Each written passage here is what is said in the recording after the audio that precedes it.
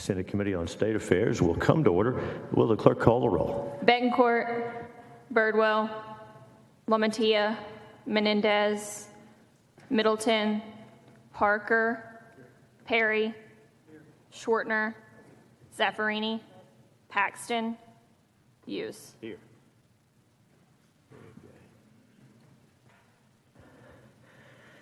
Good morning, everyone. We have a number of bills to consider this morning, and I want to announce on behalf of Senator Bardwell, as everyone knows who knows him or has observed him, he is always where he's supposed to be, always serving. He got word yesterday, late yesterday, that his mother is entered end-of-life care. So he is there at her side, Senator Bardwell, where he needs to be. So just keep him in your prayers. She is a neat lady, his mother, and she is prepared to meet the Lord, but obviously he's not in a hurry to see her go. Nobody is. So just let's remember to pray for him, and that's why he is not with us today, or he would have been here. He is a good son. Amen, Senator Zaffarini, he is.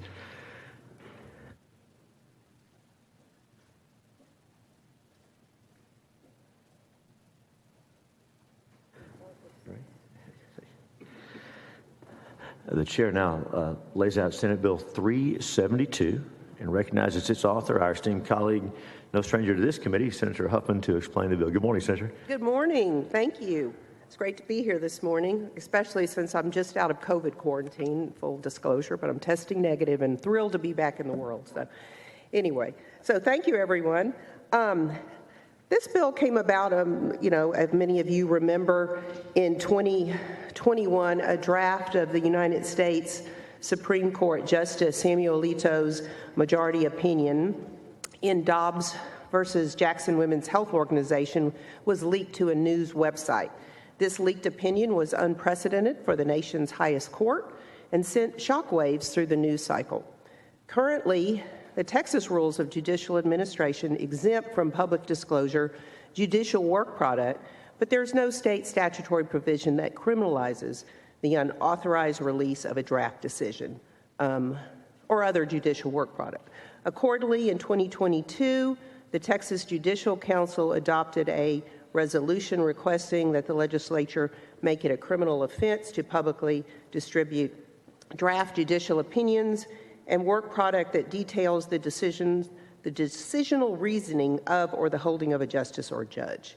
So this bill just simply requires that a person other than a justice or judge who is involved in crafting an opinion or decision for an adjudicatory proceeding shall maintain the confidentiality of all non-public judicial work product in accordance with Texas Supreme Court rules.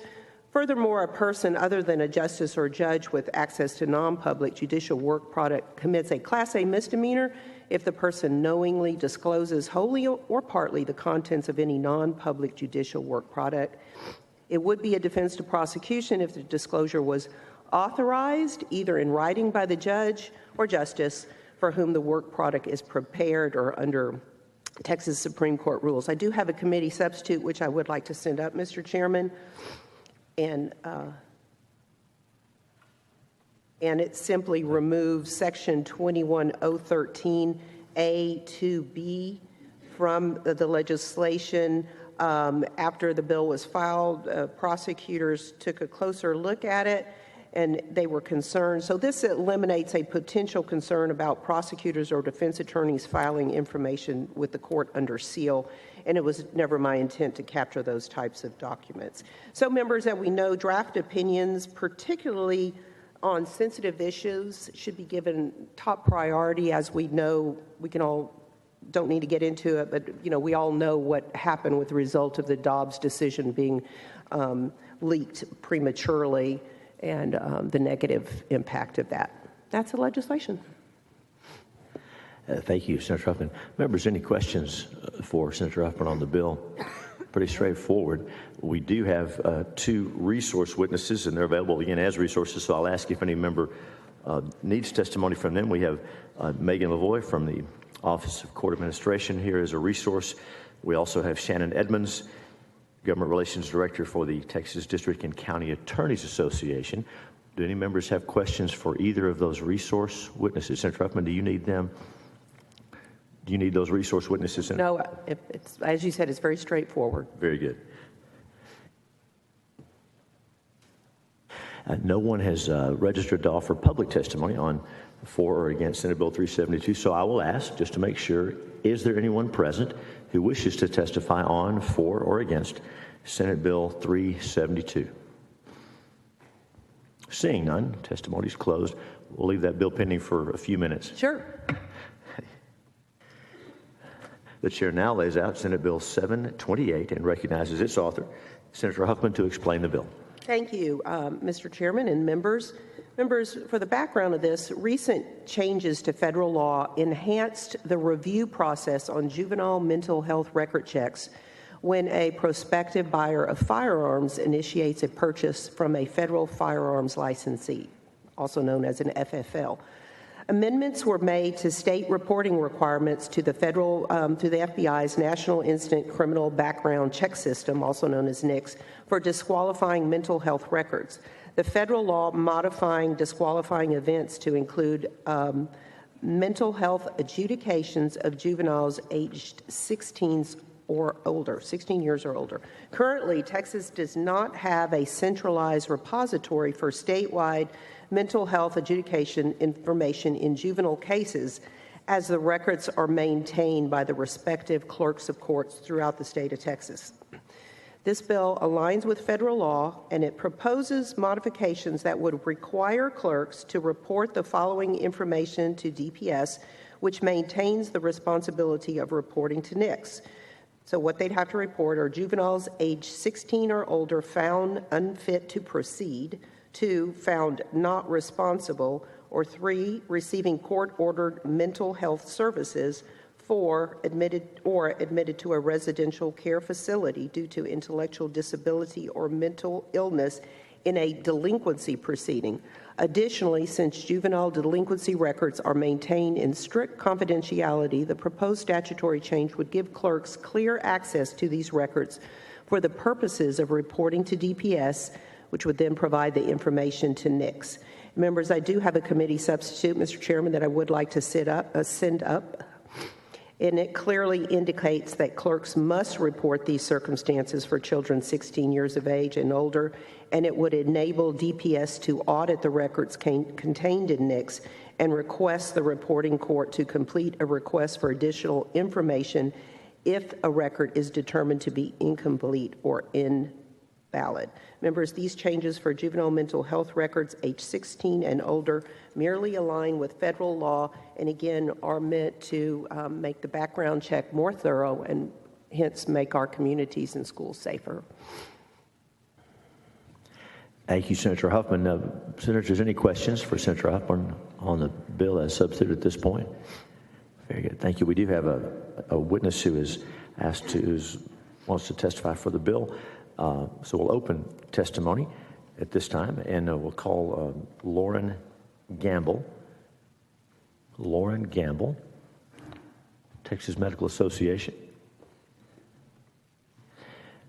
Ms. Gamble is, I believe, the only witness that we have registered on this bill at the moment. So if anyone wishes to testify on, for, or against Senate Bill 728, please make your way just outside these doors at the back of the chamber, and you can fill out the electronic registration.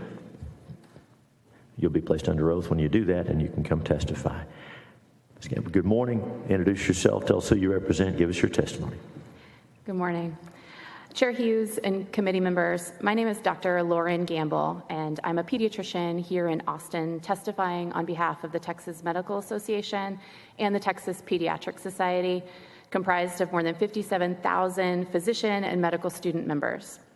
Thank you for the opportunity to testify today in support of Senate Bill 728, and thank you to Senator Huffman for authoring this legislation. In Texas, we have doctors on both sides of the gun debate, but we are united in our desire to prevent firearm deaths and injuries. As physicians, we are on the front lines treating individuals injured by firearms. Doctors are there in the emergency rooms and the operating rooms where we can sometimes save lives, but often we are the ones that have to tell a parent that we could not save their child. After the initial tragedy, Doctors are also there to see the long-term impacts of trauma. This trauma reverberates throughout our communities. The heart of this bill ensures the FBI and NICS are appropriately notified of certain minors who require psychiatric hospitalization. This is important, and it's also important to state that most people diagnosed with a mental health condition, even a severe one, do not go on to commit mass violent crimes. This clarification matters because people who need mental health services must feel safe seeking care without fear of stigma. People diagnosed with a mental health condition are more often the victims of violence, and that includes self-inflicted harm. And so while the heart of this bill is vital, beyond the NICS reporting, we must also ensure individuals are receiving evidence-based interventions, and we should expand investments in health and social services. This will help reduce violence by promoting resilient communities. So thank you again for allowing me to testify today. Thank you, Doctor.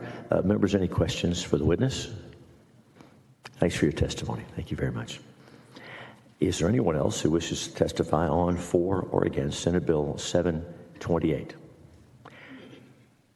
Members, I'll also note we do have a resource witness here. Or do we have a resource witness? From the Office of Court Administration, Ms. Lavoie is here as a resource on this bill. Anybody need to hear from our resource witness? Very well.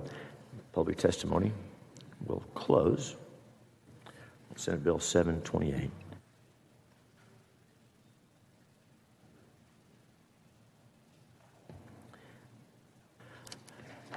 Members, while Senate Bill 728 is still before us, there's no reason to leave it pending and bring it back. We're prepared to vote on this bill, and so there is a committee substitute, and Senator Saffarini moves that we adopt the committee substitute, Senate Bill 728. Is there objection to adoption of the substitute? Of course, members, you'll recall there was the file version. Senator Huffman's substitute brings that before us so that we can vote. So our first step is adopting the substitute. Any objection to that? Very well, the substitute is adopted. Senator Zaffarini moves that Senate Bill 728, as substituted, be reported favorably to the full Senate with the recommendation that it do pass, be printed and placed on the calendar. This is passage of substitute to Senate Bill 728. Will the clerk call the roll? Bettencourt, Birdwell, Lamantia, Menendez, Middleton, Parker, Perry, Schwartner, Zaffarini, Paxton, Hughes. Yes. There being 7 ayes, the bill passes.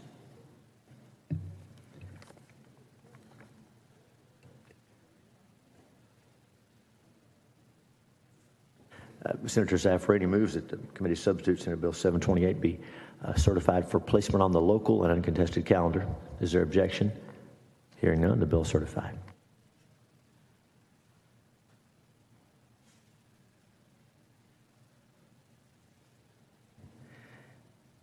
The chair now brings back up Senate Bill 372. That's the bill Senator Huffman laid out before when she first arrived this morning. And you'll recall there is a committee substitute, which Senator Huffman presented to us. Senator Zaffarini moves that we adopt the committee substitute to Senate Bill 372. Is there objection to the adoption of the substitute? Seeing none, the substitute's adopted. Senator Zaffarini moves that Senate Bill 372, as substituted, be reported favorably to the full Senate with the recommendation that it do pass and be printed. Will the clerk call the roll? This is passage of 372.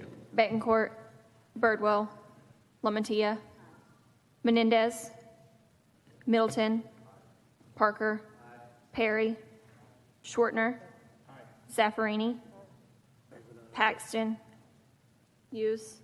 Aye. Bettencourt. Are you and I, Senator Bettencourt? Yes. Okay. There being 8 ayes and no nays, the motion passes.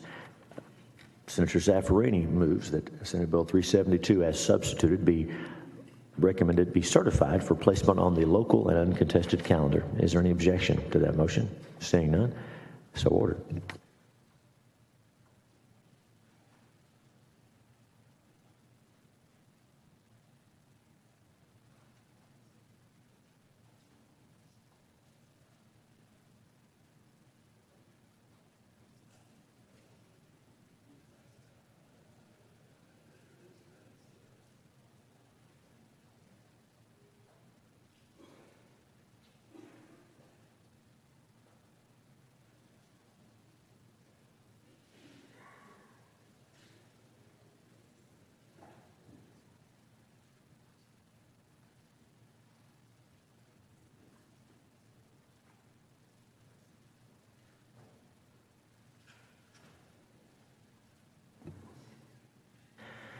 The chair now lays out Senate Bill 147 and recognizes its author, Senator Kolkhorst, to explain the measure.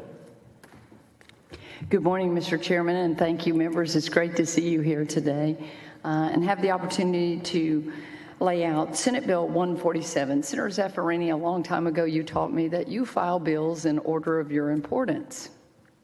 And this was the very first bill that I filed for the 88th legislature. And I've been asked many times, well, why did you file this bill? Over the fall in campaigning, I traveled over 9,000 miles in Senate District 18 in those last 3 months. And there was a recurring theme that came up, and it came from concerns of constituents of land being bought. Now, we all know about the 140,000 acres that was bought in Val Verde County.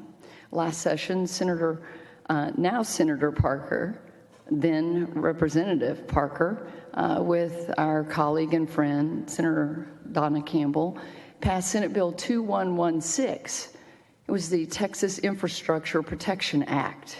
And in that act, it said, and it named 4 countries, that would be Iran, North Korea, China, and Russia. It named those 4 countries, entities in those 4 countries, citizens in those 4 countries that would be prohibited from building or even having contracts on our critical infrastructure throughout the state of Texas. It was passed unanimously, not just in this body, but Representative Parker unanimously in the Texas House and signed by the governor. Building upon that and noting that things were going on, even in Senate District 18, I had constituents come up to me about a plant that had been bought in Austin County. It was an old Stuart Stevenson plant. You might remember it built tactical vehicles for the military. That contract was canceled and moved to Oshkosh, Wisconsin. That plant turned over a couple of times, but is now being controlled by a Chinese entity, of which most of the mayor, be it the mayor or anyone that I talk to in the town, no one knows what's going on there. They're building dormitories there. And so it has raised a concern among my constituents. Talked to a rancher who's been a rice farmer, he's a rancher, and now he is having to lease land that is now under control of one of the 4 countries that I have named. And those concerns kept coming up over and over. In my Farm Bureau speeches, this came up, and people and constituents would come to me. And so I will just say, as I lay out this bill, and I want to talk about the committee substitute, I will just say that one of the most important parts of our constitutional republic is private property rights. Private property rights are extremely important to maintaining liberty. In 2015, the Magna Carta was formed in part to create private property rights. Lawyers often refer to private property rights as bundles of sticks. This is because through private property, so many of our rights are possible. Freedom of assembly, free press, freedom to petition government, protection from unreasonable searches and jury trials. Unfortunately, some of the regimes across our world pose a threat to the United States that do not respect private property rights and are willing to use these rights to undermine our constitutional republic. In 2022 annual threat assessment published by President Biden's Director of National Intelligence, only 4 state actors are named as threats. Those are Russia, North Korea, China, and Iran. In North Korea and China, all land is owned by the state or communist collectives. In Russia and Iran, private property rights are curtailed and subject to seizure by state. In all 4 named countries, Americans cannot buy land, and only in Russia can Americans buy residence in specific regions. Now, I want to speak just for a moment to some of the trends that we see going across our nation. I have a chart here. This is from the Wall Street Journal. and this is Chinese agricultural land holdings by state. Texas is at the top. You can see far and away more than any other state. The United States Department of Agriculture put out this report, and I will say that it's dated, and all of the material that you have is lagging, as y'all know. It's not unlike much of the data that you get in research, it lags 2 to 3 years. This came out in 2018, April of 2018, from the USDA. It says China's agriculture investment abroad grew more than tenfold in less than a decade.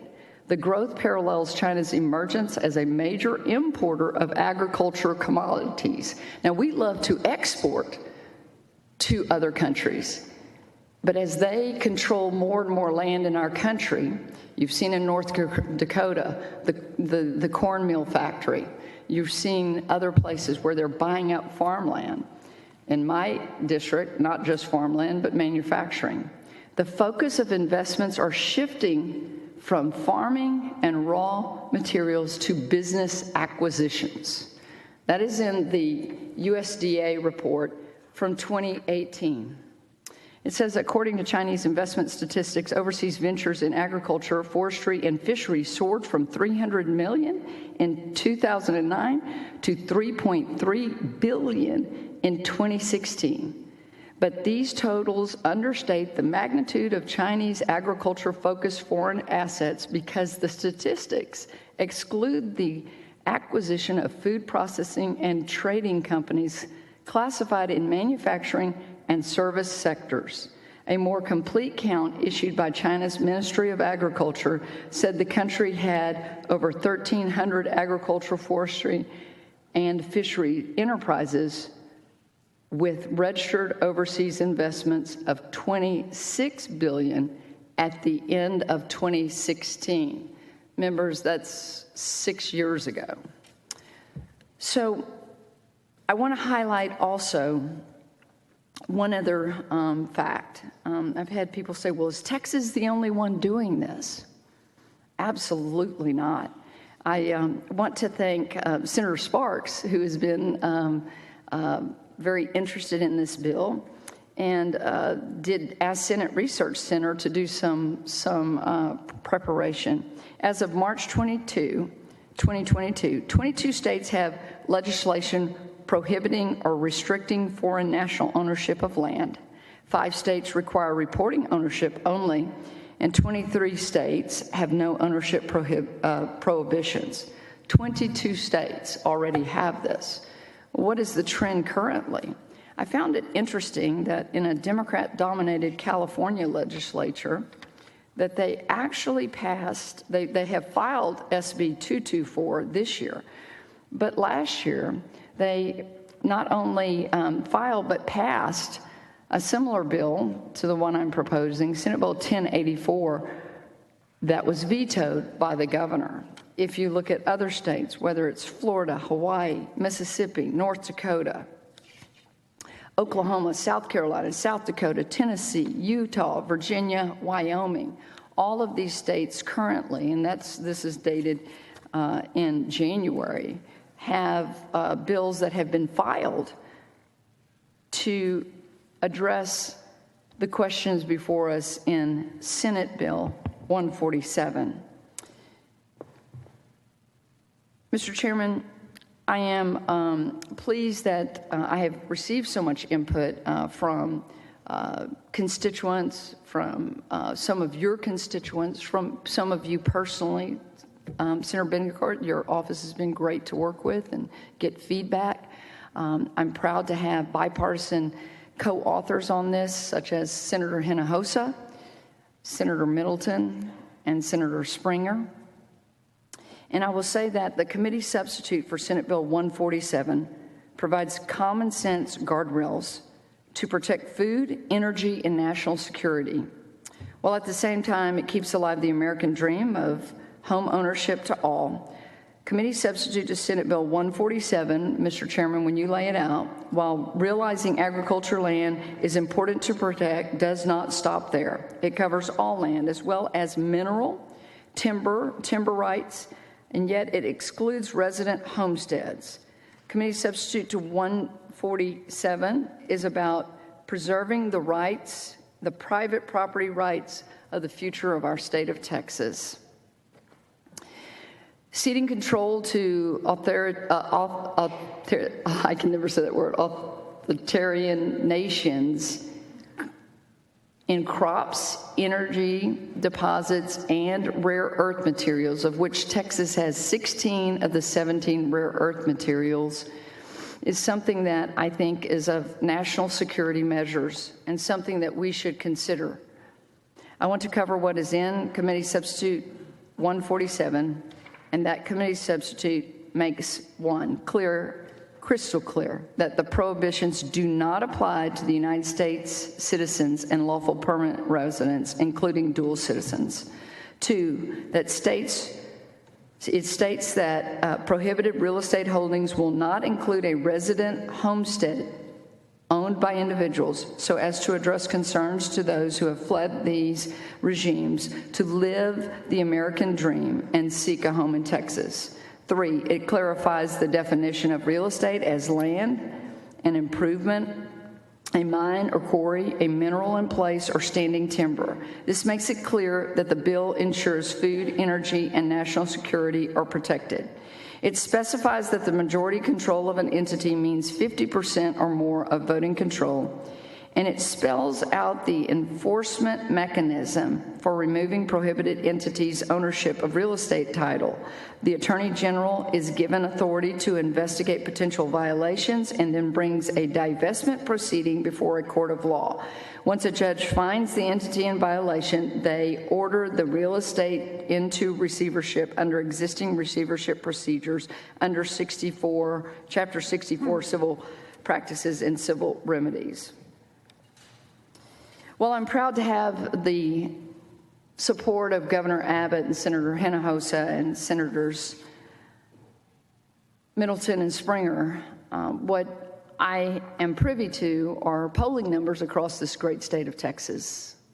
And I will tell you that you will hear people that maybe have not seen the committee substitute and the major changes that we have made.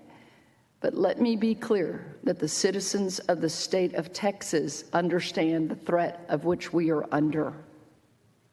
They are crystal clear about it. Both Democrats, Republicans, and independents. I have never seen something poll this high, ever. And so I'm proud to bring something before you to consider from the people, I was asked, oh, are you doing this for Ron DeSantis? No, obviously Florida has its own issues with China having bought a few thousand acres to do primate research. Governor Youngkin this weekend announced that his state is rejecting a manufacturing plant worth $3.5 billion because Ford has decided to not partner with a Korean company to do the batteries, but instead a Chinese company, and they are turning that project down. He is also pushing to protect land in Virginia. In North Dakota, where there was a corn mill plant being proposed by a Chinese entity, that city council in Grand Rapids has rejected it at this point because of its location to one of our military bases. Certainly, our attention, if you don't know, we were made aware of a former Chinese military billionaire now who bought up over a period of time. It wasn't like he went and bought one ranch at $140,000 because he liked to deer hunt. He bought up over a period of time 140,000 acres next to Laughlin Airport, not far from Laughlin Air Force Base. And that's why the citizens that stop by and have come for so many of these great county days have been in my office from South Texas saying, I'm for your bill, I'm for your bill, I'm for your bill. So let me say that while there is a misinformation war that goes on in our great country, the beauty of it is it's protected. Our freedom of speech is protected. You can go and you can protest bills and not be arrested by your government, because those are protected constitutional rights. I bring this bill before you as a liberty lover and someone that wants to protect our food security, our mineral security, and the future of our great state. So goes Texas, so goes the United States of America. And I could go on and on and on, but I'll go back to this chart. There's no one close, not even close, in the rest of the nations of where this land is being bought. Senator Gold Coast, thanks for presenting the bill, explaining it to us. You were talking about your committee substitute. You told us some of the changes, and we will, that is laid out before the committee will lay it out now. And as folks are probably familiar with the process, a bill is filed, but then once the bill is filed, the only way to make changes to it is in a committee substitute. And the only way to get that done is to present it to the committee. And so I understand that people who had inquired about the bill, I understand y'all have sent them the committee substitute, people who've inquired about it, and anybody who wants it can take a look at it, and then as this process moves forward, it'll be available publicly. But you've shared that with members of the committee and with everybody who asked you about the bill. Is that right? That's my understanding? Yes. And you're not even required to do that. You just went above and beyond to try to get the word out about changes being made to the bill that address some of the concerns. Is that right? Oh, for sure. And one of the things that, as you all know, members, is there's a lot of experience on this committee. You file a bill. And again, what's so great about our process is that you take that input. And not only did I take input from people that came to our office, we had Iranian business owners that came to our office. It was great. And we told them about our changes. And as soon as we got the committee substitute, I shot it out to you. As y'all know, Ledge Council can be backed up. And so we took all of that input, and at night I would work on this, and that's, why I actually even, on some of the when someone comes over here, we added legal or lawful permanent residence, but if you're really looking to just buy a home, if you're going to homestead that home, I added that to the bill for a very specific reason. But there's a reason that Canada, in January of this year, has put a prohibition on all foreign, can I say this again? Canada, January 2023, has now put a moratorium on all purchases of homes in their country by anyone in any other country, that they cannot buy their home, cannot buy a home. Only a Canadian citizen or a legal permanent resident. Why?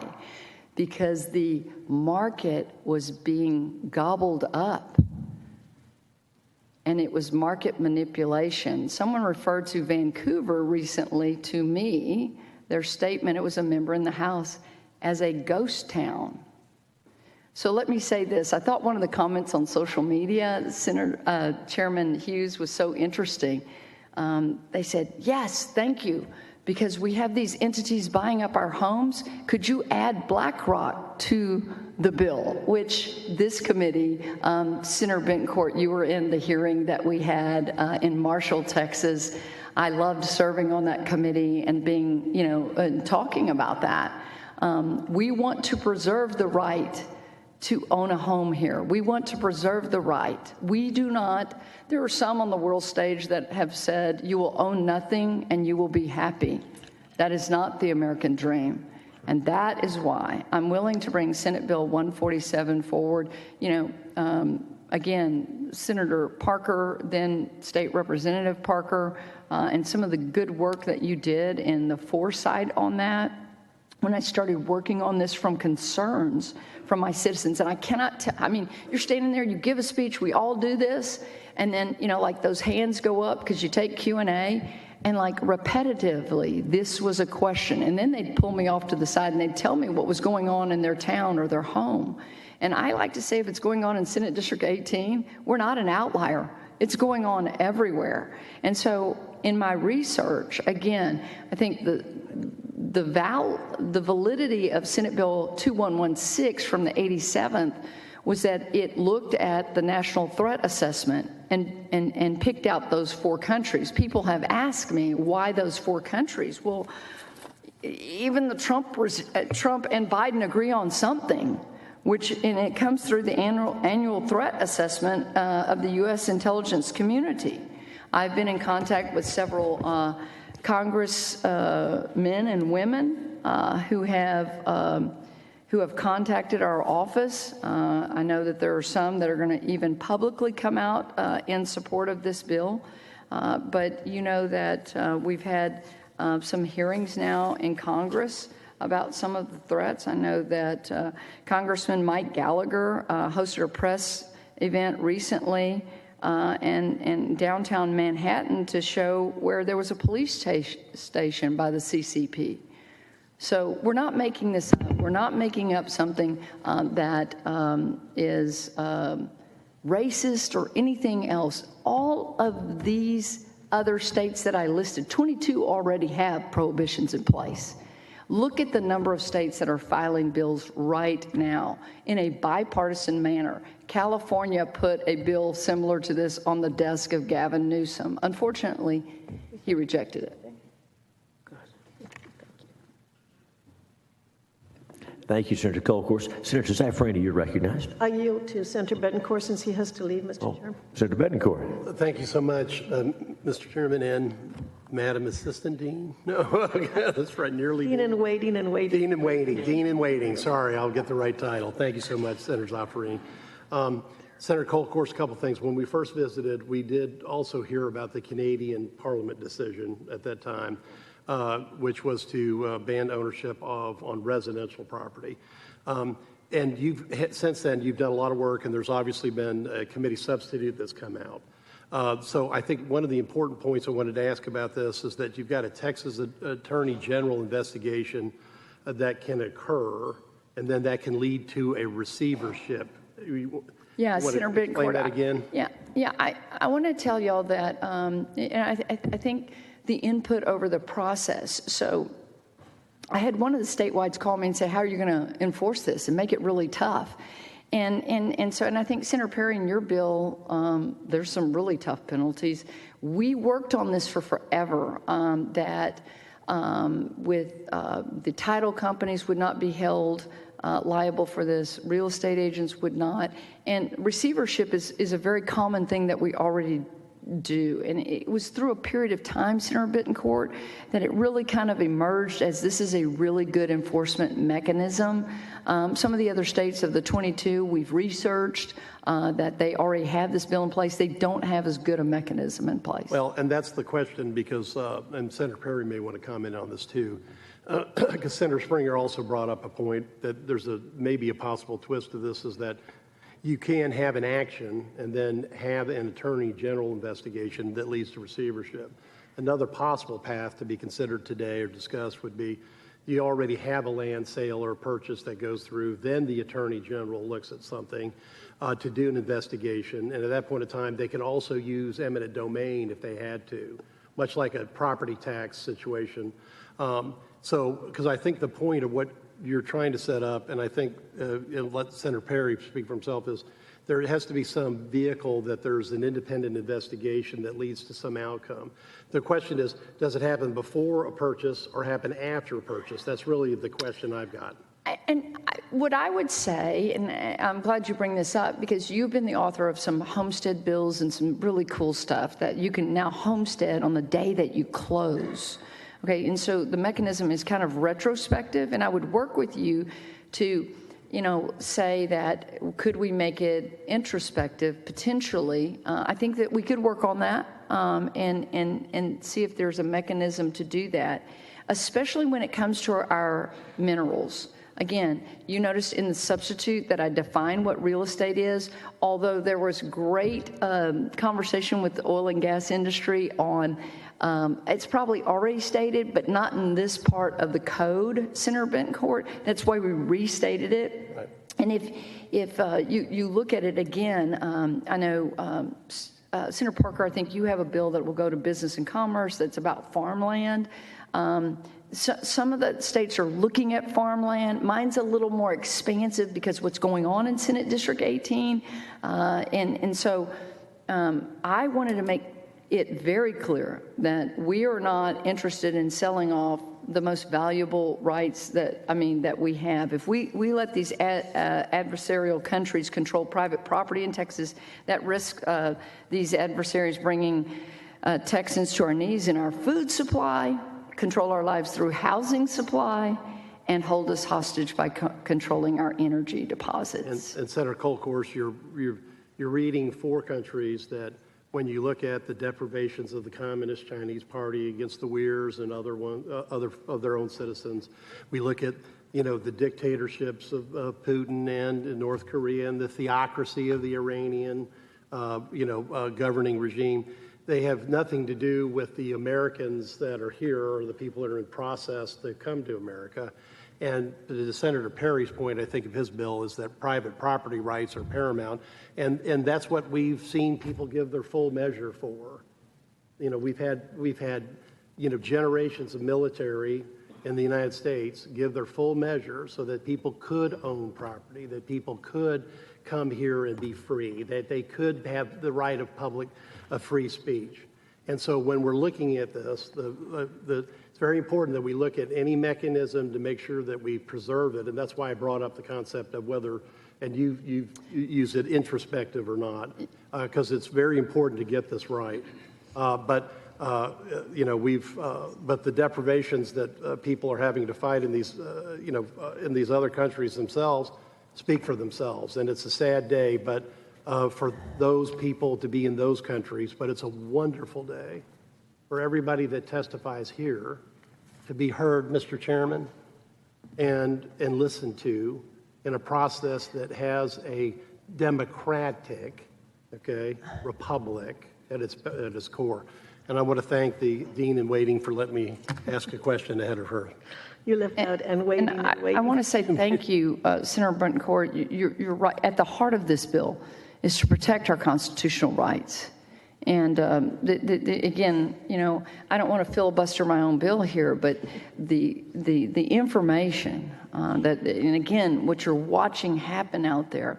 One of the things that is that I'm pro-business in a way that I want us to be exporting our agriculture products. I don't want a country over here owning it and we get no wealth by them just owning the land, farming it, and taking it to their country.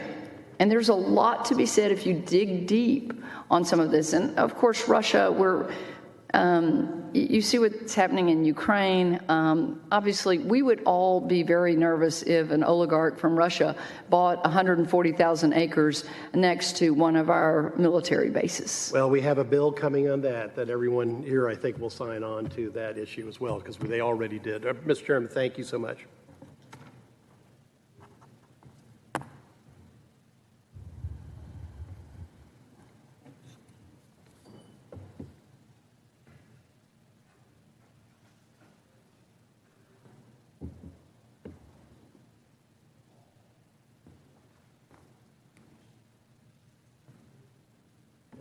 Yes.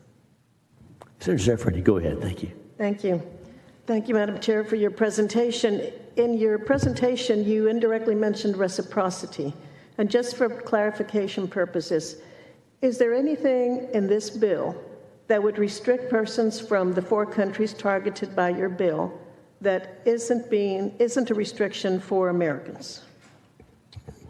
I'm going to translate that and make sure that I translate correctly. Senator Zaffirini, what you're saying is that if you are an American citizen from one of these 4 countries, does Senate Bill 147 in any way restrict any kind of land that you can buy in the state of Texas? No, I'm saying, or would Americans in the 4 countries be treated the same way as residents of those 4 countries be treated in the United States? Yeah. Reciprocity. So I have somewhere here that says Americans cannot buy land, except for in Russia. You can buy a house, but only in regions that they determine. So there is no reciprocity. We cannot buy land in China, Iran, or North Korea. Well, of course, when we talk about international trade and international relations, reciprocity is very important. And it's important that countries have the same policies for residents of the second country. Reciprocity, and so maybe we could look into that and make sure that we can clarify it going forward. I think that's what you're doing, but I wanted to clarify. It is true, and I have, and I'll get to your office, some of that information of other countries that have reciprocity agreements, and they basically say, if you do not let us buy land in your country, you will not buy land in our country. That is not how America has functioned, but it's very interesting to know. So of the 4 countries listed, which are again in the threat assessment, it is only Russia that allows you to buy a house with permission in a certain region. So you have to have permission from the government in a certain region in Russia. The other 3 countries, you're not allowed to buy land. So we can just look into that a little further. Yes, ma'am. Since we have time, that's very And the important. point of Senate Bill 147, do we have companies in China that do business or Russia that do business? Absolutely. They lease land. They have arrangements. And Senate Bill 147 does not stop anyone from leasing. I like to say to my friends in the Houston area that are real estate developers, this is, an opportunity if some let's say a business out of China wants to come and do business here, you can do a build-to-suit for them. There's no doubt. Or you can partner with an American company, as the bill clearly states, as a 50-50 ownership. I believe there are approximately 80 witnesses registered for this bill, and you also mentioned how much feedback you had from persons who were interested in it. I wonder if you dealt with some of those people who opposed the bill as it was filed originally and addressed their concerns in the committee substitute. Yes, my senior leadership, as you know, Senator Zaffirini, we are all in these work groups and we're on finance and working through things. And so I'm not often in my office, but every night we do a report, and they have met with people that oppose the bill. Everyone has been welcomed into our office, and we have taken their feedback and received positives from them when we show them what we had proposed to Ledge Council in making the changes. So for those who are registered against the bill, who registered because of the original bill, do they have access to the committee substitute before they testify so that they can make sure they're testifying about the committee substitute and not about the original bill? So I'm going to ask Chairman Hughes. I don't remember if that is up on the internet, on our website yet or not. So as we've checked on this as well, and when the committee process, once, if it's passed, and then once the committee report is printed, then it will go live. Now, if you, again, it can go on, a Facebook page, or you could direct people to your website or something like that, but there's no way to officially post it under the Senate rules until it's adopted by the committee. And Mr. Chairman, if I could, we put out a press release when the bill was posted by your committee staff that clarified what is in the committee substitute. And so we put that out. I know it's on Twitter. We put that out to all of the media that we have access to, and hopefully it was shared many times. Good. I hope that they can see that before they testify. Good. Thank you. My other question is about the poll results you mentioned. Are you able to share those poll results and the questions that were asked? Not I necessarily cannot because we signed an agreement because it's not our poll, but I can say this, that the Texans, they understand what's going on and are very supportive of this. I had an interesting phone call with a statewide who talked about one of these stories that had been printed in the Houston Chronicle. And he said, did you read the comments? And I go, yes. And he goes, 99% are for the bill. And I said, well, maybe not 99%, but there was 90% that was for the bill.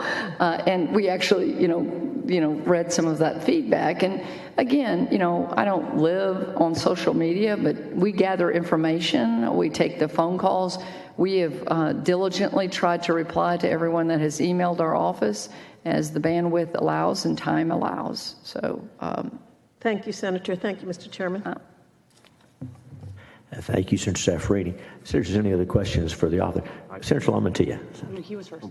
Oh, Senator Middleton, please go ahead. You're right. Thank you, Chairman.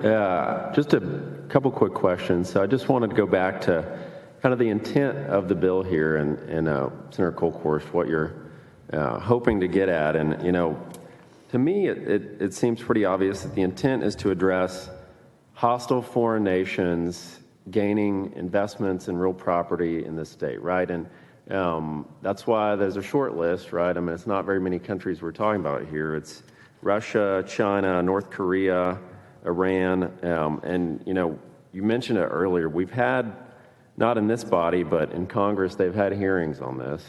Senator Chuck Grassley and Representative Jim Jordan and Guy Reschenthaler from Pennsylvania. And, you know, I think it's fairly easy to show that list of nations does mean America harm. And it does mean Texas harm, you know, by means of that. But, and that's really kind of the intent here is stopping hostile foreign nations from owning property in the state. And, you know, I have to point out here that some of the investigations that in Congress have uncovered that the Chinese Communist Party was abusing the EB-5 program, which is an investment program. So what that is basically, you know, you invest and gain legal permanent residence. But they showed that there was involvement from the Chinese Communist Party to, in other words, secure those investments in America, right? So we have evidence that this is occurring. We know that it's occurring. And one of the, I think, other important things to point out in your committee substitute is, you know, we know that a lot of, there's been a lot of people that have fled China and these nations that are hostile to free speech, to freedom of assembly, and all the things that we value here. And people have come to America for those freedoms, but your bill does not impact asylum seekers, right? Because, I mean, that's, you know, where people can gain their legal permanent residence and maybe one day citizenship, right? That is correct. Okay.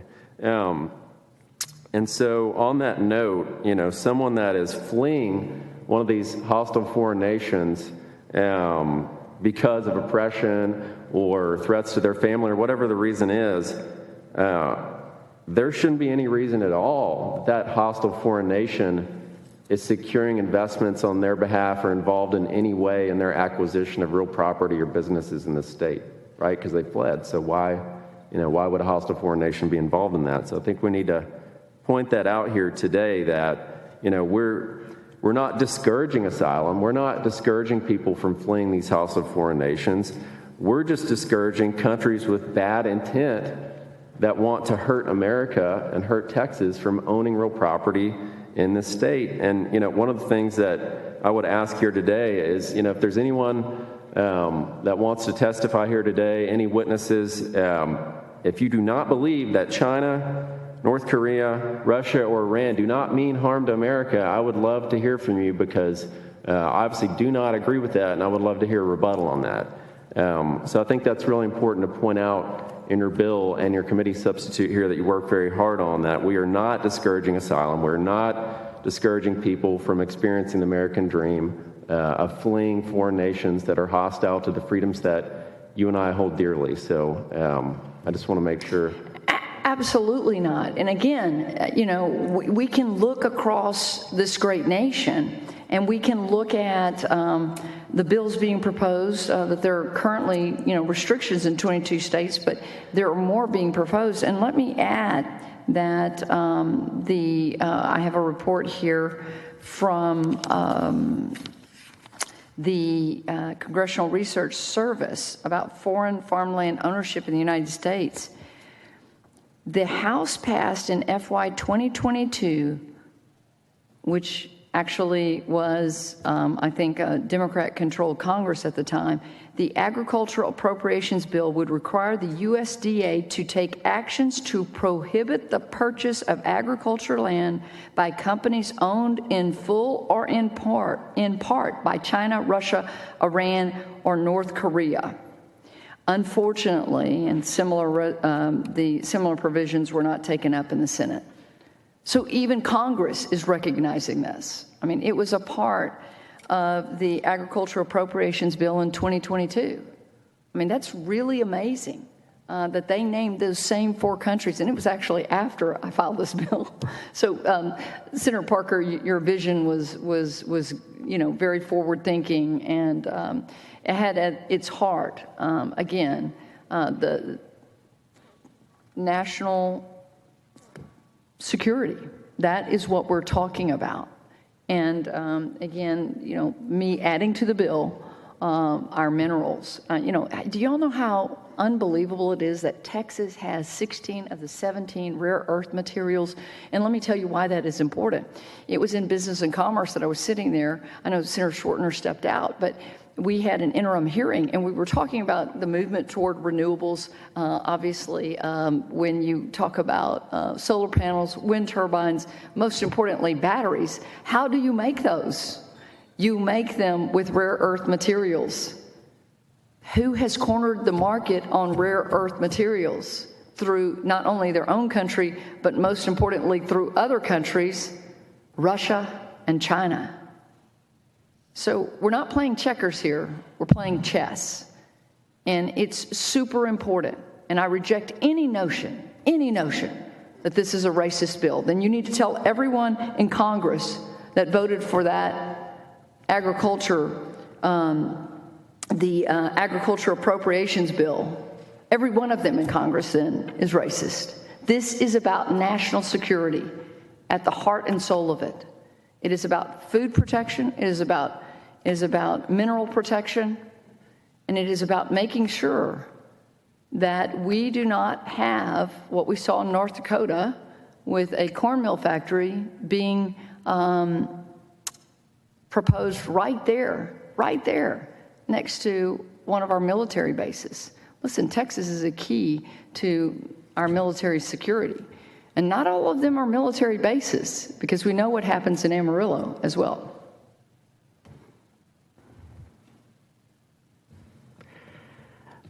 Senator Lamontia, you're recognized if you still have questions. Yes, sir. So I know that the amendment that you filed allows for citizens and legal permanent residents. But for asylum seekers, it can take over a year sometimes to even get the green card, to get that status. So during that period, they're going to be barred from buying property under this bill as well. Not really, because they could buy property and homestead it. They could buy a home and homestead it. And that's what I added to the bill. I know this is kind of, senators were so busy, right? And so at night, you're working, it's 9 o'clock at night, and we were sitting there talking about certain situations like this, and it just was like a lightning bolt. I like to say it's the good Lord, that I was just like, if you homestead it, you don't have that gap. And most of the input that I have received was about homes. It was about homes. And again, the clarifications. I don't think that the original bill filed was clear enough on dual citizenship. I don't think that it was clear enough on, we just made the bill better as it went through the process. But it would bar them from owning a restaurant, or establishing a business. It would bar them for that period of time from owning one while the United States government is vetting them to become a legal permanent resident. And what is the value of that? To become a permanent resident here, there's a vetting process. We really don't want terrorists living among us. It does not prohibit them, a restaurant, someone that wants to open a restaurant, from leasing, which those of us that are in the business, we know that most of the time you do lease when you start out your business. So it does not prohibit anyone from doing business here in Texas. And I know the concerns in regards to agriculture and minerals and security. Why not limit the bill to those issues specifically? Say that one more time. Why not limit the bills to those areas of concern of agriculture, minerals, and electricity, energy? Yeah, so I really didn't. This is one of the broader bills. I didn't do agriculture land. My good friend, Senator Campbell and Senator Parker, theirs is agriculture land. National security is bigger than just agriculture. National security is bigger than just our minerals, both of them being very important. You have to eat, and you have obviously have, we are blessed in Texas to have all of those minerals, but born out of what is happening in one of my counties, where I talked to the mayor last night. She has no idea what is going on at a manufacturing plant in her hometown, and they're building dormitories. I don't know how many businesses. I mean, there's a few maybe that have dormitories, but they're usually pretty involved with their local governments. And would this have any effect if one of these countries, I know some of them already have consulate offices here in Texas, but would it have any effect if one of these countries wanted to open a consulate office, and then would we then be in a situation of getting involved in U.S. foreign domestic policy and having an issue with the federal government in that regard? I don't think so. And the consulate offices actually in Houston was closed because of a spying operation. And then the Houston Fire Department was called to the scene because they were burning their documents and were creating a fire hazard. So no, I do not believe that it will impact the consulate offices. But I do have to say that we, at least with the Chinese consulate office in Houston, it was just in, I think it was 2020, it might have been 2021, quite a scare for us. They were closed down because of their spying operation and then burning all of their documents. Interesting.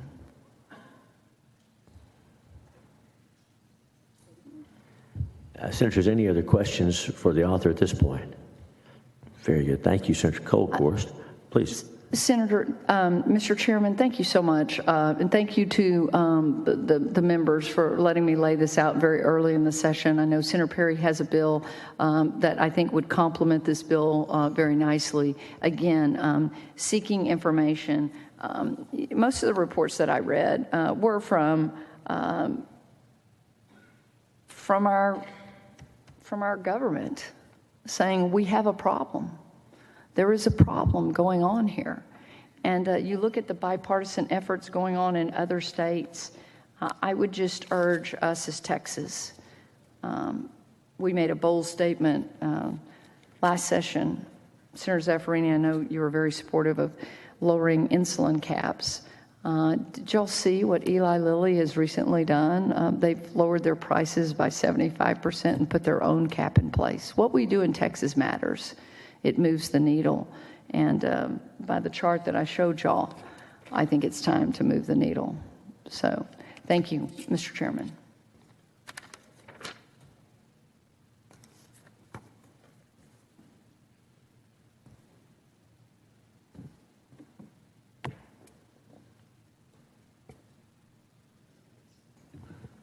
Thank you, Senator Colhorst.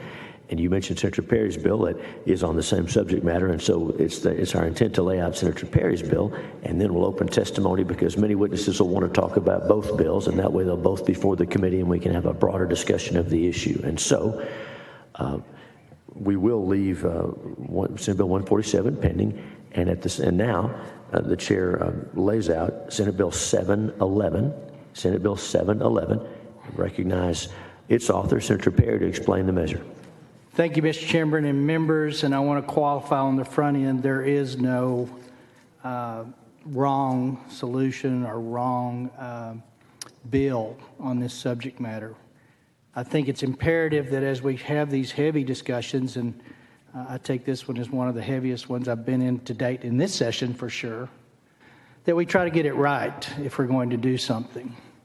I wish that I ask for the indulgence of the committee. I think it's important for me to have a little bit of context from my perspective of why we're having this conversation today and where the real solution lies in hopefully mitigating some of the damage that can be done by those that seek to harm us.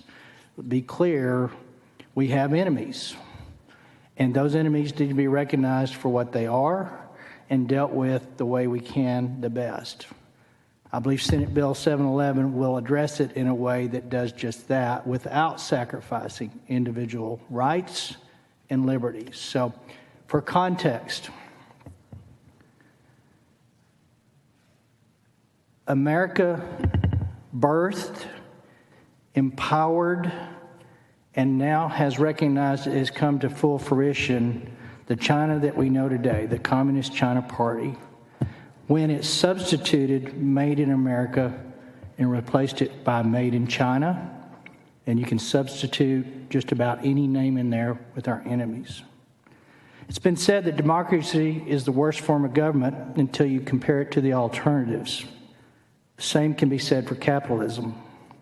For you see, when we created the Walmart generation, we were born into the cheaper is better, and we have developed an economy based on consumption and succeeded well.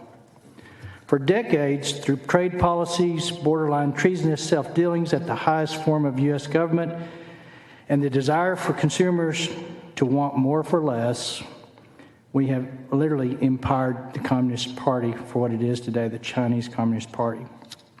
Look no further than the mirror to find out why we're having the need to have this conversation. I'm reminded that all government, including ours, at state, local, and national level, should be viewed with a lens of healthy scrutiny when policies are being proposed to protect its citizens at the expense of innocent citizens. The recent years and years since our inception as a nation, our government, local, federal, and state, in the name of security, in the name of safety, and in the name it's better from the top down, have implemented policies, laws, and statutes that undermine, underpin, and trample individual liberties. Look no further than the last few years. We had governments determining what was essential services and what was not. Ruined thousands of people's lives, created an FDA protocol different than what we expected prior to, encouraged vaccinations, yet to be determined whether they were impactful or not, commercialized the use of our commandeered our private water supplies on our own property under WOTUS, and has limited agricultural production on people that own agricultural producing land in the name of a prairie chicken possibly nesting there. They've cut off capital to our energy sector through ESG, making us less independent, empowering Russia and our enemies to be more aggressive and more successful. More lives have been lost in this world over the taking and the defense of taking of our property. The right to own, develop, and accumulate individual wealth is the cornerstone of our republic. What sets us apart from every country in this world. Private property is central to our republic. To give up, acquiesce to government the transfer of our wealth in the name of protection is short-sighted at best. For you see, today's target is the China Communist Party. When you get on this slope that you're talking about going down, it could be your property has oil and gas interest on it, and in the name of environmental or climate change or whatever the narrative of the day, we will prohibit you from transferring that to the next owner. That is not far-fetched, and they're doing it through regulatory today while leaving title with you. Senate Bill 711 seeks to find that balance of private property and safety. I trust the American patriot to make the right decision if they know the buyer may be from one of our enemies. I am unclear. I could not find with certainty. I have been told, it may not be accurate, but I will say it this way. I am not certain that the buyers knew who purchased the 140,000 acres throughout that process. So I'm not sure that's a fair example. I will just say that has been told to me that that buyer was unaware.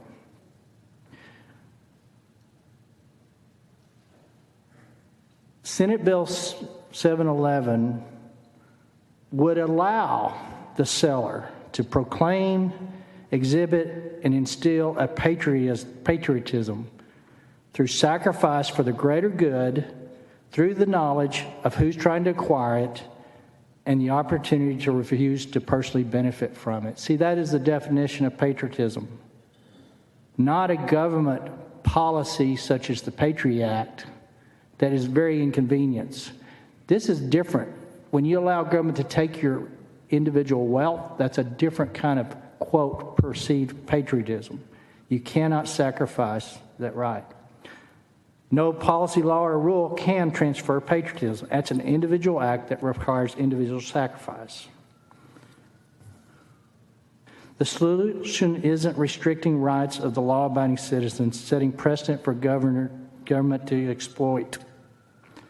I'm not worried about the individual I can see. It is the things that I cannot see. And it's the things I cannot see and our government should be aware of and should be in pursuit of. Biological, EMP, sabotage, intellectual property thefts. Those are things that threaten our security in this country, not the guy that bought property next to me.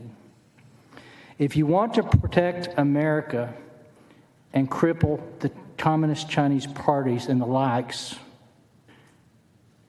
it will require a sacrifice by all. We need to quit buying their stuff. Prices will rise, 401ks will plummet, and it's not a sacrifice that I'm almost certain, although untested, it probably never will be, unfortunately. So in the final analysis, Senate Bill 711 is saying you're putting the solution to a problem in a very simplistic way that should not be on the backs of individual property owners. Our government, federal government, is responsible for protecting us. They fail miserably every day for the things I have said. The one thing that is hard to legislate is the human emotion, if you will, of greed. It reflects greed on consumer and buyer and seller in this conversation. And it unfortunately may rule the day no matter what bills we pass. But if we don't reinstill, and if we don't give opportunity for patriotism to shine on an individual level that reflected an individual sacrifice because they knew it was not in the best interest of the country to sell to this individual, we have missed an opportunity for patriotism to be reinvented and to be shown in all its glory. Senate Bill 711 very clearly is in response to growing concerns about foreign actors buying real property in Texas. In particular, stakeholders have highlighted that hostile foreign actors have begun to acquire large parcels of land near areas of strategic military and economic importance. Furthermore, the seller is unaware that they might be selling their private property to a foreign actor. Senate Bill 711 requires that prior to the purchasing of the real property, any designated country must provide written notice to the seller identifying that they are, in fact, a designated foreign actor. Once the seller receives the written notification, the seller can proceed with the sale or immediately revoke the promise to sell. Designated country means a country identified by the United States Director of National Intelligence as a country that poses a risk to national security of the United States in the most recent annual threat assessment. Mr. Chairman, I do have a committee sub. I send up committee sub 711. Chair lays out the committee substitute, and Senator, you're recognized to explain the substitute. Sub changes change a definition from prohibited foreign actor to a designated country to be consistent with the nomenclature in which we're dealing with. And additionally, the sub makes it a criminal offense for a person to make a false statement on the notification. A little context, I think, is always good. I think Senator Kochorst quoted or resourced this same document. USDA reported that as of 2021, 3.1% of privately owned land is owned by foreign countries. This includes both agricultural and non-agricultural land. For context, of the 3.1% of foreign-owned land, 2/3 of all foreign land is owned by the following 5 countries. Canada, 1%, 12.8 million acres. Netherlands, 0.4%, 4.9 million acres. Italy, 0.2%, 2.7 million acres. United Kingdom, 0.2%, 2.5 million acres. Germany, 0.2%, 2.3 million acres. There's about 40 million acres out of the 2 billion plus acres in the country owned by foreign land. China owns 0.009%, less of 100% of all U.S. land, 380,000 acres.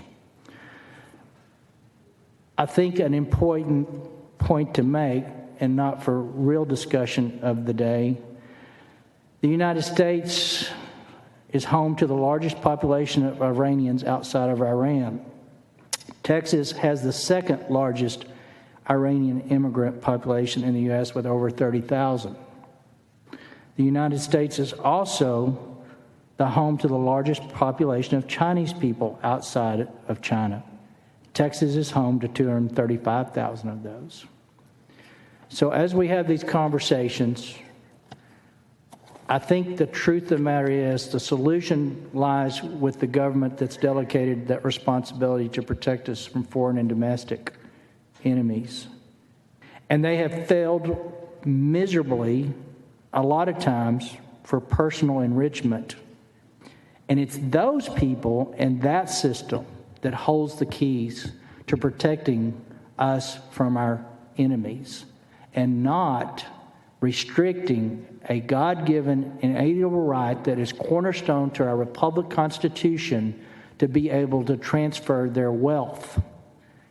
Given the notification that that transfer would occur to someone that is obviously intent on harming us is a most patriotic thing you can do by having the opportunity to say, no, sir, I will not do that.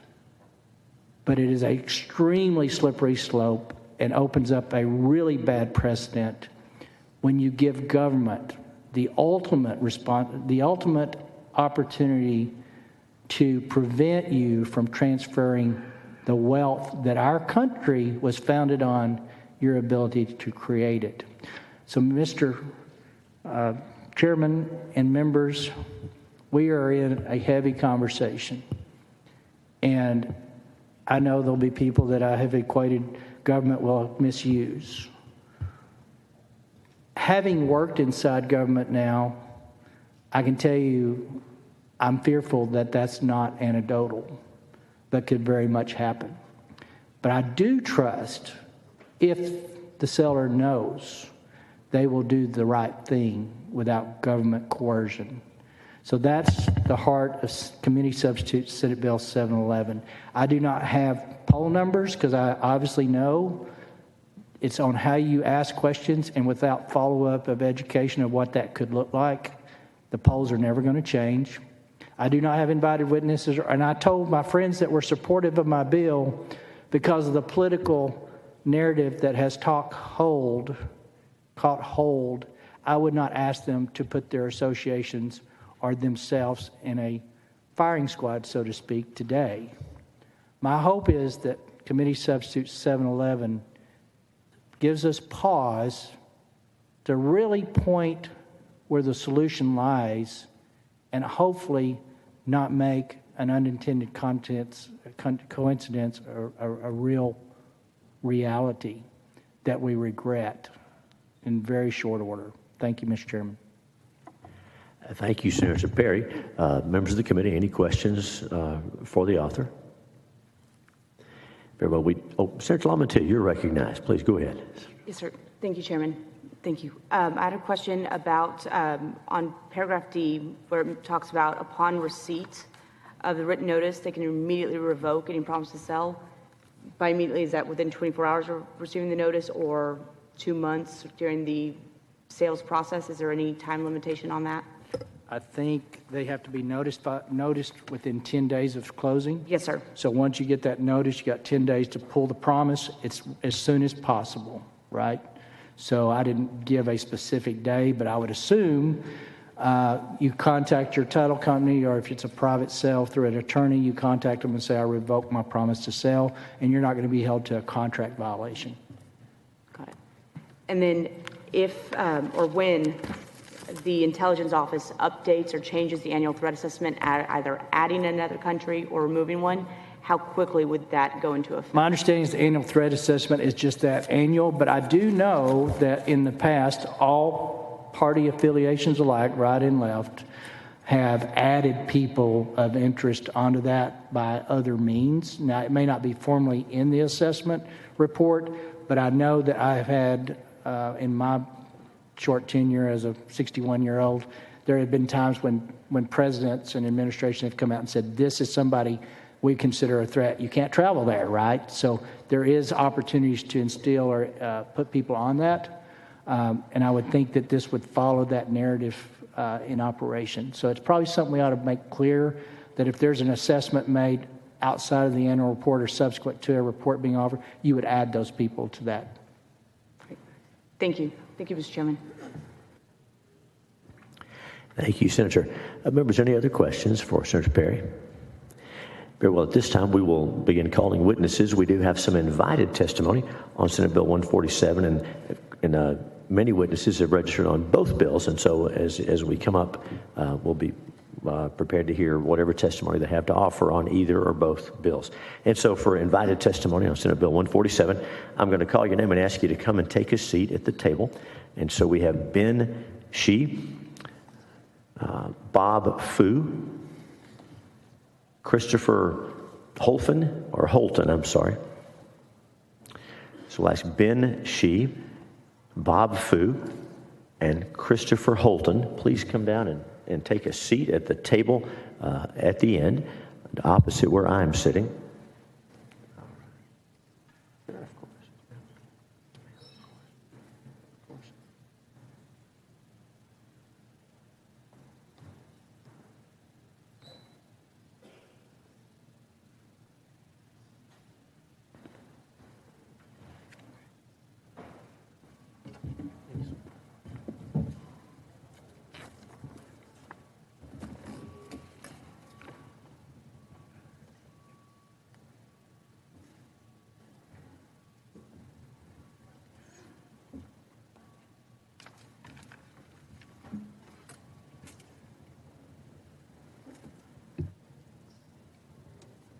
And we'd also ask Charles Maley,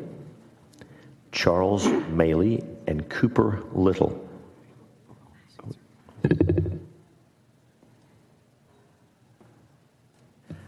And Mr. Maley and Mr. Little, you just be close by. We'll be getting you up to the table shortly. Okay. Okay, and just for the benefit of the witnesses, as we get started, we'll be calling witnesses down to take a seat at the table. And then as you testify, we'll hear from you, and then we'll call more witnesses down. Do we have, before we start, I'm going to ask, do we have Ben Shee? Is Ben Shee here? Very good, thank you. And do we have Bob Fu? Hey, Bob. And do we have Christopher Holton? Very good, okay. And so we're going to start with Ben. Welcome. There's a Ms. Shee, there's a button on your microphone you can press to start the testimony, to turn the microphone on. Oh. Dear Honored Senator, thank you so much for letting us be here. Yes. So tell us your name and give us your testimony. Welcome. Okay. My name is Jian Xie, and I'm the president of Asian Cultural and Education Society, also on the board of the United Chinese Americans. So I'm the green card holder, and as the Chinese government does not allow to citizenship. So get a visa to visit our old parents cost about 3 to 4 weeks as of last month in February. We understand the purpose of this bill is to protect the security of America and Americans. For all of us, America is our home.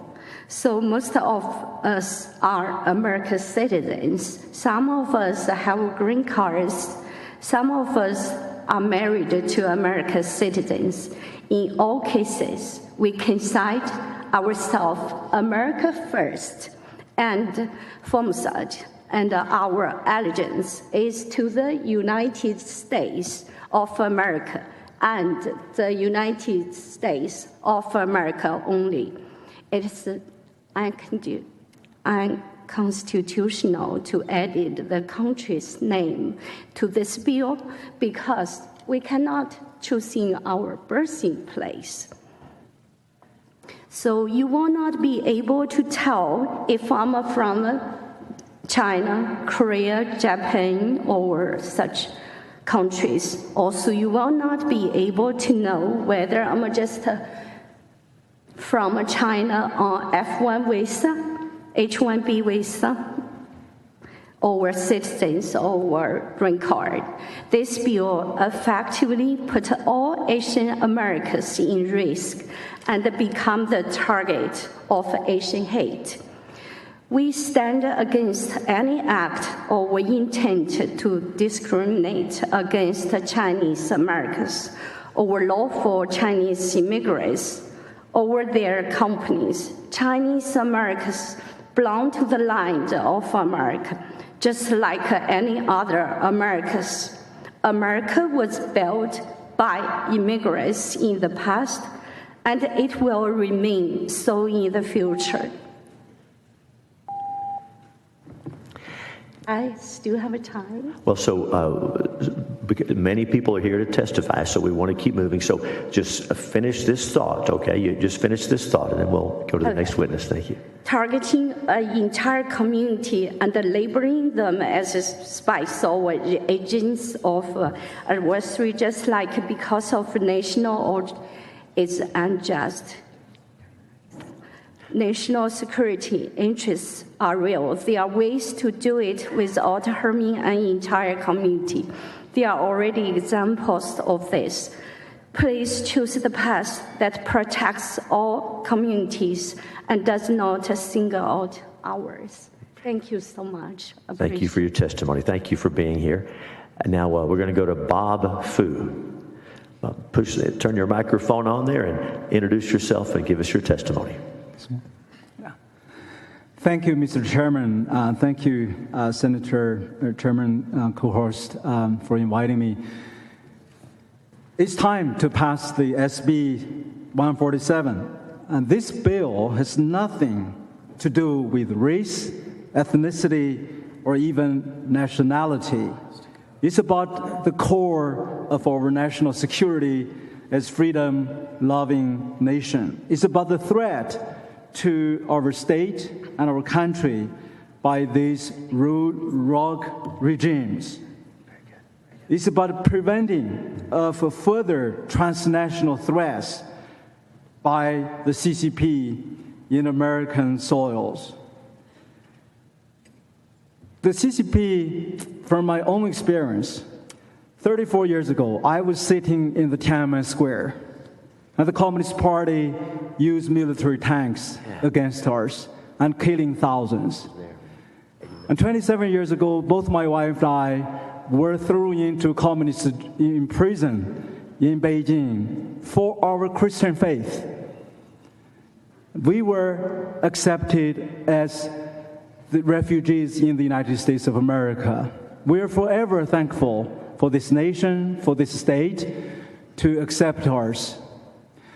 So the Communist Party is not only imprisoning freedom-loving dissidents, Christians, Catholics, and committing genocide by putting over 1 million Uyghur ethnic Kazakhs in the modern concentration camps and brutally committing ethnic cleansing in the Tibetan areas against the Falun Gong practitioners and everyone who dare to speak in truth.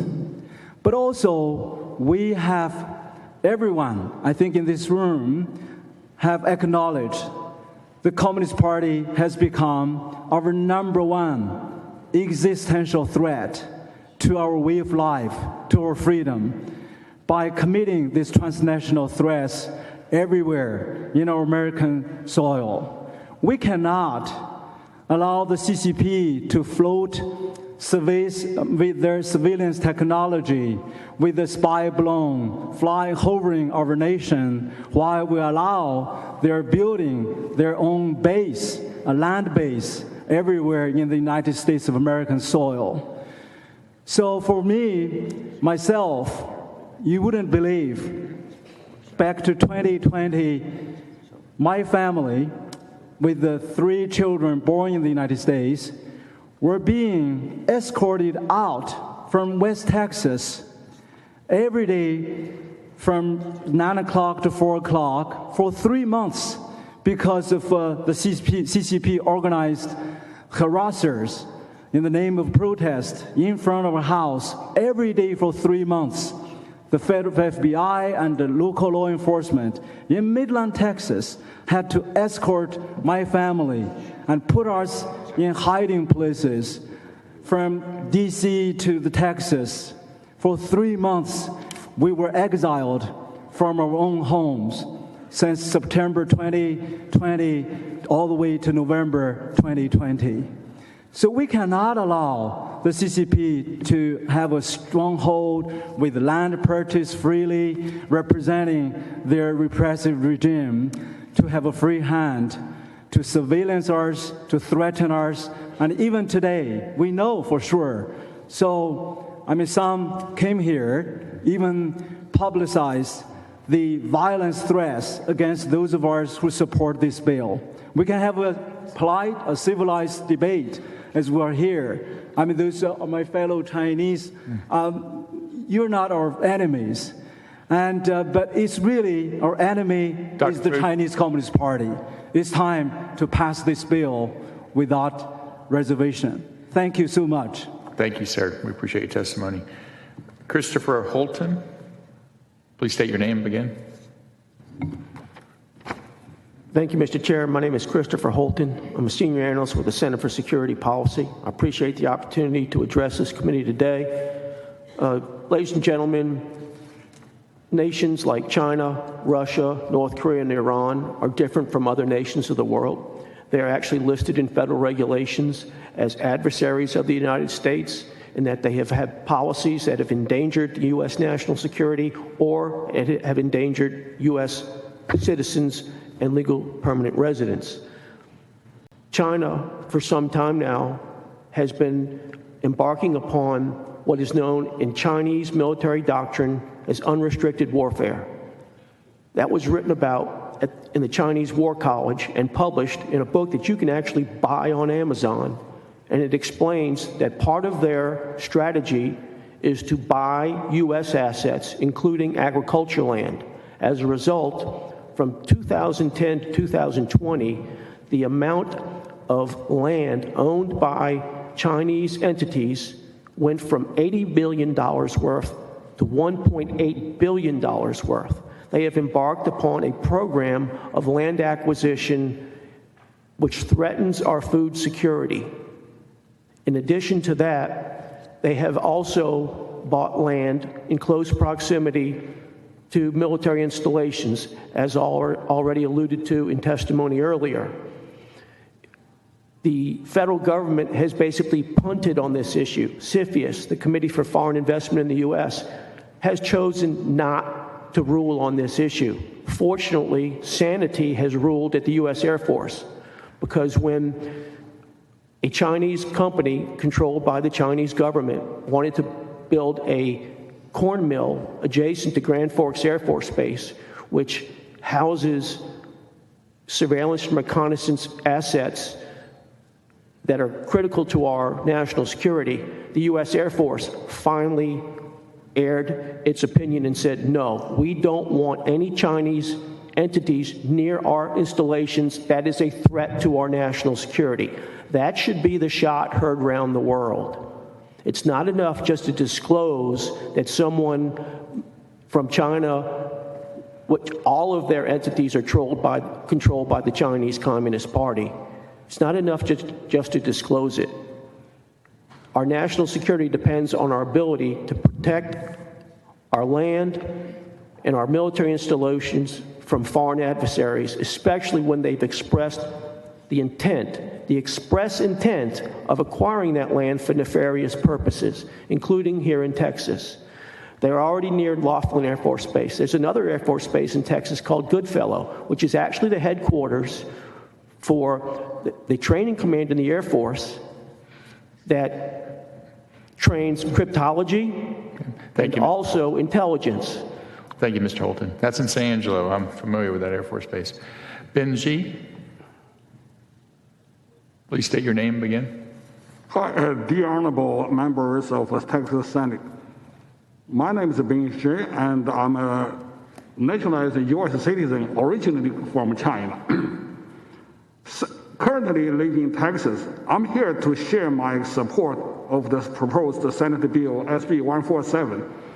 As a Chinese American, after carefully reading the bill, I just don't see how the bill will negatively impact me or my family or my life here in Texas in any way. In fact, I will live here more peacefully with less concerns about the safety, security, and my family's well-being if the bill is passed and signed into law. I plan to buy a piece of land in the North Houston area within 2 years and build my new home there. And I will show the whole world that this bill has no impact on me, on my family, as well as my investment at all. As a community activist and a civil rights fighter for Chinese Americans, I know from my heart that SB 147 does not violate my or any Chinese Americans' constitutional rights in any way. As a concerned citizen, I am deeply troubled by the reports that a former Chinese military officer bought a huge Texas land nearby Laughlin Air Force Base. The proposed legislation, which would restrict their ability to do so in the future, again, is a critical step in safeguarding Texas' interests and protect our way of life. Although some Texas lawmakers, such as Representative Jesse Jetton and Mary Shahan, explained repeatedly in face-to-face meetings that the intention of the bill is only for our safety and security. It's not for making Chinese Americans' life miserable. Some opponents of the bill are still calling the bill Chinese Exclusion Act or Asian hate. Let me say this loud here and clear. SB 147 is not a Chinese Exclusion Act bill. Instead, it's a CCP exclusion bill. And the bill will protect people in Texas, and it has nothing to do with race or national origin. The exclusion of communist parties has long been written into the Immigration and Nationality Act of 1952, which authorized the exclusion of all non-citizens, immigrants, or non-immigrants on the basis of membership in or affiliation with the communist or any other totalitarian party. This bill has the same intention and purpose. Let me share with you something just happened 3 weeks ago. Someone in the anti-SB 147 WeChat group suggested killing me and other supporters of this bill right here in the state capital of Texas, or injure us, either way. If this cannot be done, let's take our pictures, take our names down, and do it outside of the state capital. Although I report this to the authorities, but I'm still fear for my own safety, my family's safety. I understand a lot of Chinese people who support this bill, they cannot come here because they live in fear. They fear not only for their own safety, but also the safety of their family members and relatives back in China. That's why I'm here. I'm not just speaking on behalf of myself. I'm speaking on behalf of all the Chinese Americans who support this bill, but they are afraid of coming here to testify. Thank you, sir. We appreciate your testimony, sir. Wei Hong? Please state your name and begin. Thanks, Chairman. My name is Shiying Xu. dear Texas legislators, hello. I'm a resident in Sugarland, Texas. I first came to the U.S. in 2000, and I started living here in Texas since 2002. And my family and I are Texas residents since then. I got up early this morning around 2:30 and just to be here to testify against the SB 147 based on my beliefs about the spirit of the U.S. Firstly, I believe the U.S. Constitution, SB 147, is obviously against the 14th Amendment of the U.S. Constitution that offering any person the equal protection of the laws. And federal laws also prohibit discrimination based on a person's national origin, race, color, religion, disability, sex, and familial status. This bill reminds me immediately the notorious Chinese Exclusion Act that happened 140 years ago, back to the age of the ignorance and the backwardness. I cannot believe it's happening again today. Secondly, I believe the spirit of the American laws. I believe we already have enough laws to protect our national security and punish those who do harm to this nation. Everyone should be innocent before convicted. However, SB 147 assumes all people from a certain country are guilty and punishes them even though they didn't do anything wrong. SB 147 bans personal or business from purchasing a real property based on their country origin is discrimination. U.S. Constitution shall promise everyone equal rights.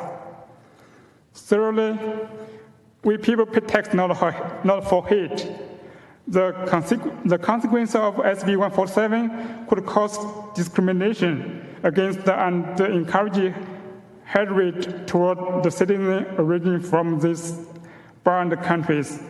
This bill will cause trust issue not only for personnel from those countries, but also from other countries too, since who knows in future may ban another country.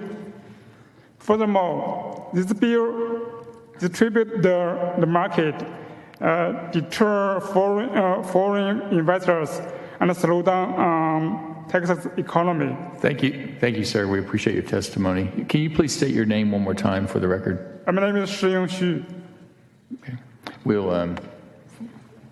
My name? Thank you. We need to find your card. Please, ma'am, state your name and begin. Have you testified? Yes. She's testified. Very good. Okay, good. Y'all are all excused. Thank you very much. Senator Perry? No questions for the panel is made, and it's an important thing to make. I didn't make it. I meant to. We passed a bill last session, Senator Campbell, that restricts close proximity to strategic or military, the grid, and other properties like that. So we have that on the books in Texas to prohibit some of the concerns that the other countries just now getting around to address to. Thank you, Senator. Thank you all very much. You're excused. Chair calls Charles Maley, Cooper Little, Matt Code.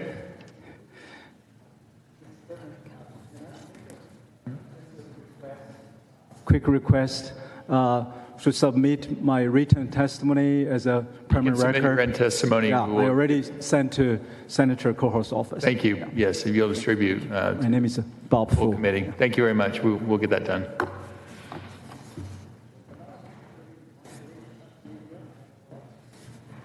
Yes, same thing.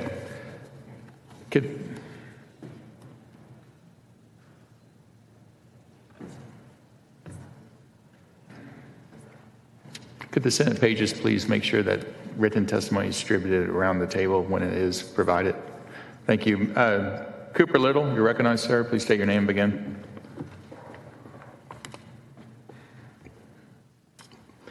My name is Cooper Little, and I'm here representing Independent Cattlemen's Association of Texas, testifying in support of Senate Bill 147. Chairman Schwartner and members of the committee, without passage of SB 147, adversarial countries, particularly the People's Republic of China, will continue to purchase what remains of Texas arable lands and lands suitable for livestock production. A continuation of the current pattern of adversarial agricultural land acquisitions will clearly diminish the opportunity for Texans and other well-intended individuals from entering and re-entering the business of production agriculture, simply due to the lack of land availability. But much more seriously, food and energy are the two primary tools the United States utilizes in strategic international negotiations. Without passage of SB 147, the state of Texas will continue to permit the erosion of those tools, assist in the advancement of our adversarial interests while forfeiting our state's natural resources. Independent Cattlemen's Association asks that private property rights continue to remain top of mind throughout this process, and we know they will, but are not used as a reason to neglect addressing our food security, our state security, and our national security interests. According to the most recent USDA data, as of December 31st, 2001, Texas was the top state for Chinese agricultural land holdings, with over 157,000 acres of land owned and held by the Chinese. And there isn't a close second.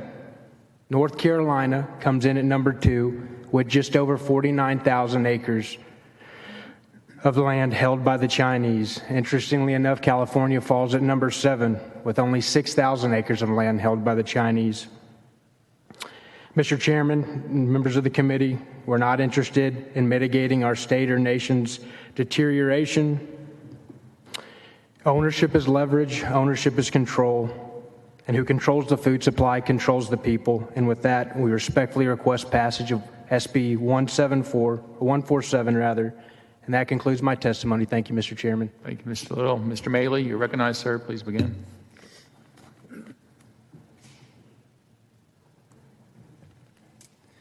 Good morning, Chairman Schwartner and members.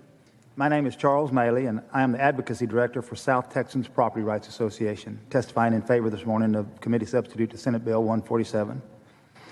With a membership base dispersed across the 35 to 40 million acres known geographically as South Texas, STPRA strives to educate our members and the public while serving as a strong advocate for the rights of property owners to use, enjoy, and profit from their lands as guaranteed by the constitutions of the United States of America and the state of Texas. Senator Kolkhorst, thank you for providing an opportunity for a discussion of a most fundamental right guaranteed to us as Texas and United States citizens. While South Texans Property Rights Association may be best known as a landowner-based organization with efforts focused mainly on rural and agricultural issues, our founders and our membership understand property rights on a much more fundamental level, a level that was expressed by this nation's founders. Freedom equals property rights, and property rights equal freedom.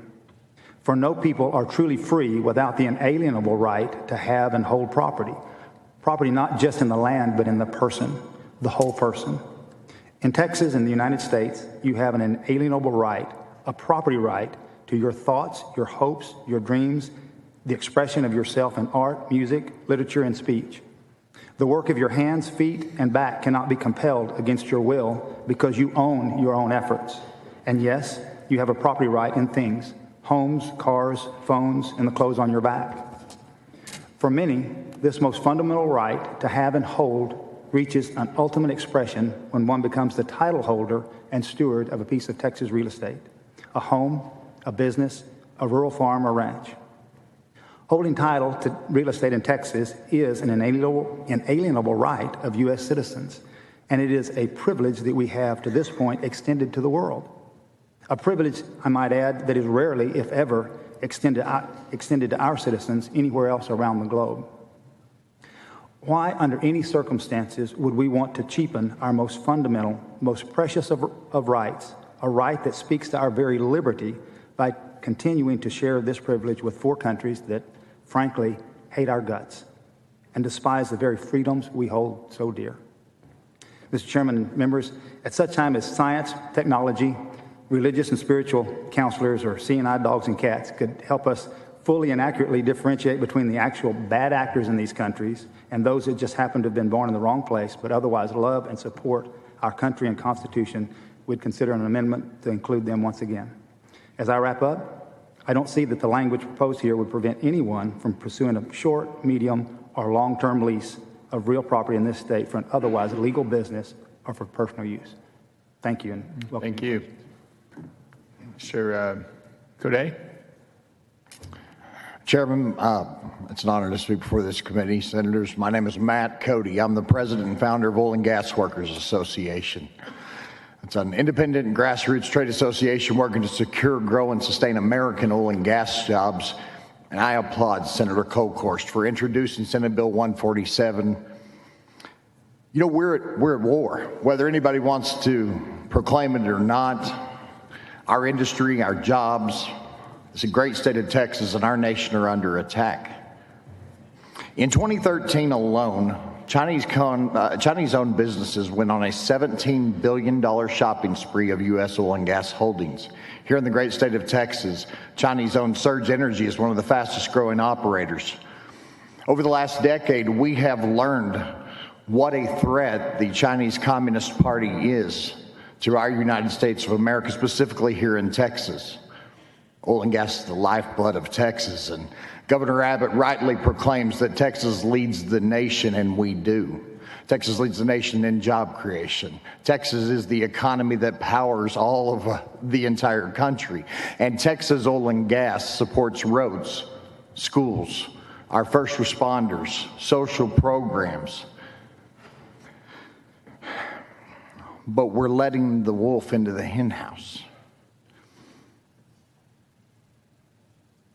China is a threat, no matter what Joe Biden has previously said. China is competition for us. Whenever we look at energy security, our oil, our natural gas, our precious minerals, water, and all associated infrastructure, we cannot let those who want to destroy us take control of our energy. Energy security is national security. There are people in this chamber, protesters, busloads of them that I've heard have been sent in to protest against Senate Bill 147. I can't help but notice that they're not protesting in Beijing. They're not protesting in Moscow. They're not protesting in Tehran. Why? Because here in the United States, we have the freedom of speech. It's one of the freedoms that we value very dearly. We welcome those who have a different opinion, and I know that the committee substitute will allay a lot of their fears. Some of the ones that they've been told, hey, this is what you're never going to be able to own land in here. But we know that people did not flee oppressive regimes like the Chinese Communist Party to come here and just have China take over Texas.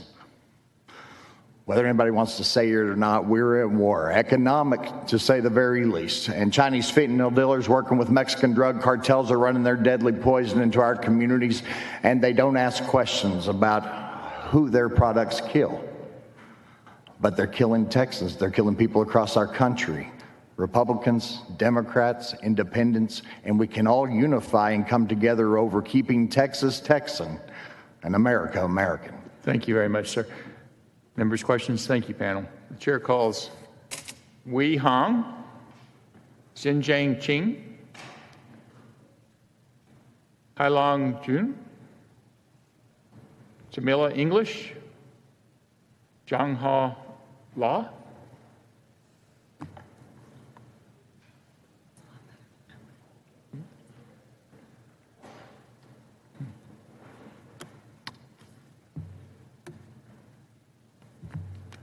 Please say your name again, sir. Microphone, please. All right. There you go. My name is Hailong Jin. I'm representing Dallas-Fort Worth Chinese Alliance. I'm the board director. Well, I would like to first ask Senator Kohlhorst a question. Imagine you're visiting a country. An immigrant officer stops you out of thousands of visitors. You're sent to a small room. You're being asked, have you ever worked as a prostitute? Are you planning to work as a prostitute in this country? When you say no, they will continue asking you to provide proof. They will continue torturing you until they are satisfied. You probably are wondering why you are being picked. Well, this is exactly what's happening in 1880s. On Chinese female visitors visiting the United States, China was the only country being singled out and treated this way. Chinese women were the only group of women to be asked these questions as customs officers. Who do we need to thank for Chinese to get these treatments? U.S. legislatives, just like everyone sitting here right now. That's because of the notorious Chinese Exclusion Act. Just like your SB 147, Chinese Exclusion Act was not targeting U.S. citizen or permanent resident. But everybody has known that it was unconstitutional and discriminatory. Well, we need to thank you. In September, Chinese people will be singled out one more time.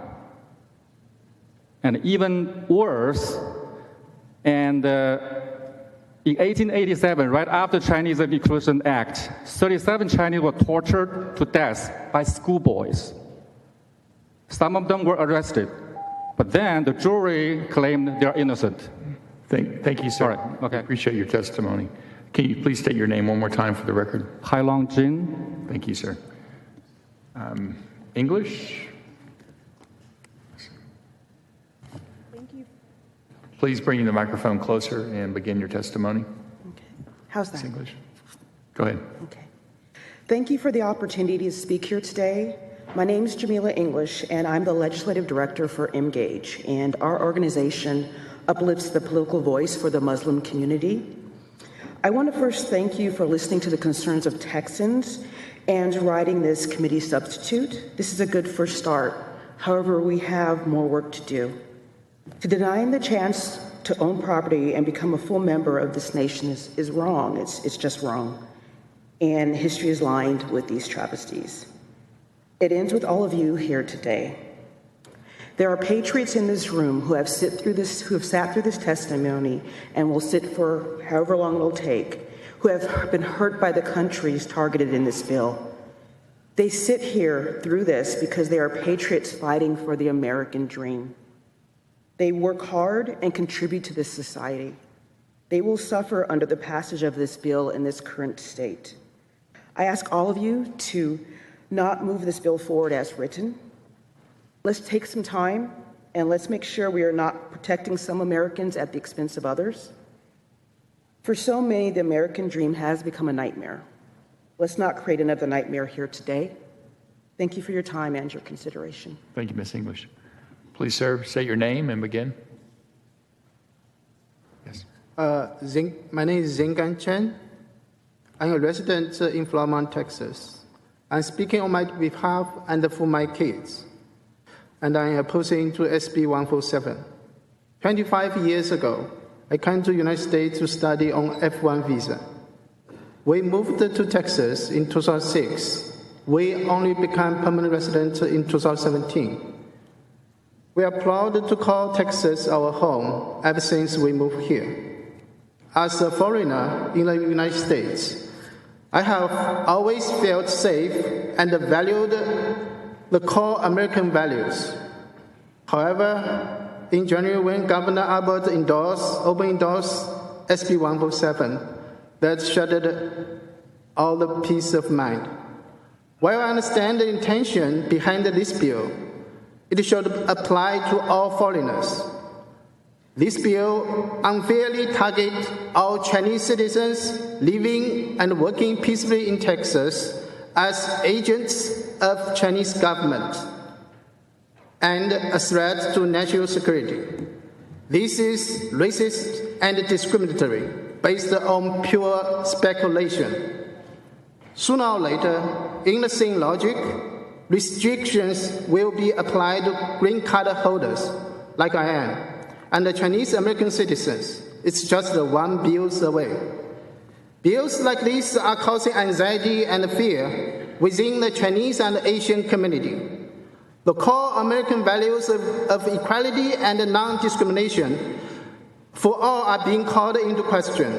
The passage of this bill will give an official license to hate and discriminate against Asian people, as you cannot tell a person whether from China or other countries or born in the U.S.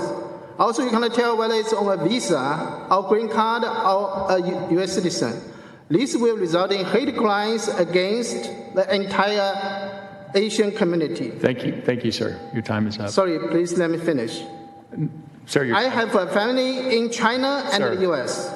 I hope that both nations... fairness to all the people here, which are 100-plus people, may I ask why the former people can speak more than 2 minutes while we only limit to 2 minutes? It's unfair. I would say that Senator Lewis invited the proponents and given them more time to speak their reason. It's unfair. Please, I'm sorry, Chairman, but I have to let me finish this sentence. certainly. Okay. Finish your sentence. I have family in China and the United States. I hope both nations can prosper and get along well. Peace and harmony will attract people, talents, and capital all over the world, and will always bring prosperity for all. I urge you, as esteemed senators, to uphold the core American values and vote no to SB 147, and to restore the hope, confidence in the Asian community. Thank you so much. Thank you.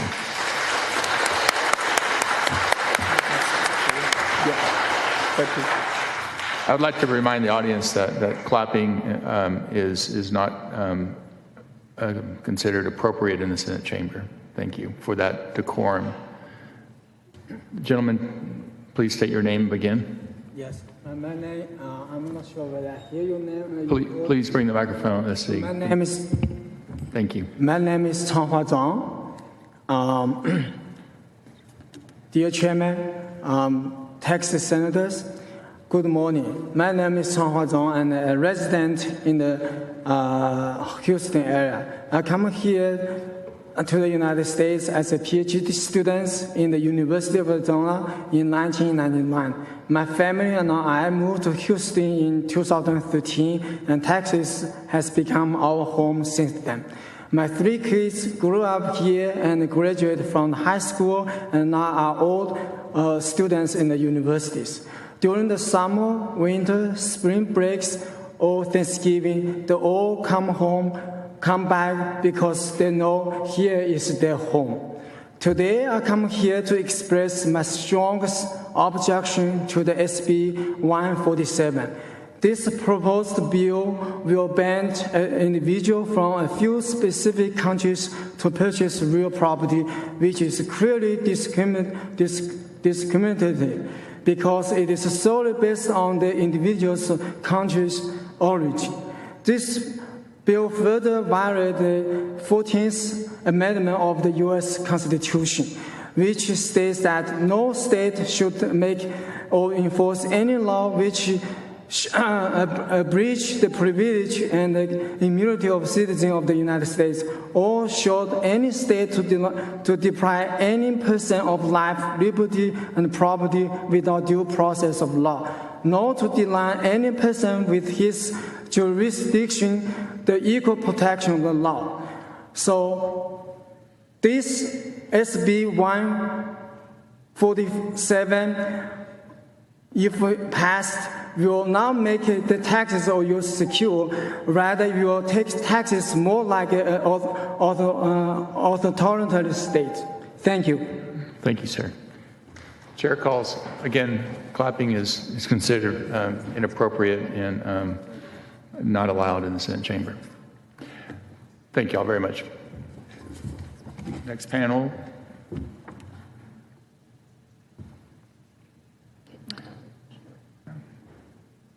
Dick Kai, Fing Wen, Peter Law, Zhang Ha Law, William White, Min Law,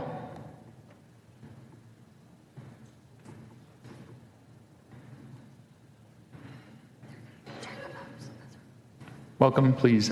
You can begin. So you state your name, begin.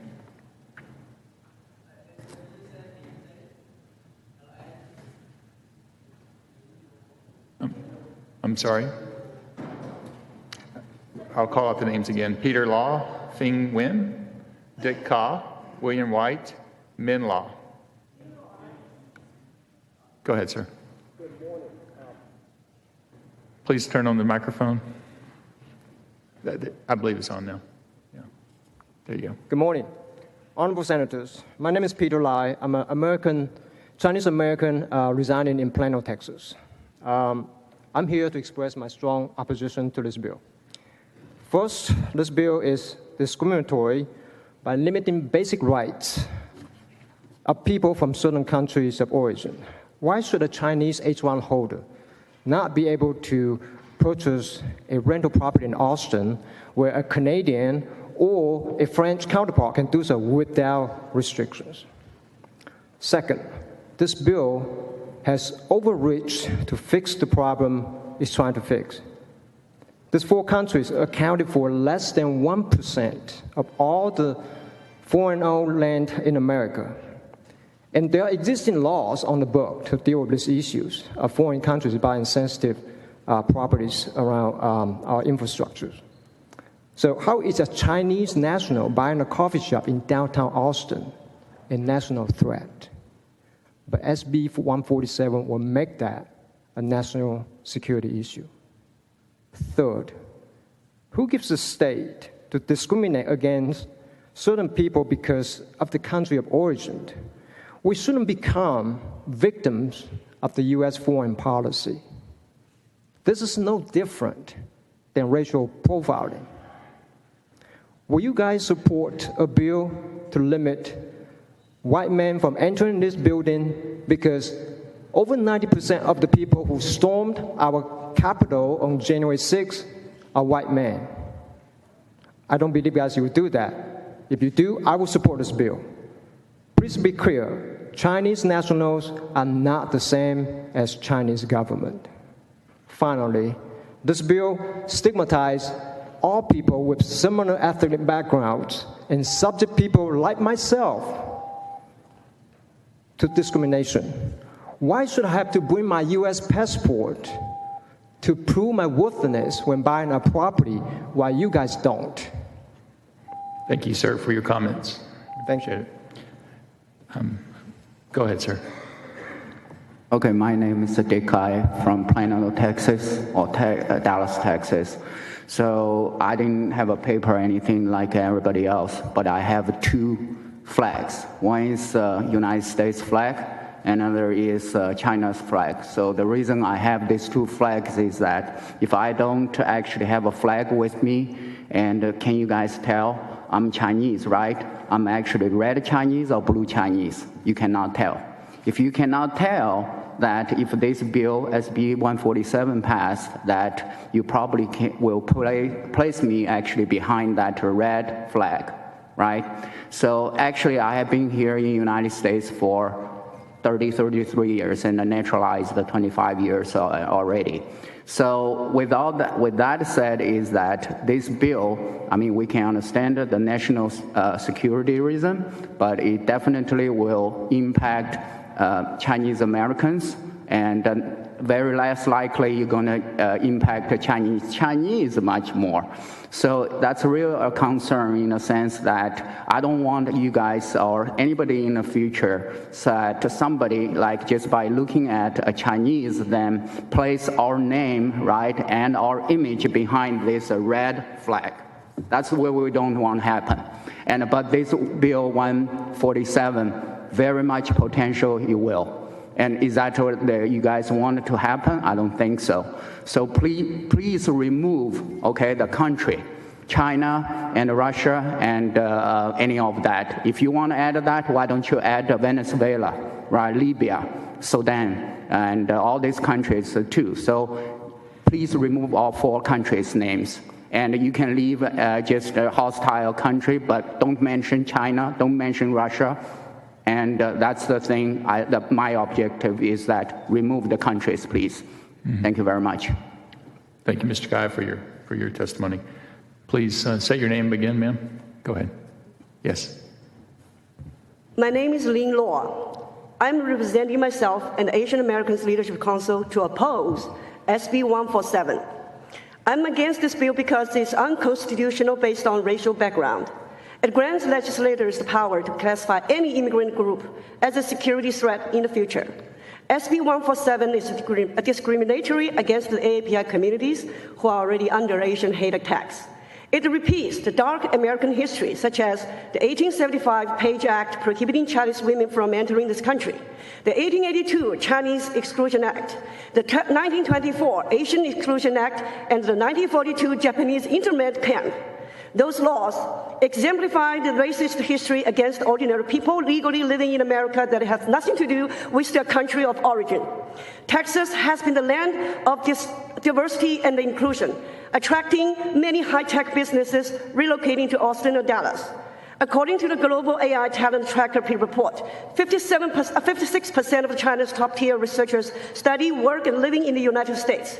If this bill passes, it will hurt the Texas economy by losing high-tech talents and foreign investors with non-citizenship visa status because it signaled that Texas is the land of racism. Many holding F1, H1, and L1 visas are on a long journey to get a green card and an even longer way to become U.S. citizens. They pay taxes and raise families in Texas. Banning them from owning properties will make them move away, and the high-tech companies lose employees, leading to company relocation. According to USDA data, foreign-owned land, only 31%, 40 million agricultural land, only 1.8% of all land of all foreign-owned, 3% of all foreign-owned in Texas, and Chinese is 8% of this 3%, equals to 0.0024%.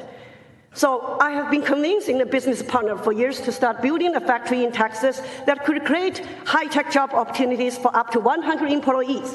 Due to this bill, he changed his mind and gave up the land. Therefore, I ask the committee members to vote no on SB 147. Thank you. Thank you. Again, the chamber has, and the Senate has a policy regarding clapping. It's considered highly disrespectful to the Senate and to the people of Texas, as expressed by the workings here of the people of Texas. Mr. White. Good morning. My name is William White. I'm a director at the Council on American Islamic Relations Houston chapter, or CAIR Houston. I'm here today as a representative of the Muslim community, a community that is both acutely aware of blanket labeling directed towards us and harmful legislation such as Trump's Muslim ban, as well as the FBI discriminatory policies against our community. But we are also acutely aware and anxiously watching the ongoing genocide of Uyghur Muslims in China and the Chinese Communist Party aggressions towards the Uyghur people in Turkestan. All of this to say, we understand the threat. We're not naive to the threat. But we also understand the Texas Constitution, Article 1, Section 3A, says, equality under the law shall not be denied because of sex, race, color, creed, or national origin. Senators, my fourth great-grandfather, James McGloin, served as an impresario here in the state of Texas. He sold land to predominantly British, Irish, German, and Polish residents, fleeing their countries from famine, from war, and from poverty, coming to South Texas and be San Patricio, Goliad, and Refugio counties.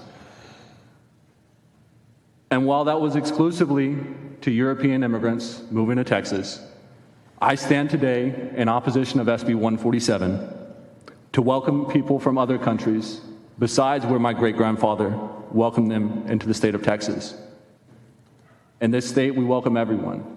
I hope that you will stand in opposition to SB 147, as any bill that limits the sale of land by national origin then is discriminatory and should not be passed by this body or any future body. Thank you. Thank you for your testimony.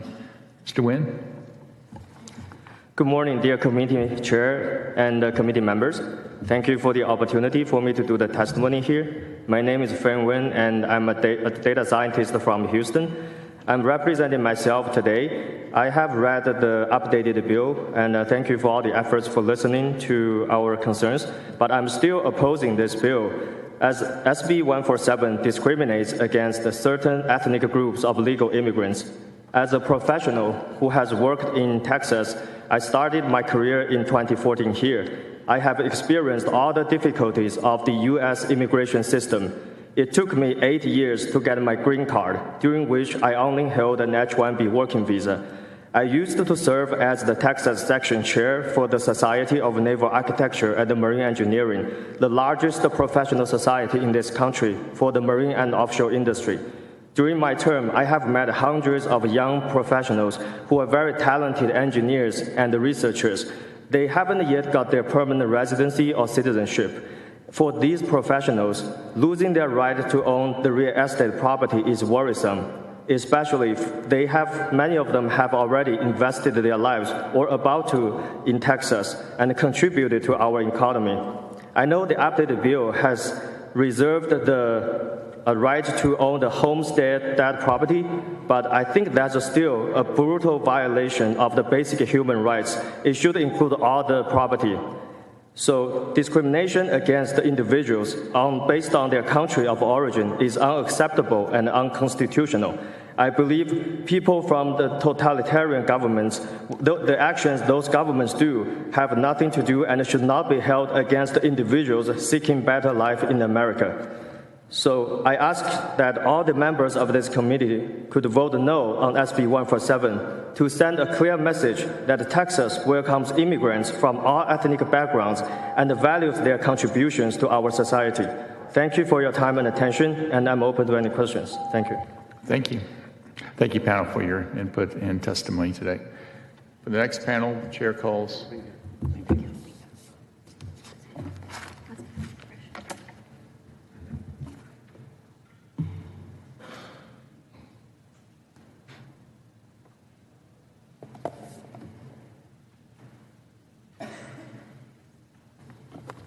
Sorry, we have a little bit of AV.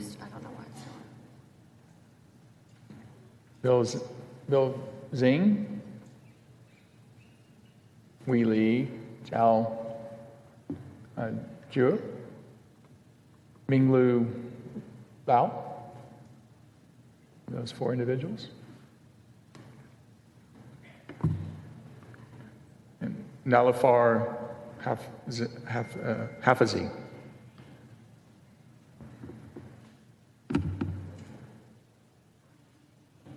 Welcome.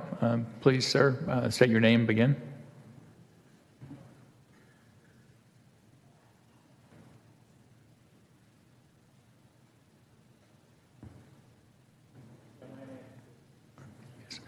Please, there's a button on your microphone at the bottom. Just press it. And 1 second.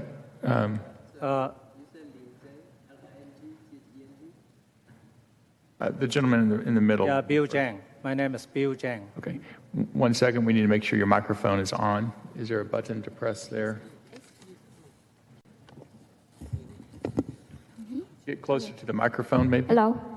Yes. Yes. Yeah, I can speak first. Okay. Thank you. Go ahead.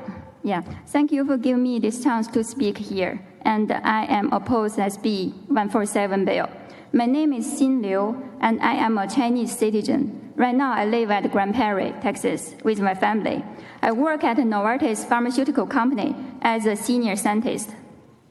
I came to America 10 years ago to get my master's degree because I was expelled from my graduate school in China for some personal reasons. In order to continue my education, I chose to come to this free land because of the fame of was extremely equal and fair. I was touched by the hospitality of American people the minute I came. I remember that we had been treated as family by the community in the small town where my graduate school located. From that moment, I began to deeply fall in love to this country. Thanks to the fairness of this country again, I found a job as a chemist after I graduated. And 2 years later, I purchased my first house as an H-1B visa holder. I still remember the excitement and happiness I had felt when I just moved in. I told myself that I will keep working hard because all the hard work paid off. No doubt I love this country even more since then. About 2 months ago, I was shocked when I heard this SB 147 bill.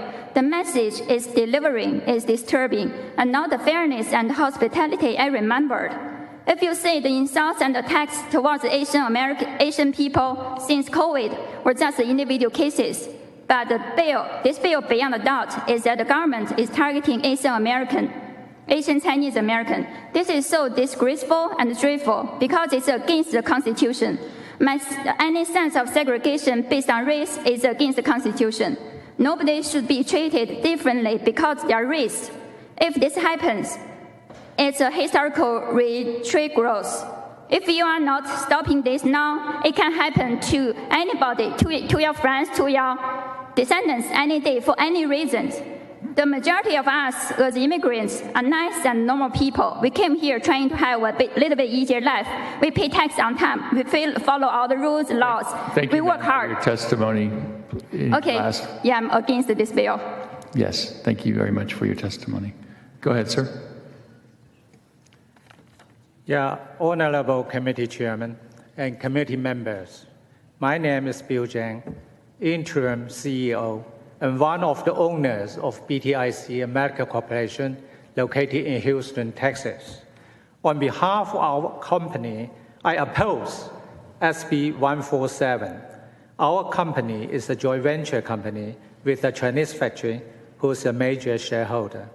According to our records, we pay CBP import duties $2.58 million in the year of 2021 and $4.58 million last year. We pay income tax $241,000 in 2021 and $529,000 in last year. The factory in China will send managerial team to work in our company. They are holding non-immigrant L1 visas, and their family will come with them. They need to have a house to live in, but they cannot buy if SB 147 bill is passed. Our company needs to expand our business and needs a warehouse, but we will not be able to buy one if SB 147 bill is passed. It is unfairly penalizing individuals and treat them like government entities. It threatens the Texas economy by creating undue barriers for companies and individuals who contribute to our state through labor, innovation, and entrepreneurship. The U.S. is the country where all men are created equal, regardless of his or her racial backgrounds. When we buy a property, even though we are American citizens, we will be asked, are you Chinese? We answer yes, I'm a Chinese American. We will be asked, please show your US passport or naturalized document. Why? Because you are Chinese. This will create Asian hate if SB 147 bill is passed. Thank you. I ask that all the members of this committee vote no on SB 147. Thank you very for your much. testimony today, sir. Please state your name and begin. Okay. My name is Ming-Q Luo. Okay. Thank you. Yeah, good morning, Chairman and the committee members. I'm currently a citizen in Sugarland. I first came to U.S. in 2002 after I get my PhD degree in China. I spent most of my career in Texas and contributed to Texas. I think personally I contributed more than 1 million tax. Yeah. Here I opted the SB 147 because this bill is not make our country or our state safe at all. We already have bills and laws to protect the essential facility and safety. All the business and person in Texas must fully comply with our laws. If any violations, they will be judged and punished according to our law. So it is common sense that any company and person choose to invest a big amount of money on the real property, they definitely do not want to lose their money, and they definitely will comply, they will obey the law. So not try to hold the state or the country. So they are the people who really want to keep our country safe, is not enemy. Thank you. Thank you for your time and for your testimony being here. Please, sir, state your name again. Good morning, Chairman. My name is Ming Nai, a citizen from Plano. My son was born 19 years ago. At that time, my wife and I decided to buy our first house as our home. But at that time, we are not citizen, we are not green card holder. We're just kind of holding our working visa. I still remember the day we closed our first house. At that moment, we truly feel Texas is our home and United States is our home. So, but if there was a law like SB 147, I don't think my family can find home in Texas at that time. And my son was born and grew up as a Texan. He loved Texas so much when he went to college last year in New England. He basically had a huge Texas flag in his door. And he told us, Mom and Dad, don't worry, I will come back to Texas after graduation. But when I discussed this bill with him, he said he couldn't believe this is a Texas bill. As a Texan, he's going to be judged by his country of origin, and he's probably not going to be welcomed in his home country with his Chinese face, with his Chinese origin. And so that's why for my family and for the Texan having Chinese origin, I asked senators to vote against this bill so that we can have, all Texans can have equal rights. Thank you. Thank you for your testimony. How old is your son now? He will be 28 this year. 20? Yeah. Yes. Thank you. I have a 20-year-old as well. Please state your name again. Hello, Senators. My name is Nilüfer Hafizi, and I'm here to testify on behalf of myself and the C4 nonprofit Mgage Action, which works to mobilize Muslim Americans and more broadly the AAPI and minority communities. Thank you for this time to testify, and I'd like to thank the committee members and also the members of the public who supported the changes to SB 147 that have occurred over the past day. It is of some comfort to the Iranian American community, of which I'm a member. However, it does not completely solve the problems we have with this bill. First of all, I'd like to speak on behalf of the community more broadly. Iranian Americans, of which there are approximately 30 to 70,000 in Texas, depending on which estimate you believe, came to this country largely to escape the Islamic Republic that governs Iran. It was appalling to many of them to feel that they were lumped in with the regime, which is the feeling they had when they read this bill. And if you go to Houston, every few weeks, Iranians gather to say Zan Zindagi Azadi, which means woman, life, freedom. And they came to this country to seek the sorts of protections and rights that we believe the US Constitution and the Texas Constitution grant, and that includes the right to not be judged by your national origin. I feel this bill does that because even in its current form, it encourages racial profiling by giving the Attorney General the power to initiate investigations and demand discovery based on a belief that an individual creates a risk to the health, safety, or welfare of Texans. Iranians are been used to being stigmatized since the hostage crisis of 1979, where many Iranians, who especially work in STEM fields across the United States and are present in many professions, including medicine, business, law, engineering. Many Iranians have gotten used to racial profiling and stigmatization. We hope you oppose this bill as well as SB 711. Thank you. Thank you for your testimony. Thank you, panel, for being here today. Thank you all for being here. Thank you.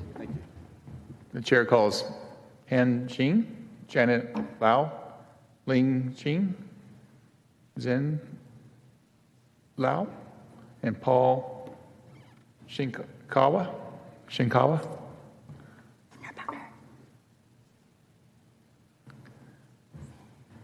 Well, please go ahead and say your name again, sir. My name is. Let's try to get that microphone working. Can you hear me? Oh, yeah. So, my name is Lin Zheng. That's correct, right? Lingzeng. Great. Good. Thank you. Perfect. Please begin. Yeah, so I'm here to oppose the bill like SB 147 because I came here as a student about 11 years ago. I finished my PhD and moved from Seattle to Austin for my first job in a very famous tech company. So I had a part-time job when I was a PhD student. I taught science, math, and engineering classes for the undergraduates, and also I was doing research. And I started paying tax from them for more than 11 years. And my current employer just decided to sponsor me green card. If everything goes well, it will take at least 5 years. It could be longer if I change my job. From the time I came here as a student to the time I have a green card, it's going to be at least 16 years. So I went back to Seattle twice last year because Seattle is like a hometown for me, and the property tax rate is only half of Texas. But in the end, my friends from my church say that you should stay here. We love you to settle down here. So I decided to stay and started looking for a starter house since then. So if bill like SB 147 passed, and then I will likely have to leave and find a new job. Because so as you look, so I already see that like Senator Cocohouse made improvement. I encourage her to keep making improvements to make sure that people like me has same rights as any immigrant from India, Europe, America. So for any other countries, because I'm no different from them. And so it doesn't matter what kind of immigration status you are. There's no way you can change your country of origin. I can not go back to my mom's womb and reborn as American or Canadian or whatever country not in the list. So this bill assumes that the individual people assume that all the people, or at least a significant amount of people from China, has posed a threat to this country. That's totally wrong. We are not. We come here for a better life. Thank you. I appreciate your testimony. Sir, please begin. My name is Paul Shinkawa. I'm a member of the Japanese American Citizens League, and I'm one of several people who are here from that organization. We probably each have something different to say. I'm speaking about 147, SB 147. I was not able to access the committee substitute, and it probably would not be fair of me to speak on something that I've only heard about. However, I would like to point out to you that several years ago, probably more than several years ago, in the basement of this building, in a photographic exhibit, there was a photograph of a private Saburo Tanamachi. He was a Japanese American. He died in 1944, rescuing members of the 36th Infantry Division. Private Tanamachi was from San Benito, Texas. And the reason he was from San Benito, Texas, is that his parents came here because they could not buy farmland in California. They were able to buy farmland in Texas, and they have several generations of farming experience in Cameron and Willacy counties. I would urge you that the individual portions, the portions of these bills that relate to individuals, that they do not, you try to not allow them to interfere with the ability of immigrants and their descendants to exercise the same property rights that everyone else does. Because therein is the innovation and the hard work that we all reap benefits from. I would also ask if it would be possible to extend the record for a while after the committee substitutes are available so that we can review them and file written testimony. You're certainly welcome to submit written testimony on the committee substitute after you have a chance to review it. Thank you. And that concludes my testimony. Thank you very much. Please state your name and begin.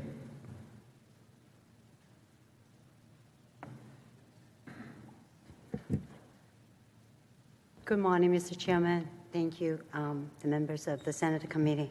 My name is Xin Miao Zhao. I'm here to testify against SB 147. Senators, these bills are violating federal and Texas Fair Housing Act. Your bill, by targeting an entire community just because of their national origin, is unjust. National security interests are real, but there are many effective ways to do it without harming an entire community. There are many, many good examples one could find. I want to also ask you to consider it from another angle.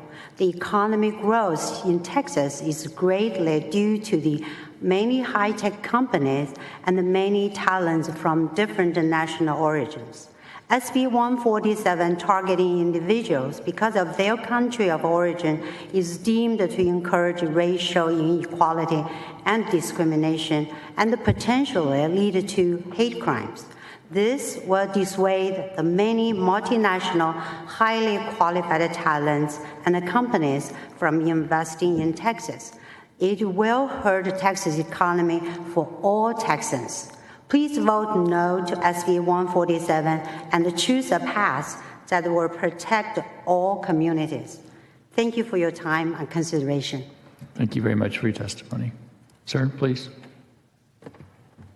Good morning. My name is Zhao Guo. I live in Senate District 5, and I oppose Senate Bill 147 and Senate Bill 711. For many aspiring small business owners, they need to purchase investment property, farmland, or industrial land for their business. The bill bans small business from four countries from purchasing real property in Texas. Mainstream business is the backbone of the economy. If foreign investors, entrepreneurs, and business owners from those countries who wish to apply for EB-5, EB-1C, L-1A visas cannot purchase real property, they will invest elsewhere, taking jobs they create with them. This will reduce the tax income for local schools. This bill betrays Texas pro-business value and is as stupid as Brexit. Also, there are many high net worth and high skilled immigrants who would like to bring their business talent and job creation to Texas. One of the great strengths of the U.S. is to attract talents all over the world, such as medical and IT workers in H-1B and L-1B visas, extraordinary ability individuals in O-1, EB-1A, EB-1B visas, as well as F-1 students who pay out-of-state tuition and wish to contribute. This bill will bring a chilling effect on immigration to Texas. Further, this bill specifically targets Asian community. In past years, there has already been a surge in hate crimes and incidents against people of Asian heritage. Just like Midland, Texas, an Asian family was knifed in Sam's Club simply because of the color of their skin. Texas ranks 4th in anti-Asian incidents. If this bill passes, there will be more hate crimes and incidents against Asian grandmas and grandpas, and their blood would be on your hands. More than 100 years ago, the infamous alien land laws were enacted in dozens of states, including here in Texas, which is similar to this bill. They were struck down by federal and state Supreme Courts as in violation of the Equal Protection Clause of the 14th Amendment. If enacted, this bill will suffer the same fate. So I would like to ask this committee to vote nay to this discriminatory, unlawful, and unconstitutional bill. Thank you for your time. I'm open to your questions. Thank you. And you state your name one more time, please. My first name is Zhao, Z-H-O, Zulu Hotel, Alpha, Oscar. My last name is Guo, Golf Uniform, Oscar. Great, thank you. Ms. Lau?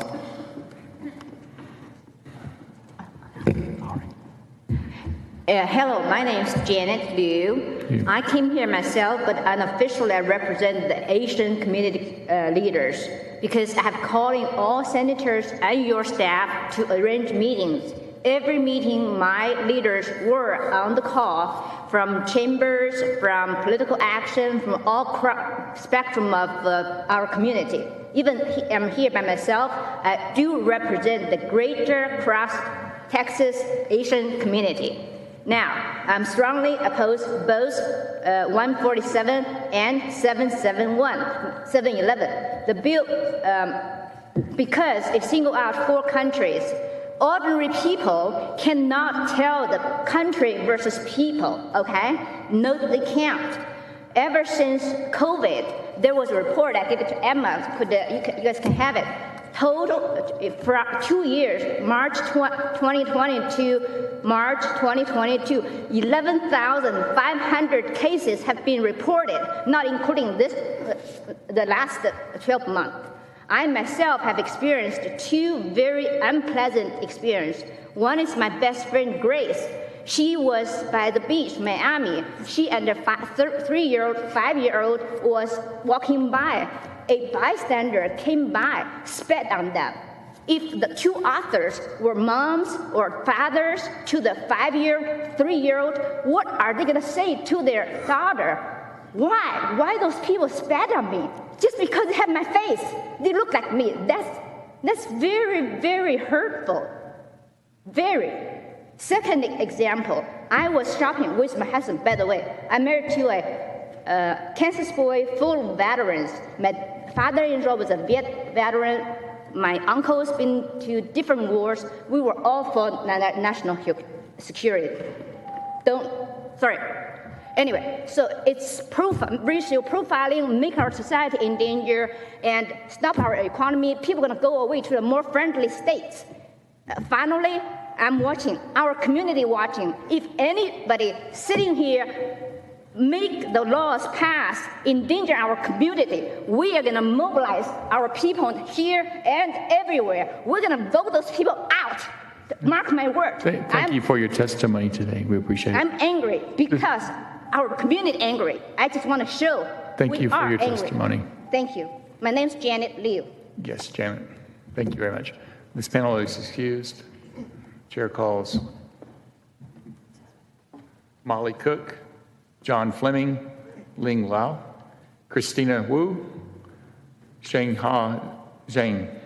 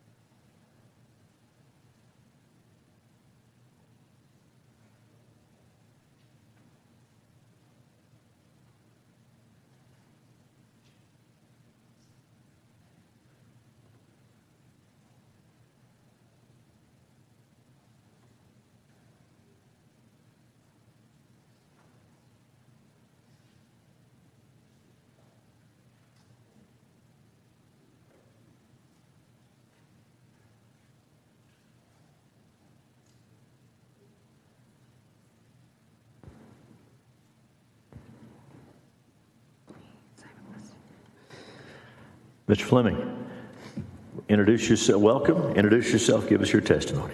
Good morning, Mr. Chairman. John Fleming, Texas Mortgage Bankers Association. Our association represents banks from the largest banks in the country to small community banks. We have credit unions and we have a large number of non-depository mortgage lenders. I come before you today to respectfully testify in opposition to Senate Bill 147 and SB 711, We have had an opportunity to review the committee substitute for 147. We want to compliment Senator Kolkhorst for being very responsive to a lot of our concerns. The bill is greatly improved, but we still believe it is problematic. We do believe that adding a definition of real estate, as in the committee substitute, is a very positive step forward.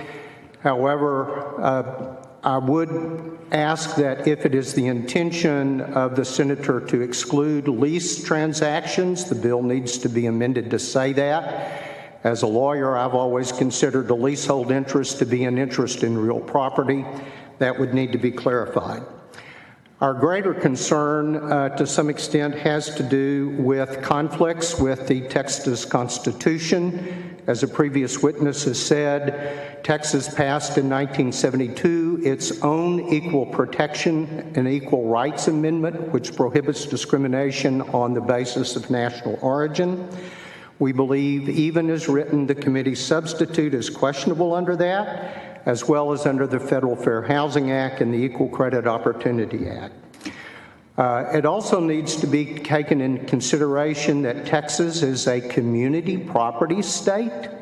So if you have a U.S. citizen who marries a person who is targeted under under this bill, that it could be problematic from a community property standpoint. There we go. Thank you for your testimony.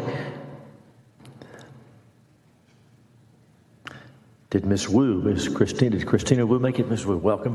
Introduce yourself and give us your testimony. Thank you, Mr. Chairman. My name is Christina Wu. I am a naturalized citizen, having moved from China to the United States of America almost 30 years ago. And I've been calling the great state of Texas home for 28 years. Like many of the immigrant stories that you have heard today, me and my husband came to this country to pursue further education and better life for our family.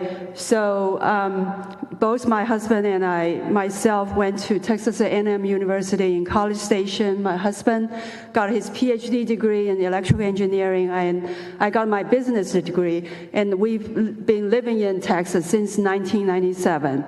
So like many immigrants, and as you might be aware, that to obtain your citizenship and green card is a lengthy and painstaking process. We've been naturalized for 15 years, but it took us more than 10 years to become citizens of this country. So we bought our first house back in 2000 while we were still H-1B visa holders. Me and my husband, we made our life in Texas. We raised two daughters. Both of them were born and raised in Plano, in Texas. You know, if this bill existed back then, we would not have been able to purchase a home. We would not be able to raise our two daughters in our home in Plano, Texas. You know, as a U.S. citizen, you know, I share the concern about national security. I heard a lot of discussion about national security, but I think the core of this bill is to make any specific immigrant group less equal than everybody else is not America. To single out the Chinese immigrant community is racism and discrimination. So I strongly oppose this bill, and I plead to the committee, please choose the path that protects all communities and does not single out ours. Thank you very much. Thank you for your testimony. Is Ling Luo, did Ling Luo make it to the table to testify? Okay. Molly Cook, Ms. Cook, please introduce yourself and give us your testimony. Welcome. Good morning, Chair, committee members, and staff. My name is Molly Cook. I use she, her pronouns, and I'm a resident of Houston. I'm here today in solidarity with the people who have spoken against SB 147 and SB 711 and all Iranian, Korean, Russian, and Chinese Texans. It is vital to the health of our state that we be precise with language in bills like these concerning national security. We need to be driven by evidence and compassion rather than be reactionary out of fear. I understand that Senator Kolkhorst changed the language based on feedback, and I applaud that change. But I do ask why you did not use the resources of your office to consult these people that you are affecting with your bill prior to writing it and submitting it. The importance of creating a safe space for every Texan who wants to be here is vital to our state's ethos. Even if the intent of the bill is not racist or xenophobic, if the outcome or the impact is, then that's all that matters. I encourage you from now on to seek the input of affected communities from the original drafting of the legislation. Lastly, there are real threats among us to the lifespan, health, and well-being of Texans. The leading causes of morbidity and mortality are related to traffic violence, gun violence, and corporate polluters. So I ask that if you are serious about keeping us safe, that you take action against those threats to our well-being. Thank you. Thank you for your testimony. Xianghua Zhang.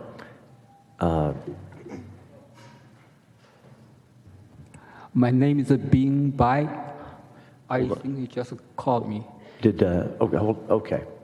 Hold on just a moment. Let me make sure we have all your information so we can get your testimony properly.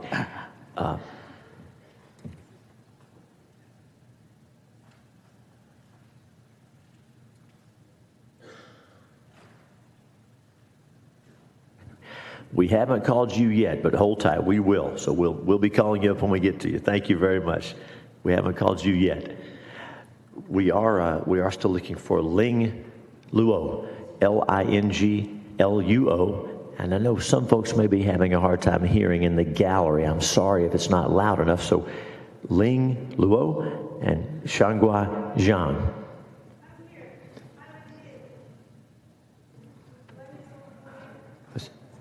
Very good. Very good. Thank you very much. Got it.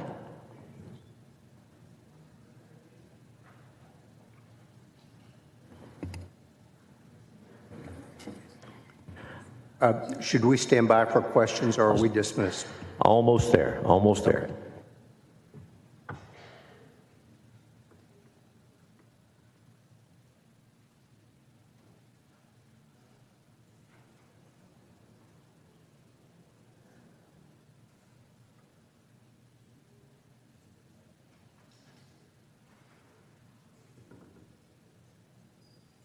Very good. Members, any questions for the remaining witnesses who testified? Senators, if you have anything else, let us know. All right, thank you. Thank you both for testifying. You're excused. In a moment, we'll be calling more witnesses to testify and getting folks to come down on standby so that we can move through. We want to hear from everyone. There's still a lot of witnesses remaining, and that's why we're trying to honor the time limits so that everyone gets to testify without having to wait too long. So just bear with us while we call up the next witnesses.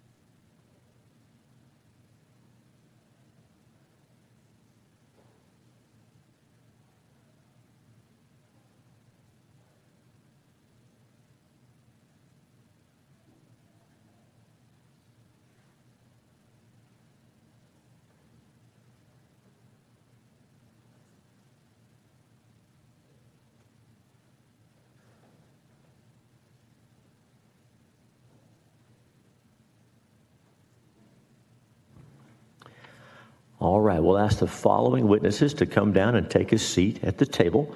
The chair calls Crystal Duan, Jinri Li, Alice Yi, Gloria Shinkawa, Hayu Zhu. So we're looking for Crystal Duan, Jinri Li, Alice Yi, Gloria Shinkawa, Hayu Zhu.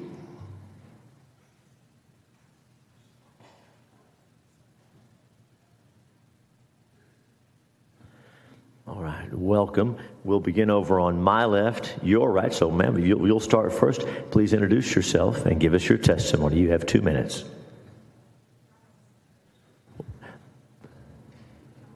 Make sure your microphone is on so we can hear you. Okay. Good morning, committee chair and committee members. I am Alice Yi, representing two organizations, Asian Texans for Justice, Asian American Leadership Council, as well as myself, to oppose SB 147 and SB 711. AAPI is the fastest growing racial group in Texas. 1.9 million Asian Texans make up the third largest population in the nation. This bill is framed as a national security measure. I heard a lot of security measure sentence, but I would like to ask all committee members here how it compares to the fact that the Texas DPS sent at least 3,000 driver's licenses to an organization crime group targeting Asian Texans. This is a real security threat compared to Chinese people buying a home. This is a real threat directly coming from our own Texas government. If this bill comes as a law, become a law, it will put all people who looks like me, any Asians, into a third-class citizenship because we will have to prove our current immigration status and where we come from when we want to purchase any land or house. My son and my grandson in the future will need to prove they were born in Texas before they can make an offer. United States is a #1 democracy and freedom country in the world. But why senators want to compare the other 4 countries, how they do business with? Are we competing with the dictatorship regime, or do you want to push us back to 1800s? Therefore, I'm opposed to against this bill, these 2 bills. I hope you do so too. Thank you all. Thank you, Ms. Yi. Welcome. If you'll introduce yourself and give us your testimony. Thank you. Thank you. Good morning. Good morning. Mr. Chairman and members of the committee, my name is Gloria Shinkawa, and I am representing as a member of the Japanese American Citizens League. When I first heard about Senate Bill 147, I had started nightmares. Because of World War II, many Japanese Americans were put into internment camps. Over 120,000. 80% of those were American citizens. My father chose not to go to camp. He was an American citizen. He fought for the U.S. for 6 years. He came back, and he was denied the right to buy property because of prejudice. I fear the same for this bill, that even though they say that it is under national security, it was under national security that the 120,000 Japanese Americans were moved and put into camps. We even have one here in Texas to remember, and that was Crystal City. So please, I beg of you not to vote for this bill, because in reality, people of Asian descent will not be able to buy property, regardless of them being American citizens. As my 2 daughters, who are grown now, when they were little, people would ask them, "So what are you?" And they would say, "We are Texans." Thank you very much. They gave the right answer. Thank you for sharing that with us. You're welcome. Introduce yourself. Give us your testimony. Good morning, Mr. Chairman and respected members of the committee. My name is Heiyu Zhou. Actually, I'm from Mr. Parker's constituency. I'm here to speak on behalf of myself. I'm also a business owner. I'm also speaking on behalf of my employees. I came to this country about 20 years ago. It took me 14 years to get my green card to become a legal permanent resident. I can imagine I bought my first house as an H-1B visa holder. These two bills, if enacted, will create the conditions for those immigrants, similar situation like myself many years ago, with difficulties. And I share the opportunities here. I seek a freedom from the totalitarian countries. And these two bills fail to distinguish state actors, those authoritarian states versus innocent and private citizens. That's why I'm against these two bills. And I own a small business. I have 22 employees. Over half of the employees are minorities, are immigrants, and I share the same situation with them. And Texas is a state have very good pro-business policies. This is a free enterprise market. I really encourage the business to be here. I created my business here, moved here 2 years ago from another state. And I was able to grow the business, hire 22 employees, and I'm afraid these two bills will create unequal, unfair conditions for some small business owners like myself. And I strongly against these two bills. I plead the committee to vote against it. Thank you. Thank you for your testimony. Good afternoon. Introduce yourself and give us your testimony, please. Good afternoon, ladies and gentlemen. My name is Xinrui Li. I'm a resident of Austin. 6 years ago, I came to this great city a few blocks away from here to the UT Austin for my grad study. Now I'm a data analyst in local tech company. I'm here to express my strong opposition to both SB 711 and 147. This bill certainly proposes to require more biased information disclosed on nationality and origin. It is housing discrimination. It is illegal under the federal and state fair housing laws, including the Fair Housing Act. The Texas Fair Housing Act also prohibits discrimination in sales based on the race, color, religion, sex, family, and national origin. Also, national discrimination under the guise of national security is a serious issue that should be opposed. There is no proof that shows properties owned by the foreign nations or the Asian Americans has posed knowing risk to the local communities. Last year, I moved to my current community in the east side of Austin, which is a new developing area, Mueller. After 6 years living here, now I can finally call it my home. With my beloved dog, a golden retriever who needs more yards and more space in the home, running and playing. If this bill passes and becomes law, it would only exaggerate the struggles of individuals like me, who has already found it so challenging to have a home. Even before that, I have personally experienced discrimination proposed by the visa holders, the bankers are asking to increase my mortgage number because my visa status. I was on F1 student visa back then last year. And now I want, thank you. Thank you for your testimony. Introduce yourself and give us your testimony, please. Go ahead. Good afternoon, committees. My name is Crystal Duan, and I'm an engineer, and have lived in Texas for 20 years. I'm here to oppose SB 147 and SB 711. Let me start with a question. If one race has a high diabetes rate than other races, can we make an insurance policy that only applies to this race? No, we can't.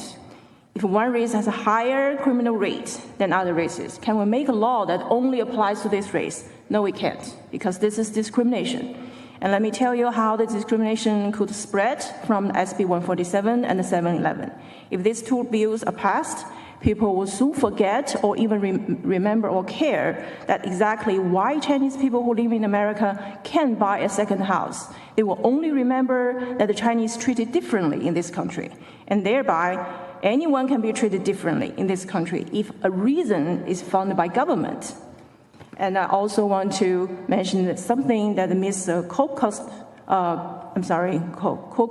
brought up early. She mentioned a similar issue and a law about land purchase addressed in Canada. She mentioned the word anyone in a very heavy tone, as I remembered. I can agree more on this term, anyone. Anyone who purchased the land with improper use, anyone who damaged agriculture on his land. However, we're here today trying to put a nationality into the law. You see, there's a line here. One side is protecting Americans and the Constitution by identifying anyone who brings the risk. The other side of the line is the first tier part of our Constitution by discriminating one nationality from one another. I hereby ask the committee to vote against SB 147 and SB 711. Thanks for the time, committees. Thank you very much. Senators, do you have any questions for the witnesses who've just testified? Thank you. Let me thank each of you for being here. Your testimony matters. Thank you for coming. Thank you very much. At this time, the chair calls the following witnesses: Stephen Strieff, June Zhu, Stephen Skurlock, Susana Carranza, Joanne Jin. Again, the chair calls Stephen Strieff, June Zhu, Stephen Skurlock, Susana Carranza, Joanne Jin.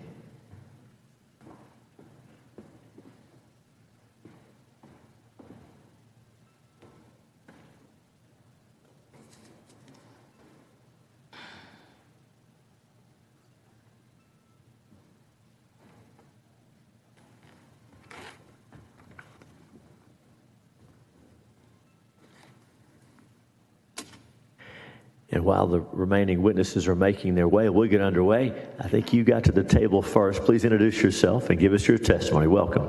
Good afternoon. My name is Jun Zhu. Chairman, committee member, everyone, good afternoon. My name is Jun Zhu. I've lived in the United States for the last 23 years. I became a U.S. citizen in 2006. I wear many hats. I'm an artist. I'm an art student, art teacher. I am a mother and a businesswoman. All this made possible because of I lived here in Texas, and I lived here in the United States. I chose to come to the United States in year 2000, and I believe this is the country of free. Last night at 7 o'clock, well, actually, I've heard all the new languages from the senators. All I hear is numbers. Nobody talk about people. I am here to share a story of person.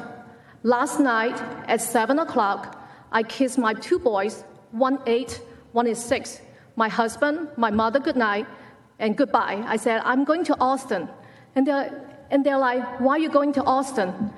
I said, I need to be in Austin and fight for injustice, unfairness, and equality. My 6-year-old says, Mommy, be brave. My 8-year-old says, Mommy, just be safe, and I hope that you have a safe trip. He always asks me, Mom, why did we move to the United States? Why did you come to the United States? I often tell them this is a country where we can fight for justice, civil rights, and equality. I feel like if I'm not able to make it here today, I do not know how to answer them when I come home. I let go my school today. I made excuse at my work. I told my partner, my art studio partner, I said, I have to be there. But I will go home. I will be at the office, the studio, at 6 o'clock to teach my class. But I have to be here and test against SB 147 and SB 711. It's unconstitutional and discriminatory. Thank you. Thank you for your testimony. I think, Mr. Skurlock, I think you were the next at the table. Introduce yourself and give us your testimony, please. We will do it. Thank you, Mr. Chairman and members, and good afternoon. I'm Steve Skurlock with Independent Bankers Association of Texas. We are here today on SB 147, and I have a very few brief comments that I will get to very quickly because it's a long day, and appreciate the opportunity to be here.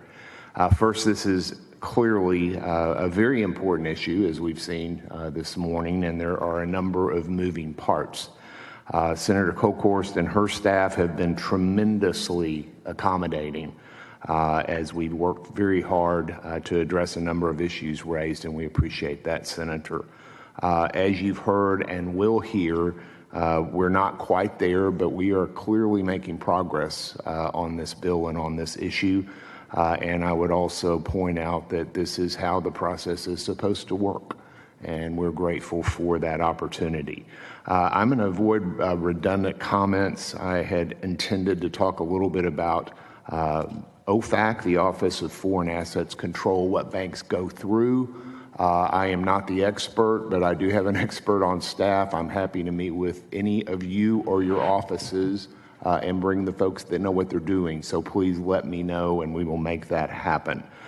So with that said, I appreciate the opportunity to be here. I did want to let you know that this process is working as it should be, and we are grateful, and thank you for the opportunity to be here. Happy to attempt to answer any questions. And I saw Senator Betancourt. So, Senator, do you want us to wait till all the witnesses on this panel, or do you want to ask Mr. Skurlock your question now? I just would like to just ask. Go ahead. You're recognized. If you could, go ahead and just make a few general comments about that. I absolutely will. Thank you, Senator. I talked about Office of Foreign Assets Control, or OFAC, OFAC. They administer and enforce economic and trade sanctions against targeted foreign countries and regimes and other types of significant threats to our country. They maintain a list of these targeted countries, entities, and persons, and it is updated regularly. It obviously is a federal entity. When someone comes into one of our banks, and again, I represent the community banks, so hard to define, but it's the smaller banks, it's not the large multinational banks. Every time a new customer comes in, we have to check that customer against a list. This is for opening a new account. This is for getting a safe deposit box. This is for a loan transaction or whatever. Additionally, we are charged with scanning our existing customer base on a regular basis, and as you know, we're pretty highly regulated in our world, so that is checked for when the bank regulators come in. And if there is a process where we are facilitating an arrangement or transaction between two customers or multi-customers, we have to check all of those customers as well. There are processes for what happens when there is an OFAC hit as far as hanging on to those particular funds, and it depends kind of on the nature of that. So, Senator, did I get close? No, I think that's important because I want to understand part of putting all these moving parts together is that there's actually already things that happen in the system right now automatically that are already available, and the public needs to hear that that's occurring because you have to take that into account in any legislative process that we're working on. But so I want to thank you for that because even though I've been in and out, that was the first time I remember that this specifically being mentioned today. Thank you, sir. Thank you. Thank you, Senator. Dr. Carranza, even though we know you, introduce yourself and give us your testimony. Welcome. Hello, I'm Dr. Susana Carranza. I'm testifying on my own behalf, and I oppose both SB 147 and 711. First, I would like to remind everyone here that the United States as we know it today exists because people came from all over the world, one way or another, and settled here. Unless you are 100% Native American, you or one of your ancestors were born in a different country. It's appalling to schedule a public hearing with less than 48 hours notice, which is less time the committee requires to make arrangements for people with disabilities, such as ASL interpreters. Also, there is very short time for people to arrange a language interpreter, which is particularly bad for a hearing on bills that target the immigrant community. Discriminação baseada em onde uma pessoa nasceu ou na sua língua nativa não é a melhor maneira de começar a sessão legislativa. Discriminating against individuals based on their country of birth or their native language is hardly the best way to start out the session. I'm a chemical engineer born in Brazil. I earned my bachelor's in Brazil and my PhD here at UT. For most of my engineering career, I worked for a small business doing research for NASA, the DoD, and the DOE. Businesses small and large, government agencies, and research institutions, especially in STEM fields like mine, rely on the immigrant workforce. Discriminatory laws like this have been a part of U.S. history for a long time, and they never end well, like the Chinese Exclusion Act, aid and land laws, and Japanese internment camp. They reinforce the idea that all Asians are bad. People will see these bills as a green light for discrimination and will incite violence and hate crimes. Ironically, the same communities these bills target help expand and enrich the U.S. workforce and keep our country competitive, which is especially true now that Texas keeps gutting public education. I urge you to oppose both bills. Thank you. If you have any questions, let me know. Thanks for your testimony. Mr. Streif, welcome. Introduce yourself. Give us your testimony. Thank you, Mr. Chairman and members of the committee. My name's Steve Streif. I am fortunate to be a resident of Round Top and a constituent for Senator Kolkhorst. I'm also the legislative chair for the Texas Land Title Association, and I'm here to testify on behalf of the association. The association opposed Senate Bill 147 as initially drafted and presented. We were fortunate the senator was kind enough to circulate a copy of the committee substitute, and we're taking a look at that. And I would say it's been just a real pleasure working with the senator's staff or general counsel. They've taken a hard look at a lot of our concerns and addressed many of those in this latest iteration. So regarding SB 711, I think our only comment would be as if there's going to be some consideration of consequences or ramifications for failure to provide the notice, or if the notice is defective, we'd be happy to serve as a resource on those considerations. And with that, I'll yield my time. Thank you for your testimony. We had called it Joanne Jin, J-I-N, and so keep looking for her. But for the witnesses who've testified, members of the committee, do you have any questions or any more questions for anybody who's testified on this panel? Great. Thank you each for your testimony. Thank you for being here.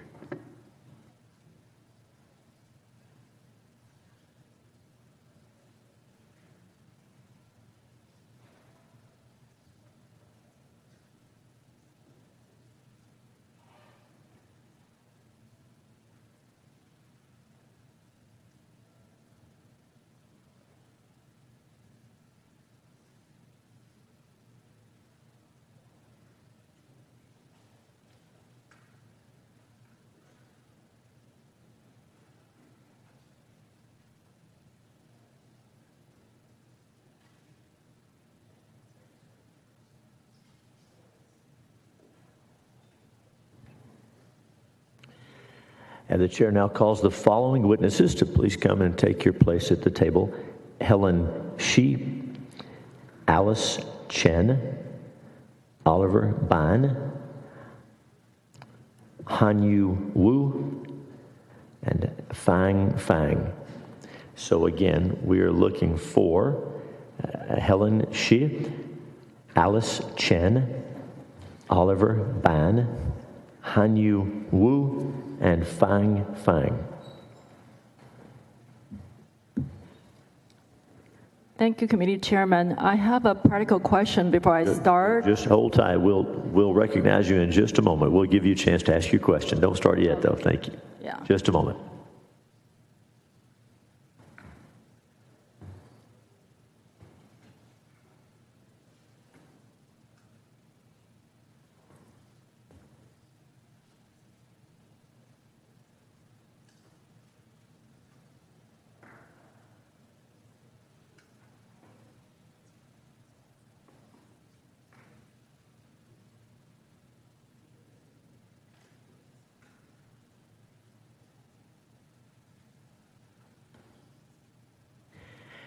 I'm going to call all those names just to make sure everyone has a chance. So we're still looking for Helen Shi, Alice Chen, Oliver Ban, Hanyu Wu, and Fang Fang. Oh, very good. All right. Everyone, please take a seat.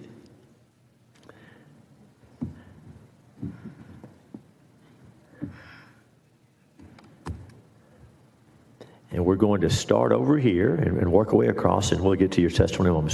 So ma'am, please introduce yourself. It may be difficult for us to hear you with the mask. Okay. Introduce yourself and give us your testimony. Welcome. Thank you, respected committees. Hello, I'm Xingyue Hu, a Texas resident and a PhD student in philosophy at UT Austin. Regarding all the changes and clarifications mentioned, I'm against Senate Bill 147 and 711, based on both my belief in social justice and my personal development as a student here. I believe all individuals in the U.S. should be treated equally, irrespective of their race or country or of origin. While it may be reasonable to treat citizens and non-citizens differently in certain contexts, limiting individuals based on their country of origin is discriminatory and promotes racism against people from China, Iran, North Korea, and Russia. As a student, I'm deeply concerned about the impact this bill would have on my future career prospects. It would hinder my ability to stay in Texas long term and start a family here. Moreover, I'm uncertain about the potential threat to the freedom and justice that may result from the bill's passing. I have been fortunate to encounter kindness and equality from people of Texas since my arrival, but I'm not apprehensive about what the future may hold.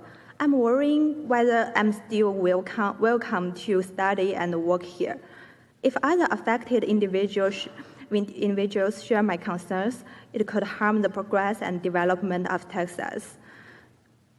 Especially, I think as a student, I'm free to maybe live and choose my direction after my graduation, but there could be people who infected by this bill who cannot really free to choose, maybe because they are lovers, they are families, and I'm really also concerned for them. And I come here to study philosophy solely because of my love to the philosophy and the ethical theory here I can learn. But I feel like the current bill is kind of violate what I learned here. Thank you so much for your patience. Thank you for your testimony. Please introduce yourself and give us your testimony. Welcome. Good afternoon, Chairman.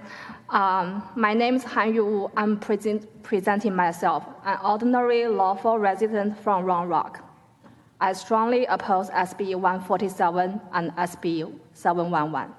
1 month ago, I was so shocked when I heard the newly proposed bills, which apparently violates U.S. Constitution and no doubt is discrimination. My family came to Austin 8 years ago. Like most of the Chinese immigrant families, we came here to study, work hard, and have children, finally got a green card, which took us a long journey to settle down. As I know, the bill is revised, not targeting homestead individual. But we have to show our green card or our passport to buy a house. This is absurd. This is ridiculous. Why Chinese are treated in a different way? This is unjust. I want to share a true story happening in my neighbor's girl. One day, she came back home from school and told her mom that during class discussion, a boy commented and mocked at her little eyes. But the classroom teacher, as an educator, didn't criticize and stop this undisguised discrimination. This little girl told her mom, "He's right, I did have little eyes. This is pathetic. Our children haven't had a sense that they have become the victims of discrimination, while discrimination is working into elementary school. I have deep concern that if the bill is passed, there will be more hateful crimes and violence in our community. As Chinese is labeled as traitors or spies, I don't want my children living in such a hateful and discrimination community. Therefore, I ask you to vote no to SB 147 and SB 711. National security are real. Yeah, and please vote no. Thank you. Thank you for your testimony. And ma'am, introduce yourself, and then you said you had a question, but introduce yourself first so we can get you on the record, please. Okay, thank you. My name is Dr. Helen Shi from Houston. Yes, so before I start, I have two questions. One is a lot of our people coming today, when they first started testify, they were not sure if this is only 147 or 711 combined. So most of them spoke about only 147 and did not mention about 711. So I'm trying to figure out a procedural correction. So all of those testified against 147 are also against 711, although they didn't have a chance to speak about it. So when they filled out their registration, they said whether they were for, against, or on. So we have them on the record against both bills, if they did for both bills. Thank you. Good point. Oh, okay, thank you for that. That gives a lot of sense of comfort to No, thanks for asking. Yeah, the second question I have is we signed up for my colleague, Councilwoman Alice Chen in Houston, but she's not able to make it, but she sent me the testimony, so I'm not sure if I can read hers or not. So do you have it in writing that you can present to us? Yeah, she gave me it in the writing. Okay. And did you register as a witness also, or are you just here on her behalf? I tried to register for her too, but she couldn't come. No, I understand. But I tell you, if you want to read her testimony, you can do that. And of course, if you give it to us in writing, we'll have it in the record. But you're free to read her testimony if you would like to read her statement. Just tell us. Oh, okay, thank you. So, okay, I'm ready to start my own testimony, if that's all right. Yeah. Again, I want to be clear. If you read her testimony, that will be your 2 minutes. So you can use it to read hers or to share yours. But you've got a slot to testify. If you want to give us hers in writing, we'll have that as well. Okay, then I'll just testify for myself and send hers as written testimony. Okay, Very thank good. you so much Very for good. clarifying that. Thank you. Again, my name is Dr. Helen Shi, and today I'm not only spoken on my behalf, but also another organization called United Chinese Americans, short name UCA, which is a national nonprofit civil rights organization for the well-being and interest of our community. We are urging you to vote against both the bills, 174 and 711, based on two principles. Number one, the bill discriminates against the people according to their immutable national origin, as they have no choice where they can come from. So such a bill broadly lumps people together as the enemy or as the target to be attacked. And this is why many of us come here today, drop off our work and drive and come to Austin to show you how serious this matter is. People are angry, our community is extremely disappointed and upset and feel hurtful, not only not recognize the contribution of Asian Americans, but also broadly put us under a serious danger, under a racism and legitimized xenophobia attack. Secondly, the implementation of both the bills can be also problematic, not only putting people in AG and also public citizens to report them based on their origin can be also causing serious problem in terms of anti-Asian hate. And you have seen how many incidences been reported. So such a bill can really brought a danger. In our view, this bill does not add any additional benefit to national interest, but only broadly put our community under attack. This is why we're here to testify against that. Thank you so much. Thank you for your testimony. You're next. Introduce yourself and give us your testimony. Welcome. Thank you, Chairman and committee members. I appreciate the opportunity to representing here to be here. My name is Oliver Ban. I'm representing 28 years of Texas taxpayers. straight flash, okay? No even 1 year exception. So I think enough has been said about the discriminatory portion of that. I think I'm trying to come in from another angle. Although I'm trained by scientists, as a scientist, right? Engineering and scientist, what else, but I'm trying to come in from a different angle is that I feel like this bill really get my tax dollars wasted because national security, everything else, I totally agree, but that's not our state's job, okay? That's the job that should be taken care of and has been and is taken care of by something called DOC, Federal Government, Department of Commerce, and they also have a large team of bureaucrats structures to managing the foreign trade. Okay. Secondly, there's another federal agency called FTA, the Federal Trade Commission, which scrutinizes everything that could pose national security, okay, to us.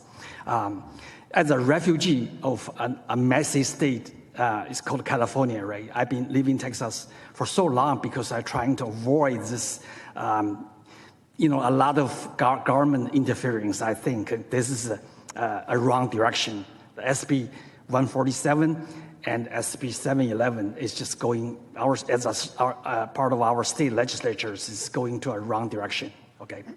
Secondly, I want to say that, I'm sorry, the Senator Strauss is not here.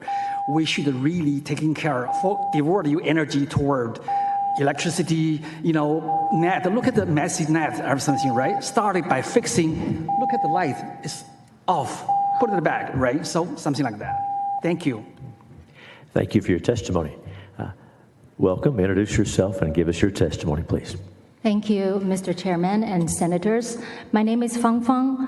As a former president and CEO of the Greater Austin Asian Chamber of Commerce, a small business owner, as well as a U.S. citizen in Texas, I oppose Senate Bill 147 and 711. These bills not only go against our state's values of a small government and a free market, it may severely harm the Texas economy.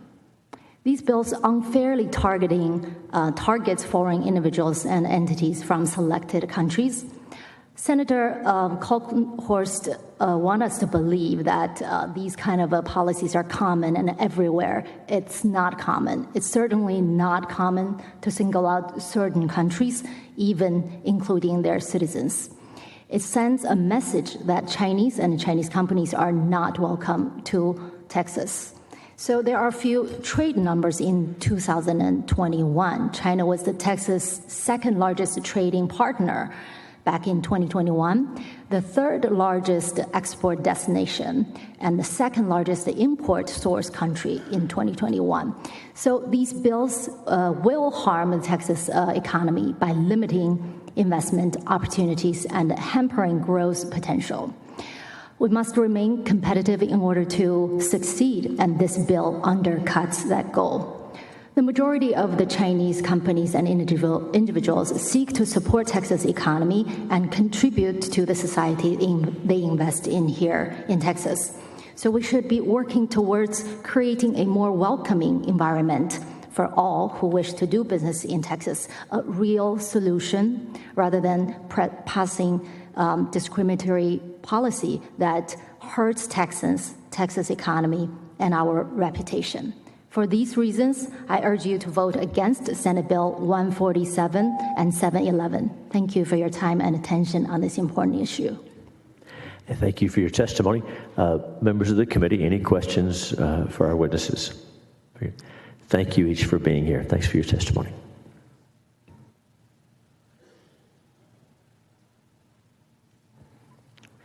The chair now calls Longjin Ma, also calls Xiao Wu, Dr. Xiao Wu from Austin. The chair calls Jenny Kim, Jing Chen,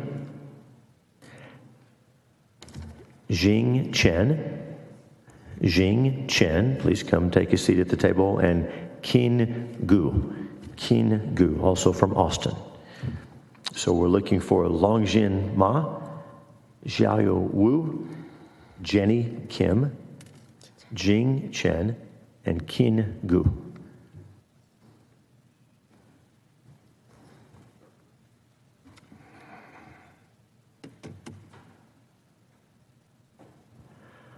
All right, we'll get started as we wait for the whole panel to arrive. Let's go ahead and get started. We'll start here on my left, your right. Please introduce yourself and give us your testimony. Welcome. Okay. My name is Longjin Ma. I'm a resident in Katy City. I've been living in Texas for 24 years. I'm a U.S. citizen. I don't like SB 147 or SB 711. Such a bill won't bring any benefit for our economy and our security. It hurts people who come from all over the world. It makes the United States look like a country of discrimination. I was a Chinese citizen. I've become a U.S. citizen 5 years ago. No matter what I am, as an ordinary people, I love United States all the time because I saw equity, freedom, and justice everywhere, every day. I'm very astonished that SB 147 is brought up here. It is spreading discrimination in our society.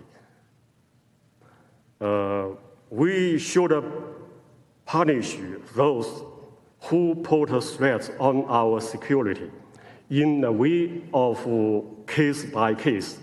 We should not punish general, ordinary people who are helping our communities, economy, and country.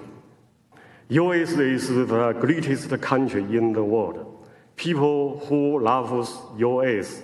are seeking ways to come here. They bring investment, resources, and wisdom into our country. So SB 147 should be stopped. Please, thank you. Finish. Thank you. Thank you for your testimony. Sir, welcome. Introduce yourself and give us your testimony. Good morning, Mr. Chairman and the Committee of State Affairs. My name is Dr. Xiaoyu Wu, and I'm here to oppose Senate Bill 147 and 711. I've been living in Austin for 10 years, and I found this bill really discriminatory. I fully understand the concern of national security, but I found this bill, even in its latest form, does little to address the concern. Instead, it targets individuals from certain racial groups. It is an endorsement of racial discrimination and will be used to legalize attacks against the Asian American community. This bill reminds me of my unpleasant experience in a cafe in UT. There is a waitress who refused to, it's a buffet style, I can eat as much as need, but there's a waitress who refused to give me one extra slice of roast beef, simply because I'm Asian. I look at the other white students, they can get as many as they want, but me, no. The waitress just said, you already had it. Senate Court Holt and the co-authors of this bill remind me of that waitress. Texas people elect them as their representatives, just like the university hired the waitress to serve food. But they abuse this power to discriminate against the Asian community and don't even have guts to admit it. They came up with so-called important clarifications, saying, yes, now you can buy a house if it is for a homestead. It sounds to me just like you already have a slice of roast beef in your plate. Now walk away. It's not enough. It's still racial discrimination. no matter how many house or what type of house you allow me to have. Senate Bill 147 and 711 bring disgrace to this committee as it is filled with racism in the name of national security. I urge the committee to stop these bills. Don't let it legalize racism. Do not let it be the excuse for anyone to deny that all men are created equal in this country. Thank you very much for your time. Thank you for your testimony. Welcome. Introduce yourself and give us your testimony. Hello, committee chairman and committee members. My name is Jin Chen. I've been called Texas home since 1999. I'm here as an individual to oppose SB 147 and SB 711. First, this bill is violating the Fair Housing Act. Fair Housing Act was signed 7 days after Dr. Martin Luther King Jr.'s assassination. President Johnson viewed the act as a fitting memorial to the men's life work. It's so ironic. 55 years later, the day right before Martin Luther King Jr.'s day, on January 15th, SB 147 was introduced, discriminate people based on their national origin.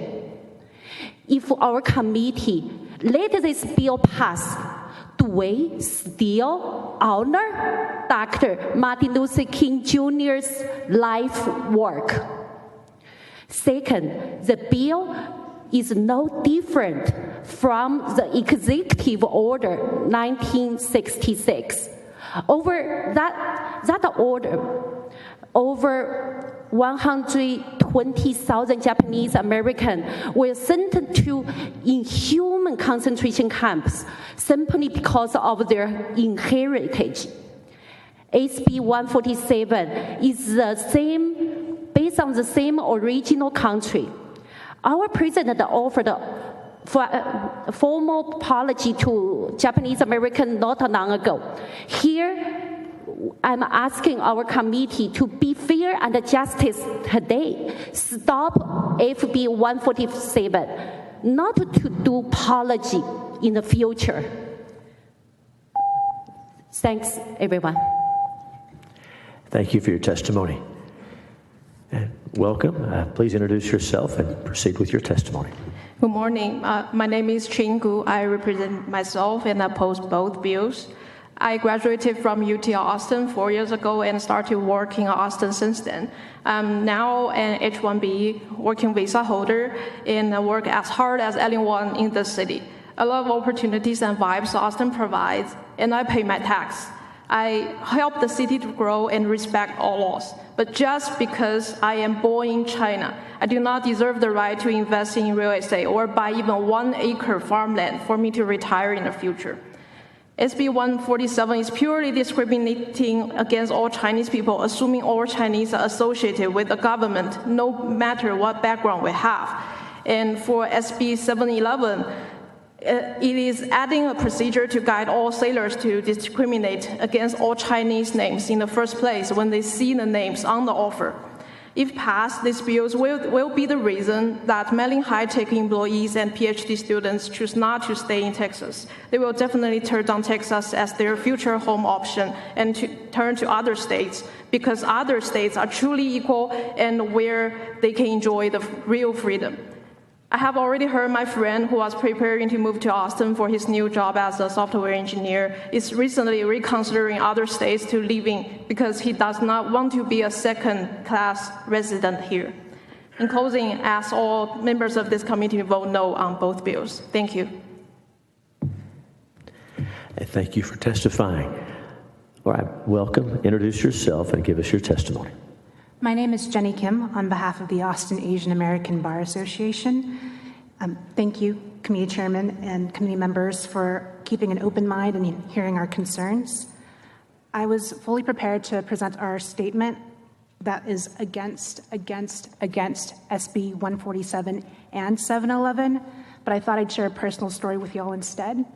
My grandfather, who was a successful businessman in Korea, fought in the Korean War on the side of the freedom and democratic process. He saw what happened there and decided that it was too risky to stay and immigrated to this country, the land of freedom, the land of prosperity and opportunities. From there, he moved to Texas. It was incredibly hard, and they faced a lot of discrimination, and I even faced them growing up. They worked as line cooks, busboys, janitors, whatever they could do. They were able to save enough money to purchase land, and from that, they built a business. They started at dry cleaners, and they were able to grow that into an opportunity to do another dry cleaners. And from there, they sent both me and my brother to higher education and get our degrees. And that's why I'm here today before you as an attorney. And through that hard work, and the ability to purchase land, they could do that. With the passage of this bill, they might not have been allowed to do that, and that would have affected them and the generational wealth that they built. What is happening is not that the American dream is to own a home. The American dream is to secure a future for your children and make sure that their children's children are taken care of. And that's what our concern is here today. And that's why we request that this committee oppose both SB 147 and 711. Thank you. Thank you for your testimony. Members of the committee, do you have any questions for any of our witnesses? Well, thank you each for being here. Thank you for your testimony.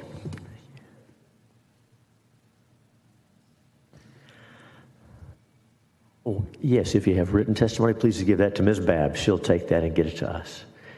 And that'll be part of the record. Thank you.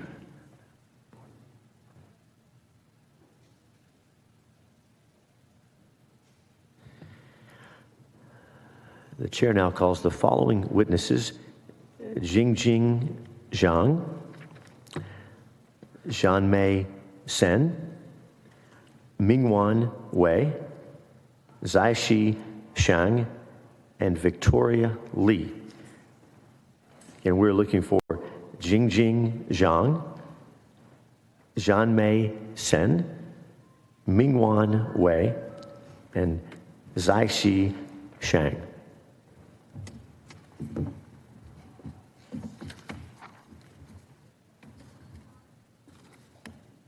Welcome, each of you. Please, when you're ready, introduce yourself and give us your testimony. We'll begin on the left, on my right.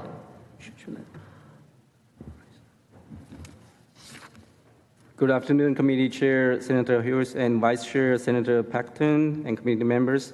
Thanks for the time to listen to my testimony. My name is Mingyuan Wei, and I have been living in Texas for more than 10 years. Today, I'm sitting here to let you know I strongly oppose Senator Bill 147 and 711 because it's a discriminatory bill. They are discriminatory bills, and they would put a criminal label on me and all Asian Americans if they were passed. I'm sitting here with the fear of hate crime. In fact, I thought I had just recovered from the anti-Asian hate crime fear during the COVID pandemic because the virus was intentionally and wrongfully named as the Chinese virus.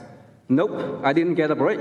Senator Bill 147 and 711 rubbed salt into my wound by naming the people who were born in China, including myself, as a criminal threat. If those bills get passed, I will not feel safe to walk on the street again. I guarantee you that the anti-Asian hate crime will spike across the state again. I worked so hard to settle down in Texas. My kids call Texas our forever home because they believe I will do whatever I can to protect them from danger. If those bills are passed, I had to say to my kids, sorry, sweetie, Daddy cannot protect you anymore because we all are put on the criminal list in Texas. Texas is no longer a safe place for us. Dear Senators, can you feel my pain? If not, I had a salt bottle right here for you to try rubbing on a paper cut wood.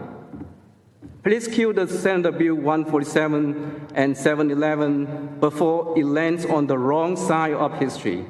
Any immigrant should not pay the price of his mother country's wrongdoing. Thank you for your time and consideration. Have a great day. Thank you for your testimony. Welcome. Please introduce yourself and give us your testimony. Dear Chairman and the Senate, thank you so much for these hearing opportunities. I'm here strongly object this Bill SB 147 and 711. And make sure and tell us your name so we get everything right. Go ahead. Okay, my name? Yes. Oh, yeah. My name is Jianmei Chen. Yeah, you pronounce very correctly. Thank you very much. A Chinese citizen and a permanent resident in U.S. My husband and I and 3 children live in Austin, and we love Texas. Before we received our permanent residence, we spent 15 years. So 5 years as a PhD student and 10 years as a work visa holder. So during these 15 years, we paid the tax. We contributed our wisdom, our energy, and the best 15 years of our whole lives to this great country. We contributed the same as others, but we are going to be treated differently if this bill becomes effective, just because we have a face like Chinese. Think about it. When I try to buy an investment property, I have to show you that I am a permanent resident. So don't you think it's a discrimination? Do you guys still remember President Reagan, his final speech as a president on January 19, 1989? He said, you can go to live in France, but you cannot become a Frenchman. You can go to live in German, Turkey, or Japan, but you cannot become German, Turkey, or Japanese. But anyone from any corner of the earth can come to live in America and become an American. But when you are asked to show your U.S. citizenship or permanent resident card, do you still feel that you can become an American? President Reagan valued our differences and welcomed people from all nations. This bill is going against the very idea of creating an inclusive society. I'm here asking you to vote to object this bill. Thank you so much for your time and considering. Thank you for your testimony. Thank you. Ma'am, welcome. Introduce yourself and give us your testimony. My name is Victoria Lee. I served as Air Permit Director at TCEQ and as Executive Director for the Texas State Board of Professional Engineers.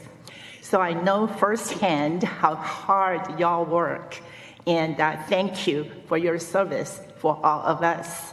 I am here to oppose the proposed Senate Bill 147 and Senate Bill 711. After I graduated from UT Austin with a master's degree in engineering, I obtained practical training, visa, then labor card under the Rare Talent provision, and waited for my quota to receive my permanent resident visa. It took about 10 years to get my U.S. citizenship. As soon as I started working as an engineer, I bought my first residence. It was a small studio condo. It was $27,000. I was so happy and felt I was rooted in Texas. I took real estate financing appraisal classes at night and started my real estate investment adventure. I did half-job offers in other states. I imagine if Senate Bill 147 had been in place, I would have had to move. National security interests are real. I trust that with our collective wisdom, we can figure out ways to do that without harming an entire community. As you are aware, during the COVID pandemic, there were so many tragic cases of Asian hate. Please choose the path that protects all communities and does not single out ours. Thank you. Thank you for your testimony. Thank you for being here. Welcome. Introduce yourself and give us your testimony. Good afternoon. My name is Jingjing Zhang. I'm here today to represent to myself. I'm a Texas resident who arrived in the USA in 2015 and has been living in Austin since 2016.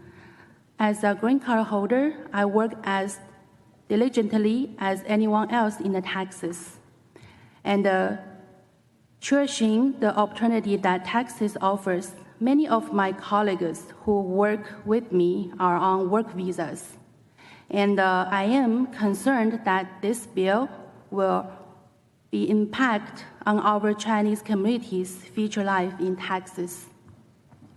I believe that the way SB 147 and SB 711 restrict the ability of individuals and entities to purchase real estate properties in Texas based on their countries of origin is discriminatory.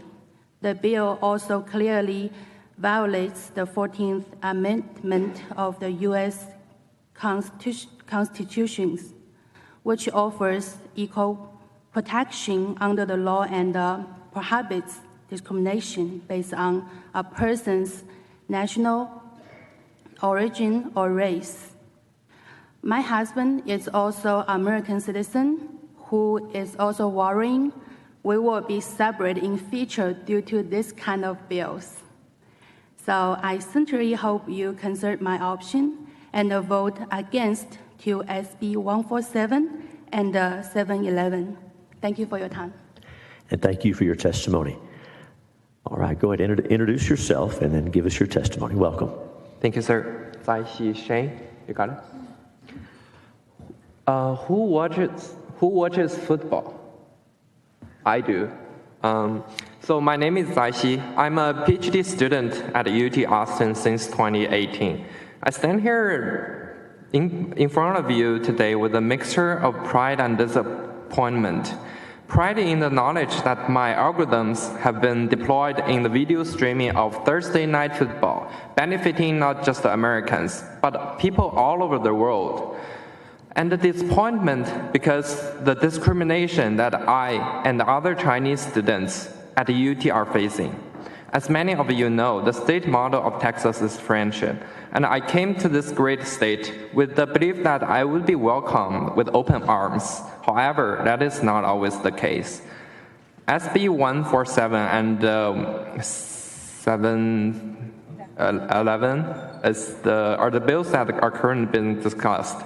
And it labels me and other Chinese students as spies just because our nationality. This is a painful generalization that not only undermines our contributions to society, but also ignores the fact that we're individuals with unique talents, dreams, aspirations. It is a harmful and hurtful sentiment that makes me question whether I truly belong here.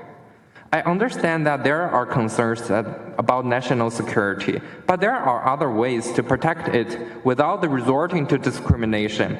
I'm proud to call myself a Chinese student at UT Austin, and I'm proud of the contributions that I and other Chinese students have made to this country. We bring diversities, innovation, and a unique perspective that can only make Texas stronger. So I implore you to stand with us, to reject this bill, and to work together to find better solutions that protect our nation's security without compromising our values. Let us build a future where everyone, regardless of their background, can thrive and succeed. Thank you. Thank you for your testimony. Any questions for these witnesses? Thank you each for being here. Thank you very much.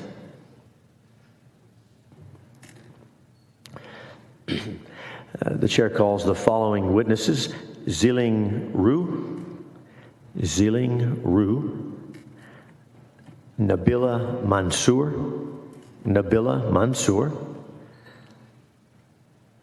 Wei Liu, and Shelley Stallings.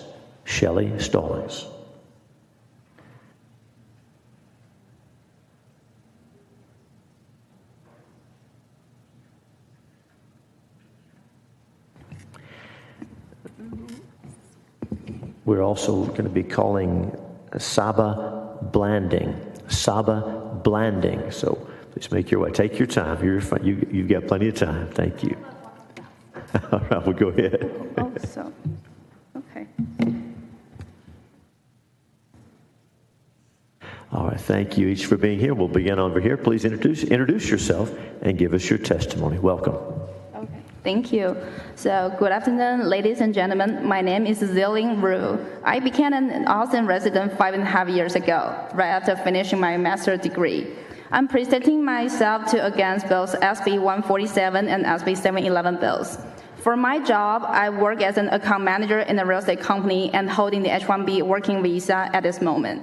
Currently, we are experiencing a very hard time due to the bills. Many of our friends, co-workers, business partners, and clients, they are real estate related persons, business owner, high-tech company employees, have been asking me about the bills that's been causing them concern.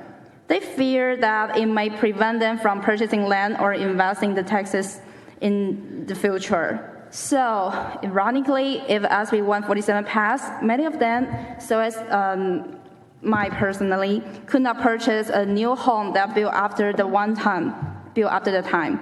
How come our clients contribute 1/3 of the funds last year to help developers build a high-rise building in the middle of the city, right next to the Lady Bird Lake? They are refused to purchase even one condo just because their nationality and their completion time, which is right in the middle of next year. If the SB 711 passed, not just the individual seller, so as the lender, the builders will have all the concern regarding my loans and property purchase with an unacceptable reason. Essentially, this bill is pushing us away from Texas, which goes against our desire to promote a business-friendly environment in the state. Lastly, whenever a bill is passed that discriminates against a particular group, it often leads to an increase in violence directly towards that group.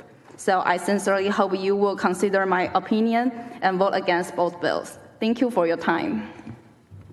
Thank you for your testimony. Ma'am, introduce yourself and give us your testimony. Welcome. Good afternoon. My name is Nabila Mansour. I'm with an organization called RISE AAPI. We are a nonprofit that is committed to supporting the Asian American community here in Texas.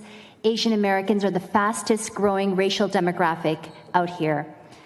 SB 147 and SB 711 are pieces of legislation that really single out Asian Americans in a time of increased hate crimes against them. Discrimination on the basis of national origin is not only unfair, but it is also illegal under U.S. law. It violates the principles of equal protection and due process guaranteed by the Constitution. Secondly, this legislation is likely to harm innocent individuals. Now, the writers of this bill have said earlier that asylum seekers and refugees won't be targeted by the homestead exemption that has been added. But that is not adequate protection. It means that only the residential home is protected, but the ability to actually expand a business, buy business property, all of those things that we promise refugees, asylum seekers, immigrants that come to the state are barred still under this bill. Slightly less discrimination is still discrimination. Lastly, we have seen an unprecedented rise in anti-Asian hate around the nation and in Texas. As our communities struggle against this violence, we cannot add political persecution. In conclusion, SB 147 and SB 711 are wrong for discriminating against non-citizen immigrants based solely on their national origin, and they harm innocent individuals who have no connection to any adversarial government. It also has negative economic consequences for Texas, and it potentially harms the state's international relations. Thank you. Thank you for your testimony. Welcome. Introduce yourself and give us your testimony.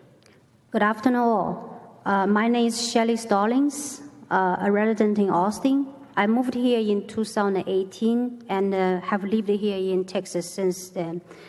I am here to represent myself to oppose the SB 147 and SB 711. Today, I am 4 days into my 24 weeks pregnancy, and my baby is due in just over 3 months. I just became an American citizen about a month ago. Well, so I give up all the resources I had built in Shanghai, China, and left my old Chinese family to come to Texas, Austin, to build my own family, because I believe Texas can provide me and my own family more freedom and a fair living environment. The bill clearly violates the 14th Amendment of the U.S. Constitution, which offers equal protection under the law and prohibits discrimination based on a person's national origin or race, among other things. I believe that way those two bills restrict the ability of individuals like me. So I'm just asking all of you here today, how could you protect the ordinary people like me and my children from the bills? Thanks for all your time. Thank you for your testimony. Thanks for being here. And all right, welcome, and introduce yourself and give us your testimony. Good afternoon. My name is Saba Blanding, and I'm here from Houston representing myself, and I oppose SB 147. My father is an immigrant from Iran that came to the United States seeking an education and opportunities beyond what was afforded him in Iran. My siblings and I grew up in Texas. We went to university here, and we all continue to live and raise our families across the Lone Star State. Texas became the 4th largest settlement area for Iranians that fled during the revolution and relocated to the United States. Like our fellow Asian Texans, Iranians help make up the rich cultural fabric of Texas today. HB 147 threatens that fabric. Even with the changes to SB 147, this bill is discriminatory against people from China, Iran, North Korea, and Russia. Holding individuals accountable for the geopolitical actions of the country they came from is a dangerous precedent. Should SB 147 pass, it will inevitably lead to further encroachment on people's freedom. To quote the Houston chapter of the Council of on American Islamic Relations, if signed into law, this bill would make anti-Asian hate state policy. As others have said, this bill repeats dark periods of history where people of Asian descent were discriminated against, starting with the Chinese Exclusion Act. When I first heard of the bill, I could not help but think of what impact it would have on my family's life had it existed years ago when my dad purchased our family home in Friendswood, Texas, where I grew up and graduated high school. If passed, SB 147 would have dire impacts on people who live and work in Texas today. It unfairly penalizes individuals and conflates them with government entities. Many Iranians and North Koreans in the U.S. are made up of those who are fleeing their government. Instead of supporting their transition into our democratic process, we are creating new hurdles for them once they've arrived here. In closing, I ask that all members of this committee vote no on SB 147. I'd like to thank Chairman Hughes and the members of this committee for your time. I am now open to questions. Thank you for your testimony.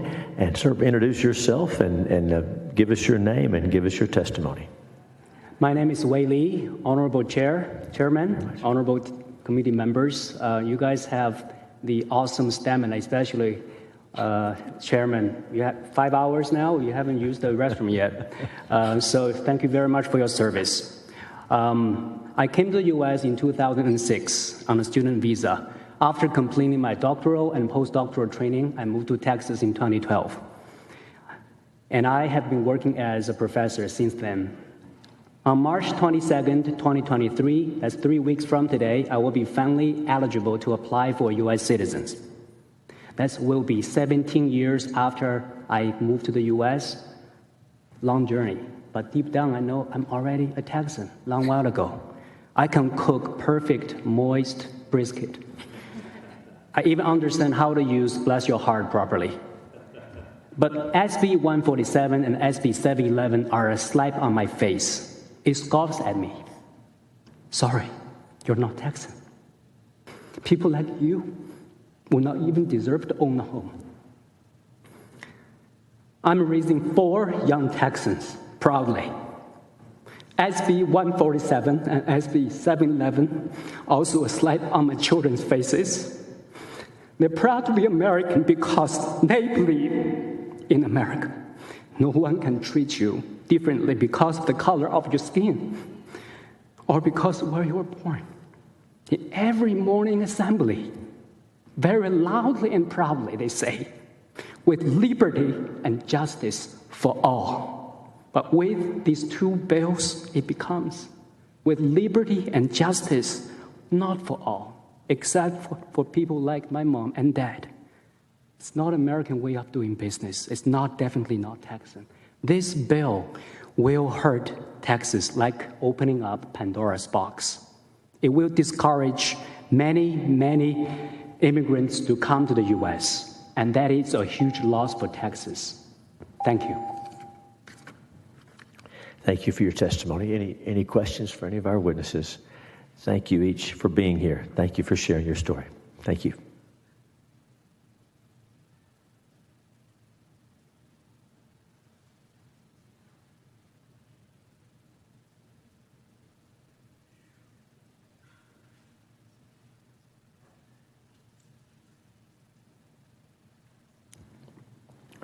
We'll now call the following witnesses.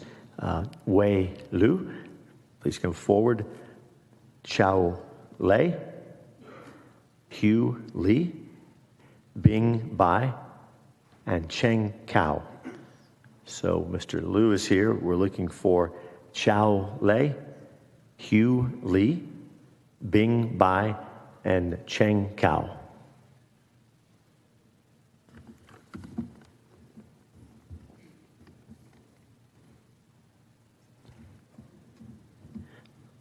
Welcome. Please introduce yourself and give us your testimony.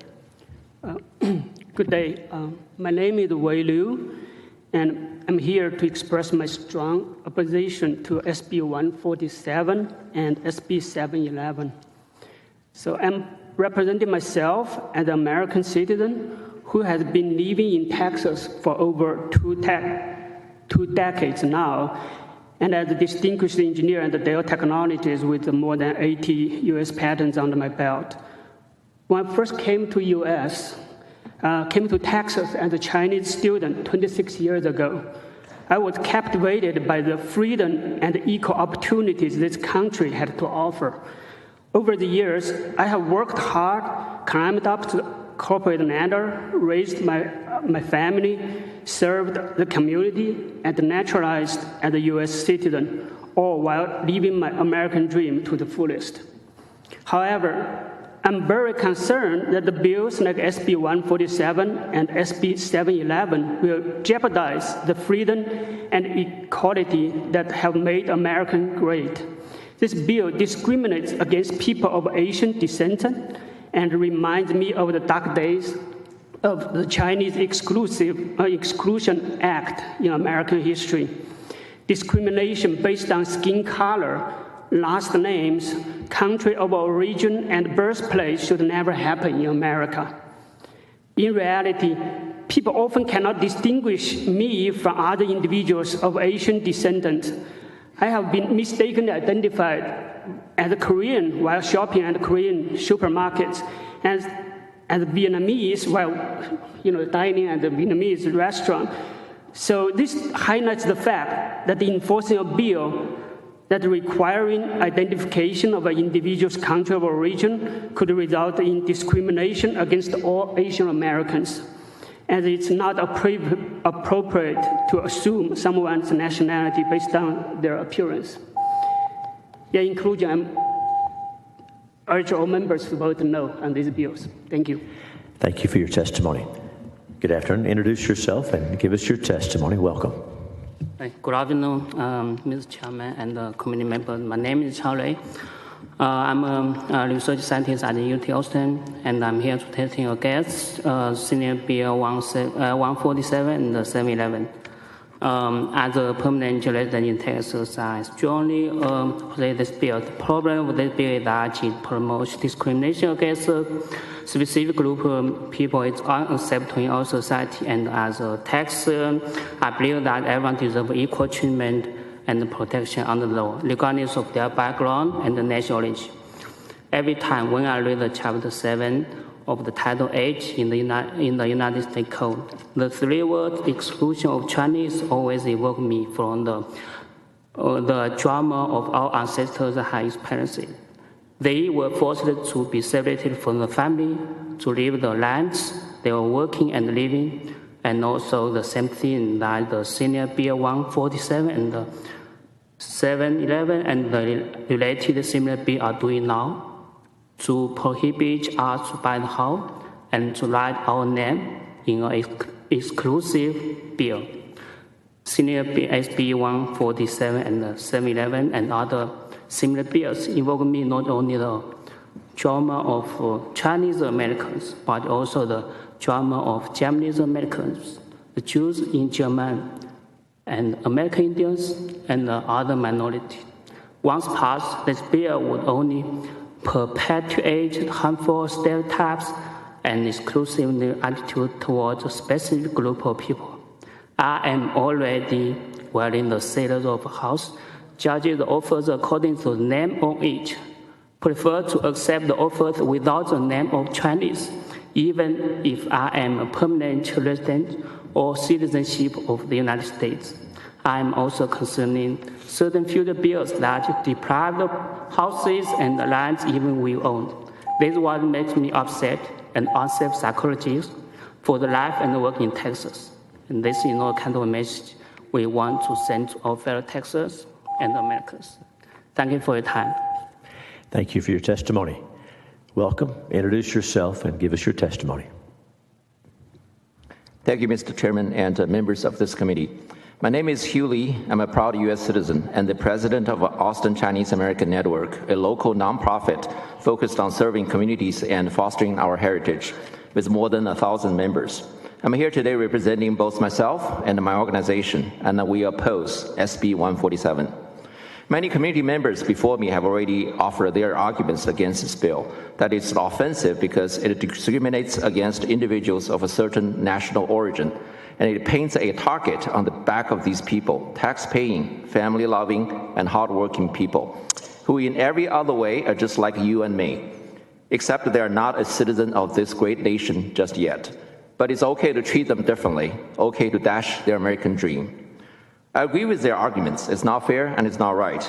And to add salt to the wound, this bill deals with property rights, the very rights to own your home, your business, and to invest in your own community, to build a livelihood for your family, the very essence of American dream.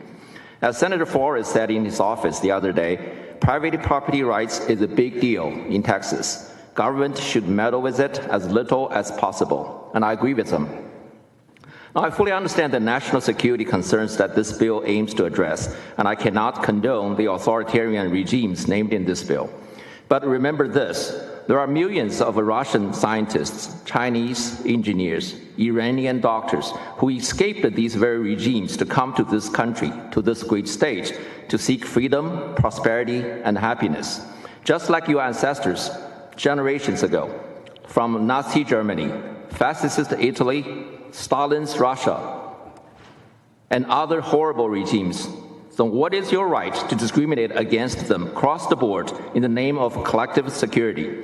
When the government is allowed to take away personal freedom and rights in the name of collective security, that is not very far from communism. Senator Flores reminded us the other day what Ben Franklin once said, those who would give up essential liberty to purchase little temporary safety deserve neither, and I agree with both of them. So I urge you to vote down this bill. Thank you all for your time. Thank you. Good afternoon. Welcome.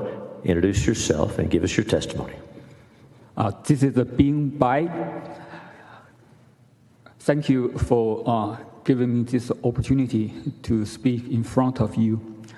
Also, thank you for working so hard. It's a 1:30. This bill will not affect my personal interests at all because I'm a citizen of this nation. I got up at 4 o'clock this morning and drove 180 miles from Houston to this holy place because I smell a very unpleasant odor of discrimination from this bill. I would like to read out a very important sentence from the Declaration of Independence to you. I tried by heart. We hold these truths to be self-evident that all men are created equal. If you still believe in this sentence written by Thomas Jefferson, not only represents a good example of beautiful English, also represents a spirit of America, you should vote no to this bill, because this bill is full of discrimination. Dear senators, as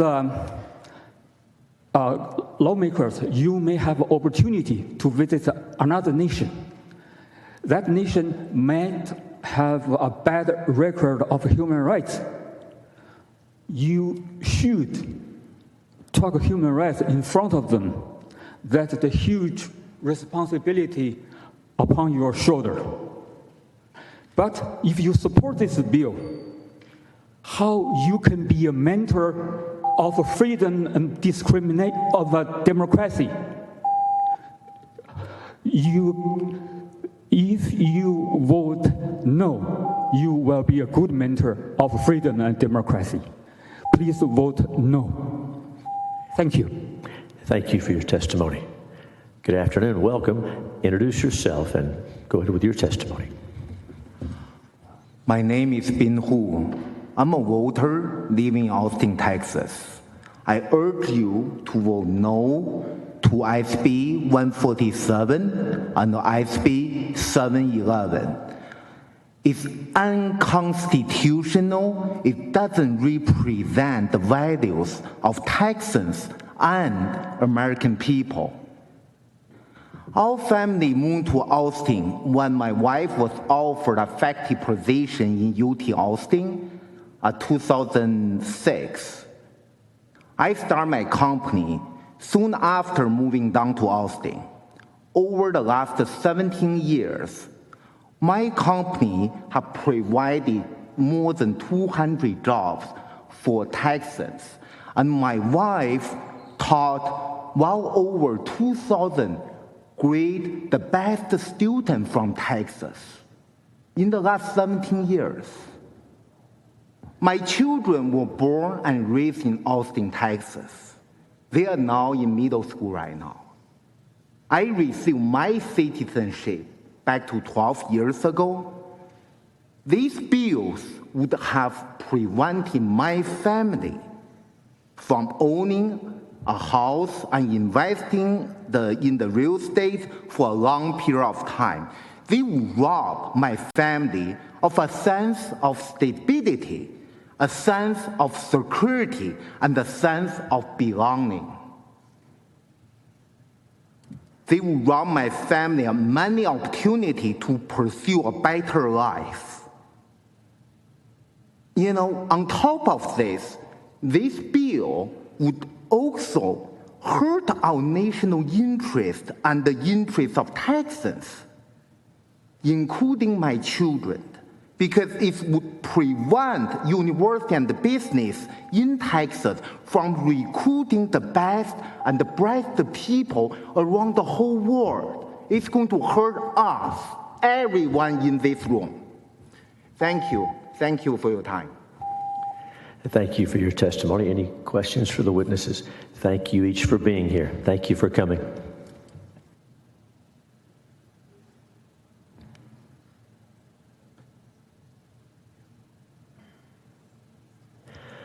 And we'll now call the following witnesses: Hui Shi, Jaime Puente, Gary Nakamura, Yifan Engel, and Christy Gessler. So we're looking for Hui Shi, Jaime Puente, Gary Nakamura, Yifan Engel, and Christy Gessler.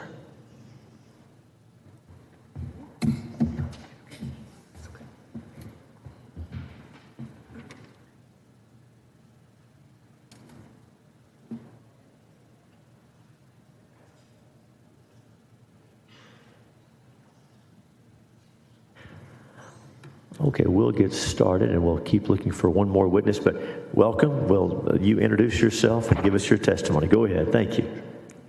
Good day, I'm Ce.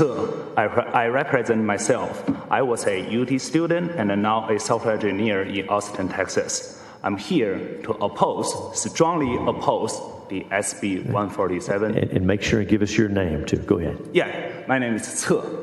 Got it, thank you. Yeah. I'm here to strongly oppose the SB 147 and the 711 because they seriously introduces discrimination to the community. The amended bill prohibits people from 4 countries to buy any non-homestead properties if they don't have a green card or they are being a U.S. citizen. Let me tell you my story because that bill perfectly haunts me. I studied at UT Austin for 5 years from 2012 to 2017. Then after graduation, I went to California to work. However, I knew I would come back sometime later because I really love the culture and people here. So I bought an Austin property in 2020 with my H-1B working visa. So it is categorized as an investment property because I was in California by that time. After I came back in Austin last year in 2022, I started to live in that property and make it as my homestead now. However, I won't be able to have that home to live in if the SB 147 and say 711 passes, because the property was categorized as an investment property, and I didn't have a green card when I bought it. Senator Cockburn mentioned that national security is an issue. However, the departments such as FBI should take care of those things instead of prohibit people buying properties. So it takes around 10 years for people like me to get my green card after landing in these states. We study hard, work hard, and contribute to the country a lot. It is ridiculous and unfair to label people like us as a spy based on our nationalities. So I strongly oppose the SB 147 and 711. Thank you. Thank you for your testimony. All right, sir, welcome. Introduce yourself and give us your testimony. Good afternoon, esteemed members of the Senate Committee on State Affairs. My name is Gary Nakamura, and I'm the Executive Director of the Houston chapter of the Japanese American Citizens League. The Japanese American Citizens League was founded in 1929, and we are the oldest and largest Asian American civil rights organization in the U.S. We strongly oppose SB 147 and SB 711 because these 2 bills target entire communities and labels them as potential spies or agents just because of their national origin, which is completely unjust and un-American. SB 147 and SB 711 are xenophobic bills that places the presumption of guilt on entire groups of hardworking immigrants who came to America to seek freedom and greater opportunities for their families. My late father and his family experienced the negative repercussions of the Alien Land Law of 1913, and because of anti-Japanese hysteria, racism, and a colossal failure of leadership, over 120,000 innocent people of Japanese descent were incarcerated during World War II.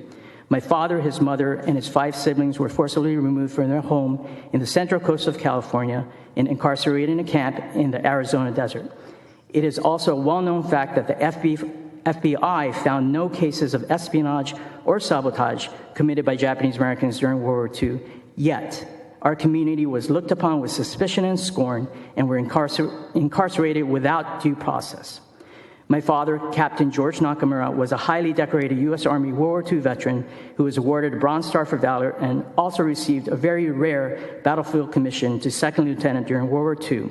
Despite having his and his family's civil rights being violated, my father was one of the very first Japanese Americans to volunteer for the U.S. Army in 1942 in order to prove his loyalty and his love for America, the country of his birth. SB 147, SB 711 harkens back to the very dark days of the Chinese Exclusion Act, the anti-Asian alien land laws, and the mass incarceration of Japanese Americans. Senators, you have the power to keep this bill from becoming law and to keep history from repeating itself. We as Texans and as Americans should be better than these bills. Thank you very much. And thank you for your testimony. Welcome. Introduce yourself and give us your testimony. Good afternoon. My name is Yifan Ingo. I'm a Texas licensed realtor. I'm here to testify against Senate Bill 147 and Senate Bill 711. And I want to express my deep concern of these bills. I came from China 15 years ago, and my husband moved from Russia when he was 5 years ago. We have a 9-month-old baby, a Chinese-Russian mixed baby. We both spent many years in the United States and in Texas, raising a family here, following the law, supporting the economy, and paying the taxes to the government. We deserve the right to own a home in Texas, as well as people who came from the rest of the world. We should not be treated differently. Apart from that, as a licensed realtor, Senate Bill 147 and 711 violate the Federal Fair Housing Act. Under this act, we shall not discriminate based on color, race, sex, religion, family status, disability, and national origin. However, those two bills are exclusively targeting other national origin. People who came from Russia, Iran, North Korea, and China cannot buy property in Texas. It is shameful to all of us who work in the real estate business. I still remember in the U.S. history class that I took back in high school, how United States became a country in July 1776. It is a country for people who are seeking freedom and human rights, a safe place for our next generation to prosper and to thrive. That is why I came here, and that is why we are all here. Therefore, I sincerely ask the committee to consider the unconstitutional impact of these two bills and to vote against them. Thank you so much for your time. Thank you for your testimony. Good afternoon. Please introduce yourself and give us your testimony. Thank you, Mr. Chairman, committee and members and staff. I appreciate the time. My name is Christy Gessler, and I am the 2023 Secretary-Treasurer for Texas Realtors. I'm here today to respectfully speak in opposition to both Senate Bill 147 and Senate Bill 711 as substituted. We want to extend our deep gratitude to Senator Kolkhorst, Senator Perry, and their staffs for working so openly with us and our related industry partners on our concerns with this legislation.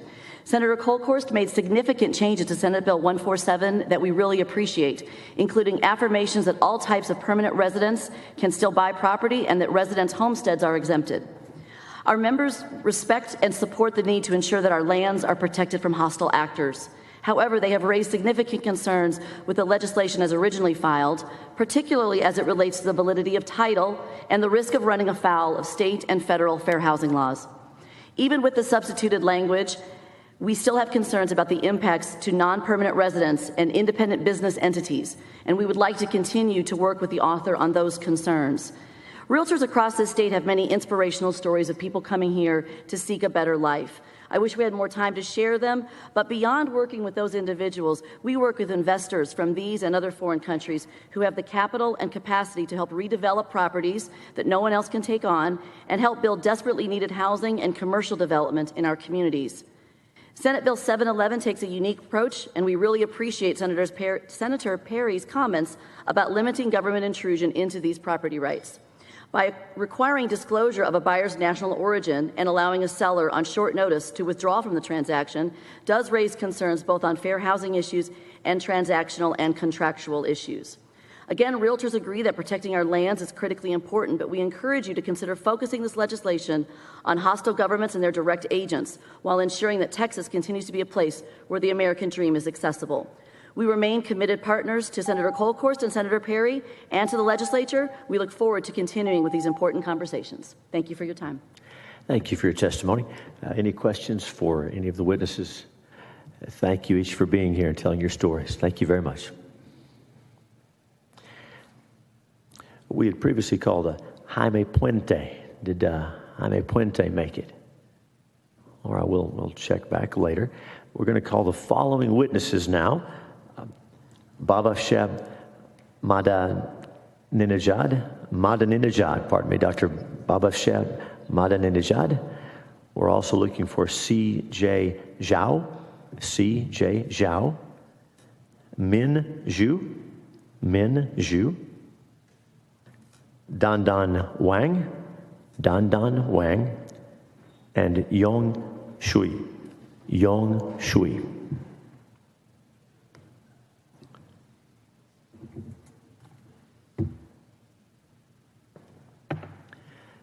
And if you're in the gallery, take your time. You come on down. We'll save a seat for you. That's okay. Come on down. We know you're coming.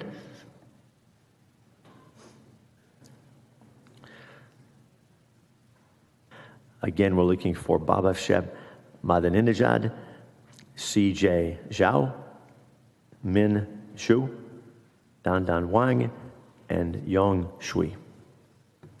Give them just a couple of moments to come down. All right, please take a seat.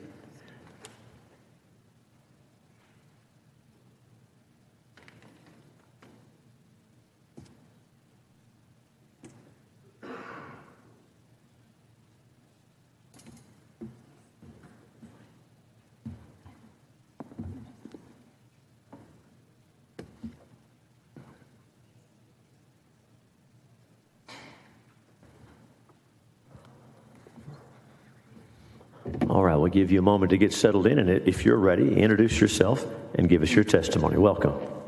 Oh, thank you. Thank you, your Honor Chairman. Thank you for your hard work and service. My name is Zhonghua Lai. I'm here to oppose SB 147 and SB 711. I came here 8 years ago as a student. Texas is my first stop, also the only stop. I started a family here, raised 2 kids, 8 years old and 6 months old. We work hard, we pay tax, and contribute to this society. We live a very happy life here, and it's making Texas our permanent home. Thank you, Texas. However, SB 147 and SB 711 will break it all. This morning, when I drove my 8-year-old son to school, and I told him that I'm coming here to testify, he asked me, "Mommy, why we are singled out and can't buy the houses here? Are we second-class citizens because of our color and national origin?" To be honest, I don't know how to answer that question. Look what these bill authors have done to our kids. They sowed the seed of discrimination, painted a target on our kids' backs. If these bills were passed, I'm afraid my 6 months old baby will ask the same question a few years later, and I don't have an answer for that. Could you please give me an answer, Your Honor Chairman? I fully understand the concern of national security. However, it has already been addressed by Lone Star Infrastructure Protection Act and FIRMA. Texas lawmakers should enforce the existing law instead of passing another law. As legal immigrants, we deserve equal rights. Last week, our Governor Abbott tweeted that Texas is the home of justice. But if SB 147 and SB 711 passed, I'm afraid we are no longer the home of justice. Abraham Lincoln said, "Sir, my concern is not whether God is on our side. My greatest concern is to be on God's side, for God is always right." Yes, God is justice. Obviously, discrimination and racism are not justice. Please stand with God. Please vote against these bills. Thank you for your testimony. Welcome. Introduce yourself and give us your testimony, please. Hello, community. I'm Yong Sui. I oppose Bill SB 147 and SB 711. I'm a software engineer and H-1B visa holder. I've been living in the U.S. for 9 years. First 2 years in Banner University, Waco, Texas. Then middle 3 years in Seattle, Washington. Then I moved back to Texas. The reason why I moved back to Texas is I think Texans believe the equality of opportunity. But now I think these bills are damaging these values. If they are passed, I think I will be treated differently with the other Americans. I understand your security concerns. But you shouldn't punish all the individuals from those countries just because they share some attributes with these hostile foreign entities. If that is true, many government organizations will collapse. For example, you cannot blame all the police officer or defund the whole police department just because some police officers, they abuse the violence against the people's civil rights like those one in George Floyd case. So for the same reason, I am asking you to reconsider this case and provide a smarter solution for the security issues. For example, you can target some industry and some particular land for like the land surrounding the military base. You can require specific approval for any purchase like this. Thank you. Thank you so much for your testimony. Would you please state your name for the record and give us your testimony? Thank you. Yeah, thank you. My name is Dandan Wang. I'm a green card holder, originally from China. I strongly oppose SB 147 and 711. These two bills are not created based on strong evidence and rational analysis. It's created based on outside fears. The use of a fear is effective to influence voting behavior. But when the fear displays reason and logic, it creates irrational hatred and division, which is counter-effective to national security of the country and the well-being of Texans. So national security is a legitimate concern, but the restriction preventing only a few countries' individual from purchasing any property are unheard of and not acceptable. These two bills are creating discrimination under the guise of a national security. I have heard some witnesses before I heard they're saying Chinese CCP is evil, so China is evil. So I want to throw a question to all of the committee members here is, how can you trust someone who made such hatred, generalization, statement, and who don't have any respect to their ancestor? In my heart, I'm deeply ashamed by what they said. America is always viewed as a beacon of democracy, with freedom, openness, diversity, and inclusiveness, which is the major competitive advantage that America is able to attract the most talented immigrants from around the world. So in closing, I'm asking that committee member, please make legislation based on data, evidence, not out of your fear.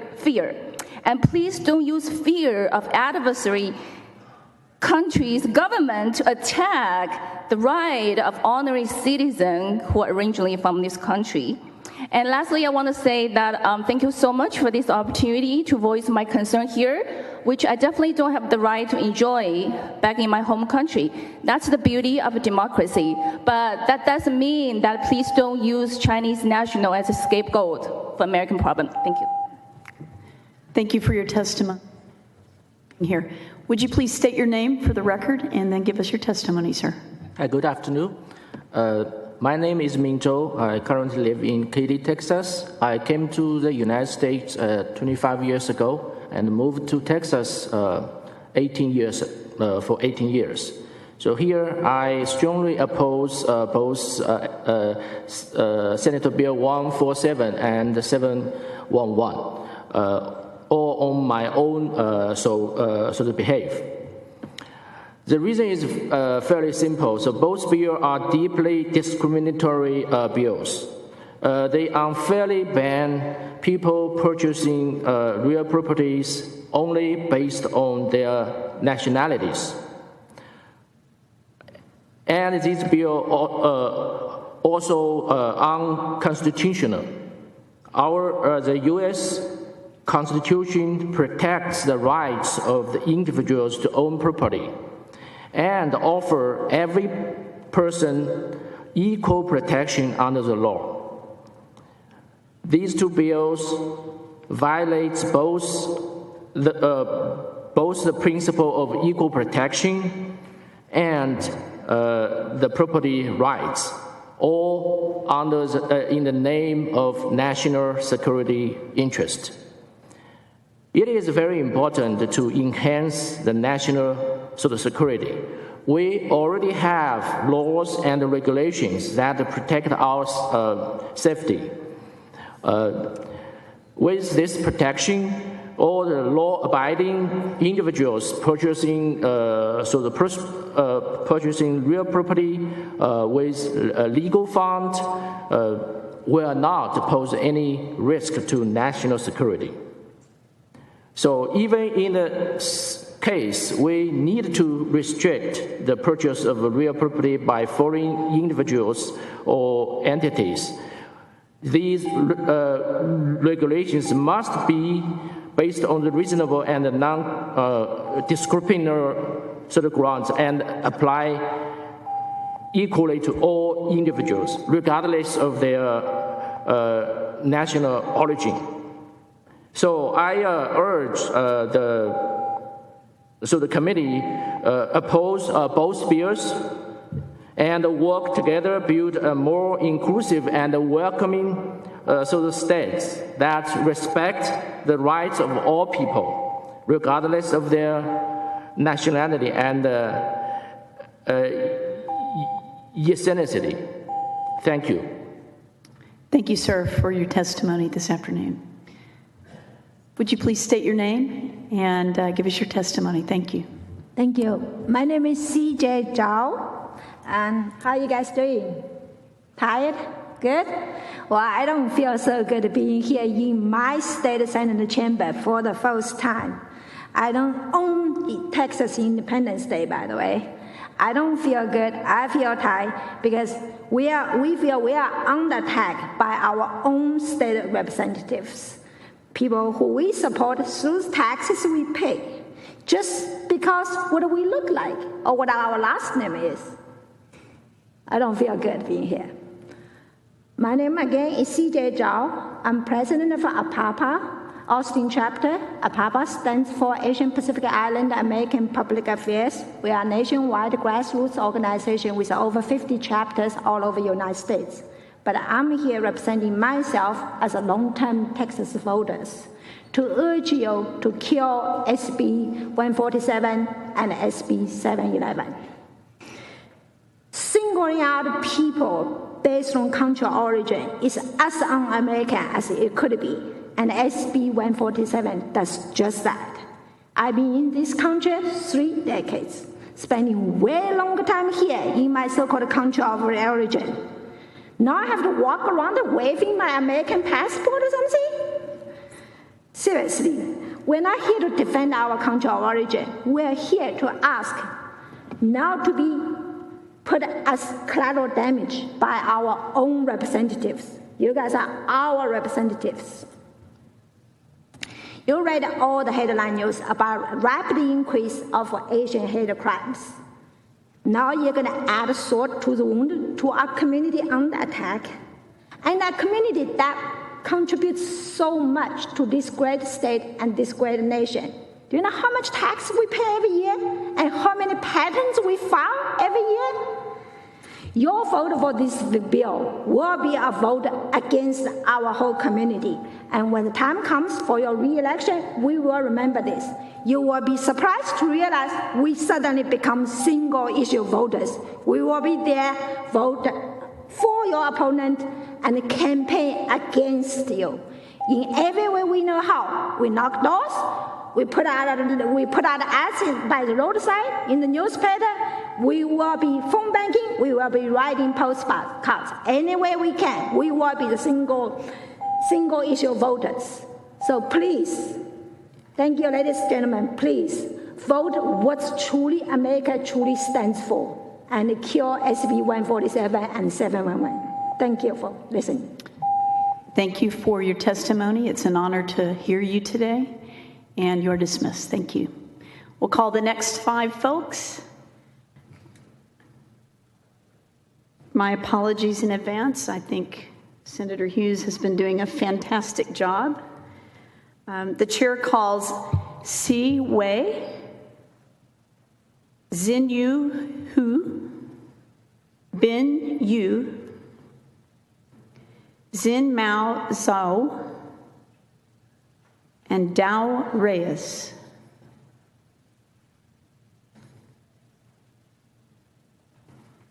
I feel encouraged that I was close.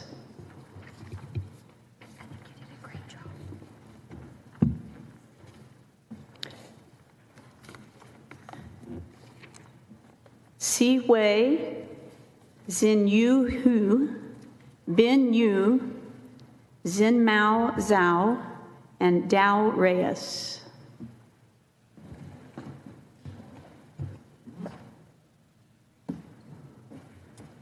All right, as we wait perhaps for two more folks to come, we can go in and begin testimony. If it's all right with you, we'll start on this side and move across this way. Sir, would you state your name for the record?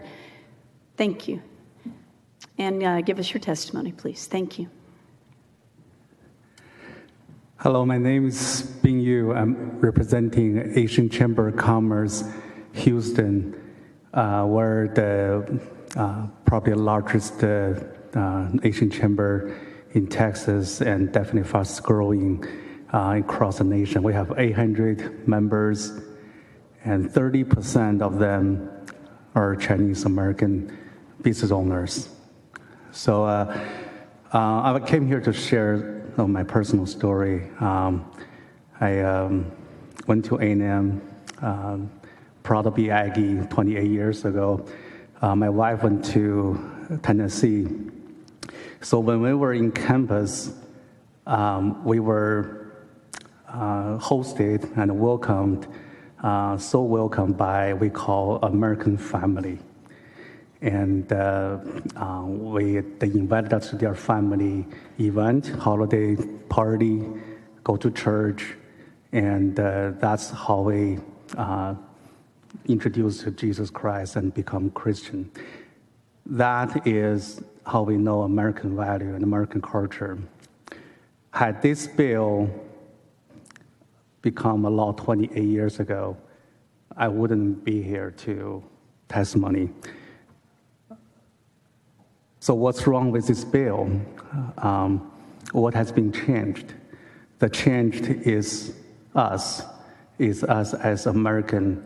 We are now showing the love instead of breathing the people like me 28 years ago. Now we're pushing people away. This bill needs to be changed, and there are so many holes. What simple suggestion I will ask is remove the country and his name, and then that's where I hope that you can make that happen. Thank you. Thank you for your testimony, sir. Would you please state your name and give us your testimony? Good afternoon, members of the committee. How are you doing today? My name is Dao Reyes. I am the editor of Texas Capital News. I am here to represent myself and my over 10,000 Chinese followers. I'm opposed against this bill because my daily job is to promote the Texas life and the real estate market to draw people to invest and live in Texas. We have so many tax business partners. By working together, we help to build houses for people who live in Texas, who lately come to work in Texas, and who plan to move their entire family to Texas. We support Texas to grow, and we help the local Chinese establish roots in this country. Many of my clients have working visas, green cards, and are different stages of the citizenship process. Chinese cannot just airdrop themselves in the city, then become a citizen right away. It takes almost 10 years, and by that, they have to work. They work, then they pay tax. This tax, including property tax that goes to the education system of Texas. But how come those hardworking taxpayers are not treated equally? Because of the nationality? No, it's because the people who wrote these bills never step into our community, never sit down and have a conversation with us. They never consider what we really stand for. They just assume that all Chinese are here are enemies. and all my Chinese fellows cannot and will not accept such assumption and accusation. We are here to contribute to make Texas a better place to live, work, and raise family just like any others. I urge you to consider the negative impact of these bills. I hope you will vote against these bills and show that Texas is a welcoming and inclusive state for all. Thank you for your time and attention. God bless America. Thank you for your testimony. Sir, would you please state your name and give us your testimony? Thanks for being here. Good afternoon, everyone. First, thank you for providing this opportunity to make this statement. My name is Bing Yu, and I'm resident of Houston, Texas since 2001. I have lived here for longer than any other city and take Texas as my second hometown. I came here to be strongly against the Bill 147 and Bill 711, which bans personal or business from purchasing real property from certain country or regions. I be against it because I believe signing this bill into law will damage our foundation of the American spirit, which recognizes and upholds the values of human rights, equality, and social justice. Discrimination on the basis of national origins is a violation of these values, and we should deny such bill to protect individuals from any discrimination and promote a more just and equitable society. I still remember the warm welcome from this country I received when I arrived on this land. I got to know a lot of friends who provide support and help me to settle down into my new home. However, things changed. As a victim of the Asian hate, my 8 years old daughter get some threat from her classmate, ask her to come back to Asia, although she was born in this country and loved this country.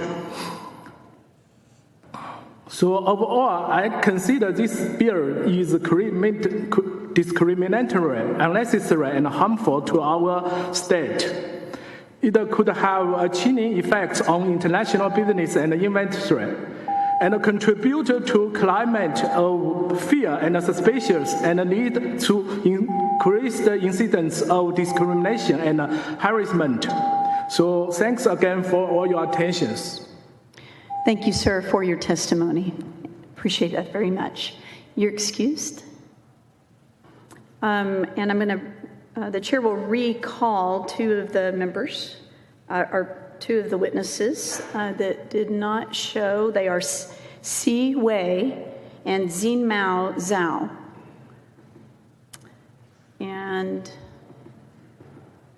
we'll give just a moment to see if they appear.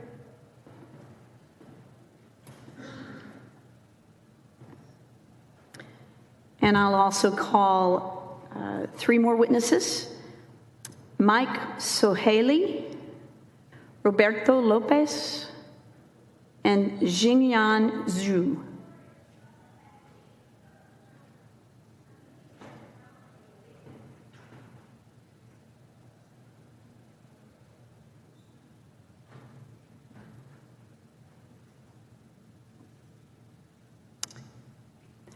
Thank you. And sir, if you wouldn't mind beginning and state your name for the record and give us your testimony. Oh, I don't know. There we go. My name is Roberto Lopez, and I'm speaking on behalf of the Texas Civil Rights Project to oppose SB 147. First, let me say that I do not understand how this bill will stop bad actors from working through proxies, other nations, individuals from buying property for the regimes, and even with fixes, it still harms visa holders and people in the immigration process. I come today to be in solidarity with all immigrants who stand to be harmed by SB 147. I am not speaking about the regimes who, like many in power, seek to suppress the right to vote, the right to live in your own skin, and to move about the earth. I speak for the humans, for the North Korean, Chinese, Iranian, Russians who flee or seek a better life. This bill will affect more than property rights. It will endanger the lives and the well-being of many immigrants by codifying the idea that people are dangerous just because of where they come from. Recently, people who look like me were shot and killed in El Paso, Texas because of rhetoric against Latinos. And this has also led to the shooting and killings of Asian Americans across the country. In the last 3 years, well over 10,000 hate crimes have been reported by the Asian community. A few years ago, we saw a white gunman go on a shooting rampage in Atlanta, Georgia, killing several people of Asian descent. At a time when crimes against our Asian community are surging, this type of legislation can only push the next gunman a step closer to pulling the trigger. Do not vote in favor of this bill, which unnecessarily targets non-US citizens because of the lottery of birth. Doing so can only cause harm. I implore you to stop. Thank you for your time to speak today and to share my deep frustrations and worry for the human lives at stake. And since there are 20 seconds left, I want to say that I heard a lot of deep frustrations about mineral rights and things being taken over by other countries. It's kind of funny that that's sort of been the history of the United States, to take over property and buy property in places like Cuba, Haiti, Panama, and to extract those resources and steal it from other people. Thank you. Thank you for your testimony today, sir. Would you please state your name and give us your testimony? Thank you. My name is Zhengyan Xu, a realtor in Austin Board of Realtors. Representing myself, and I oppose SB 147 and 711. These two bills are against the Fair Housing Act, against the human rights. These two bills are trying to divide the United States of America. If these two bills passed, people who cannot buy here in Texas, they will buy and move to another states where they can. Decades later, just imagine how the demographics would look like in the United States. If these two bills passed, it would make people from these four countries become the secondary citizens in the United States. We're going backwards. We should be moving forward. These two bills are the gateway for the people who are racist. If the initiative of these two bills are truly to protect the national security of the United States, the bill should prohibit all foreigners from owning a deed of a real property. All. Who can guarantee the rest of the world is 100% harmless to the United States? No one can. Then why only targeting people from these four countries? These two bills are not protecting the Constitution of the great nation, the United States of America. These two bills are against human rights, against the freedom, against the Fair Housing Act. These two bills are only based on racism and trying to divide the nation. Thank you. God bless America. Thank you so much for being here today, and thank you for your testimony. Thank you. All right, I'm going to call three previously called names: Si Wei, Mike Sohaly, actually just two, I guess, and three new names: Anna Frattel, Dali Fu, and Jonathan Jin.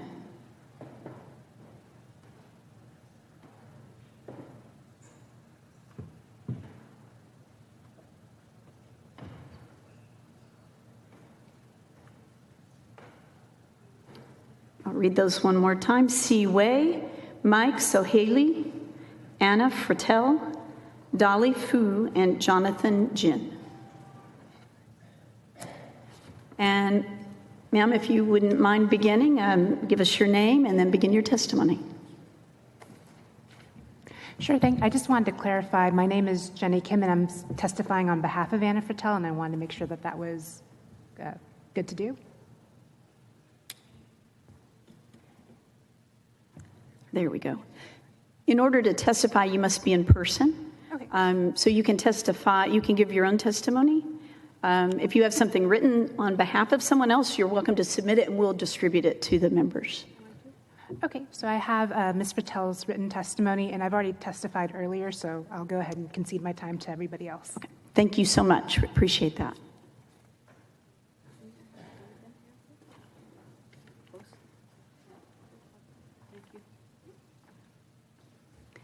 Thank you. If you would give us your name and begin your testimony.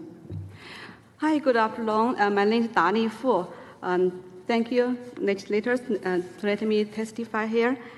I came to the United States in 1998 as an F1 student and moving to Texas in 2008. It took me 8 years to get my green card, and then another 10 years to naturalized as a U.S. citizen.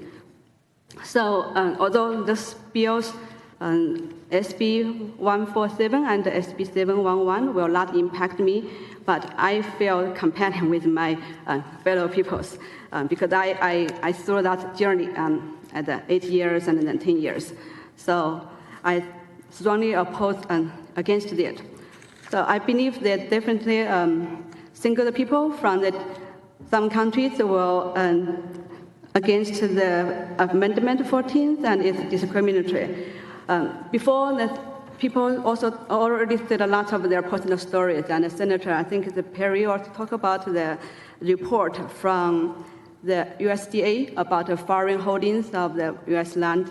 They said that China only hold 0.009% of the U.S. land in total. Remember that number, 0.009%.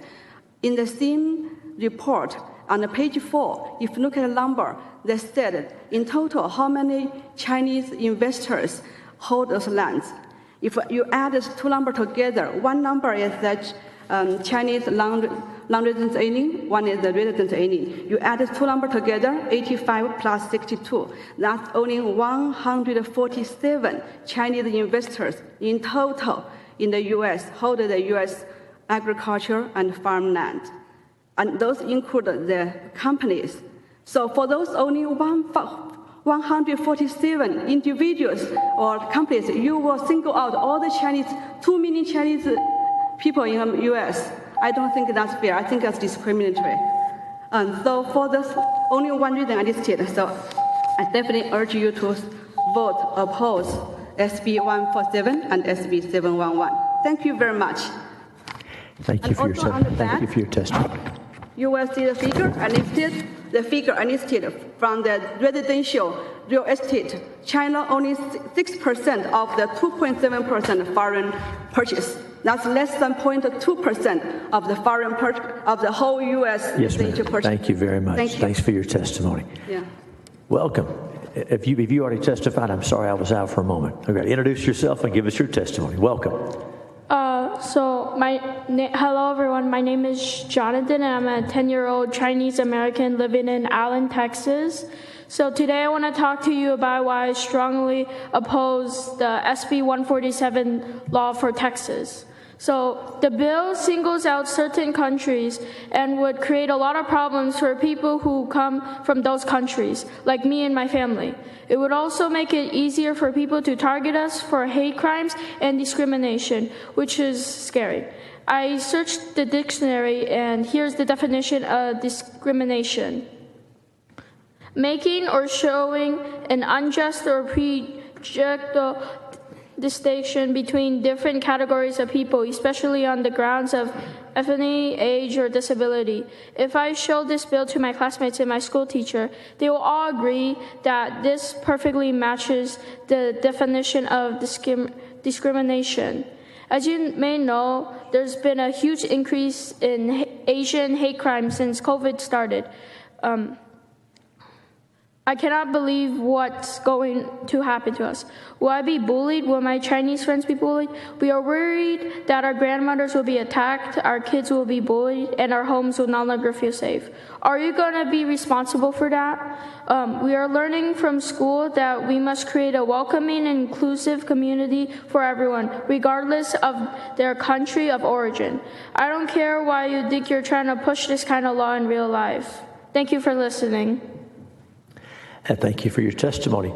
Senators, any questions for the witnesses? Thank you both for being here. Thank you very much. The chair now calls the following witnesses: Ping He, Fei Xiao, Wenjing Li, Ji Luo, and Kunliang Wu. So we're looking for Ping He, Fei Xiao, Wenling Li, Ji Luo, and Kunliang Wu.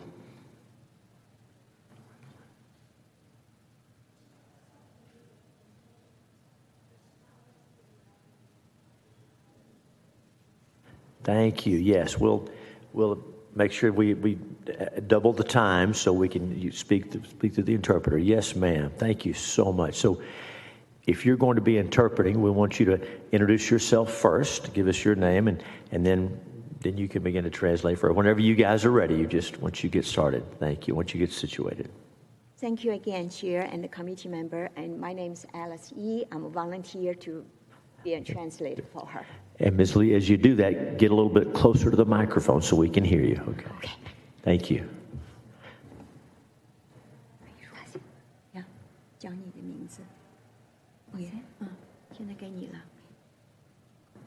尊敬的委员会所有人，你们好，我叫费肖，是弗卢格维尔的居民，3年前来到德州。Honorary committee members and chair, how are you? Her name is Sophie Shaw. Is living in Fayetteville. It has been 3 years in Texas. 我反对 SB 4147和 SB 711这2项带有歧视性的提案。I am against SB 147 and SB 711. These two discrimination and racist bill. 因为这些议案不是针对所有的外国，而是特定国家，不是针对公司或者是政府，而是波及到我们在美国的普通民众。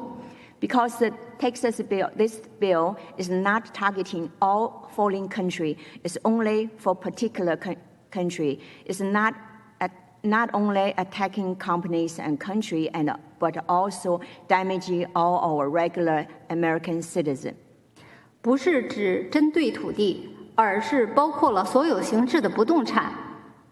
It's not only targeting for the property, but it's also including all different properties, not only the housing. 这是针对华人华侨的种族歧视，是针对华人华侨的新的排华法案。This is targeting Asian American. It's a new Chinese Exclusion Act, but Texas version. 根据美国宪法第14修正案，人人都有平等的获得法律保护的权利。According to American Constitution, the number 14 amendment, everybody was born equal and should have equal opportunity by law. 这个法案也是和白宫联邦房屋保护法冲突的。白宫联邦保护法禁止针对不同肤色、种族来区别对待和歧视。This bill is also conflict against the United States housing fair market. That fair market is prohibiting against the people with different race, different color, and different country origin. 一旦法案通过，我担心后面还会有各种歧视华人、针对华人的提案出来。Even though if this law passed, I am worried later on there will be a lot of discrimination against the Asian American coming out. 更担心这些法案就像一个潘多拉的盒子，一旦打开，后面将无法控制，会造成更多的针对华人的种族歧视和暴行。I'm worried more because this law maybe become a Pandora's box, and even once opened, cannot control anymore, and will have more and more hate crime and discrimination against the Chinese American. 如果立法者是真心为了德州利益考虑，请停止这个提案。谢谢你们的时间。If our committee members and our lawmakers really thinking for our Texas, Asian American Texas people's benefit, please consider to stop this bill. Thank you for your time. And thank you for your testimony. Thank you very much. Sir. Welcome. Introduce yourself and give us your testimony. Okay. My name is Ping He. I'm representing myself. I oppose Senate Bill 147 and oppose Senate Bill 711. I'm a U.S. citizen and I moved to Texas for 5 years. The open and friendly policies in Texas attract people like me to move here. But it changed all of this when the Bill 147 was in public. The proposed bill violates the 14th Amendment of the U.S. Constitution, especially the Equal Protection Clause that prohibits discrimination based on national origin. These bills are absolutely discriminatory in nature, no matter how many changes are made this morning. People who came from these 4 countries are treated differently. This bill discriminates against them. No one should be judged or limited for things they never did. No one. This bill will deliver the following message to the public. People from these countries are threats. They may harm this country, so how the common people think they will hurt Asian people, it's not going to happen. It's happening. On January 11, an 18-year-old Indiana University student who was stabbed several times in the head witnessed this. And this suspect, Billy Davis, told the police that she stabbed this student because the student was Chinese, adding that it would be less person to blow up our country. Do you think this tragedy should be happen and should be happen again? Ironically, people don't feel safe in the strongest country in the world. We love Texas. Texas is a Lone Star state, not a lone state. Don't let Texas become a state with racist discriminatory laws.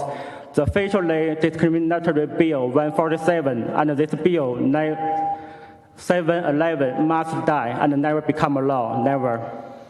In closing, I ask all members of this committee vote no on Senate Bill 147 and the Bill 711. I'd like to thank Chairman Hughes and the members of this community for your time. I'm open now to questions. Thank you. Thank you for your testimony. Members, any questions for either of the witnesses? Very good. Thank you. Thank you for being here. Thank you.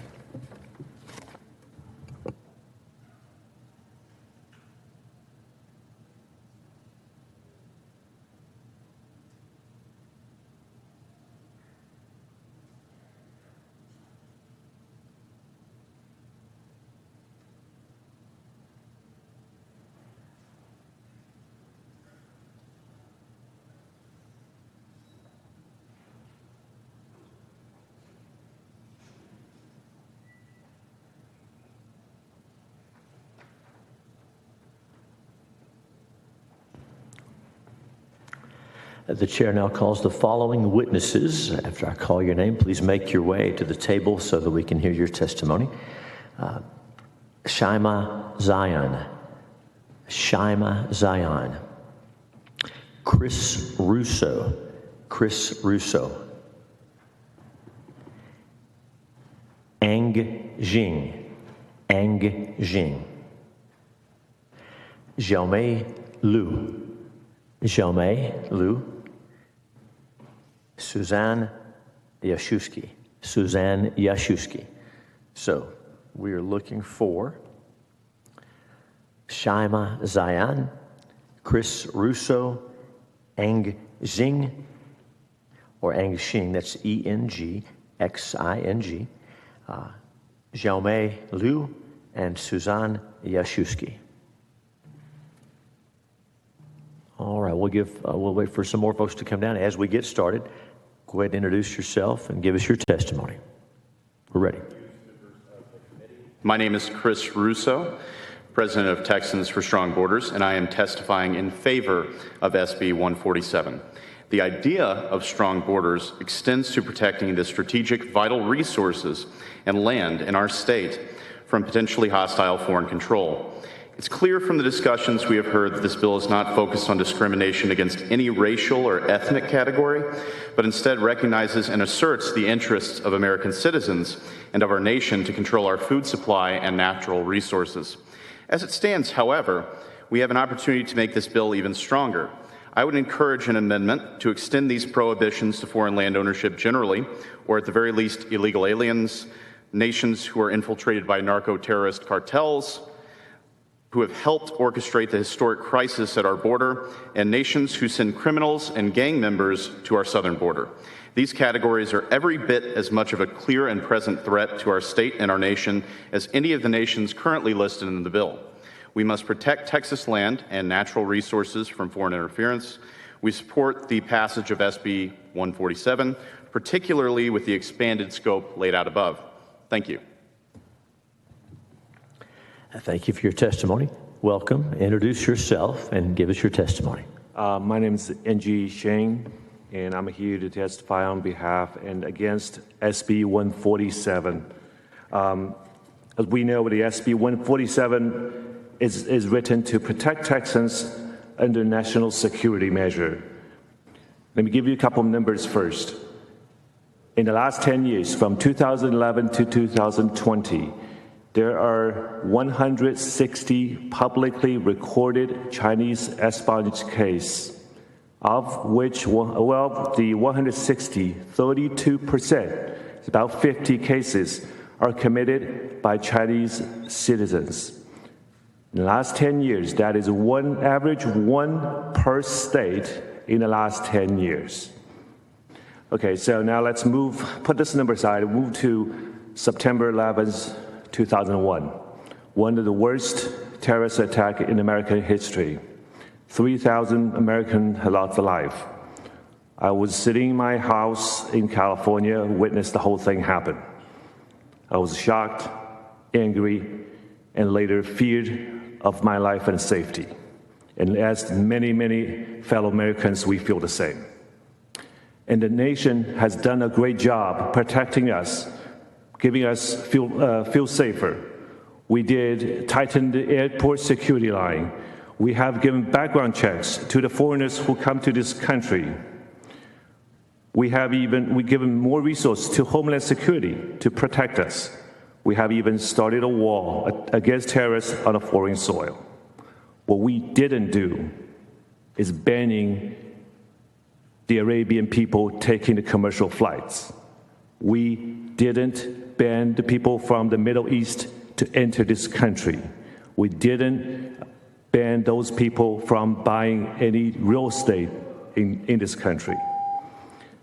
So what we hear is our Act 147 is labeling these people, labeling us as national, the 280,000 Chinese is the national security threat to the state of Texas. So I'm here to strongly against the labeling and against SB 147. Thank you. And thank you for your testimony.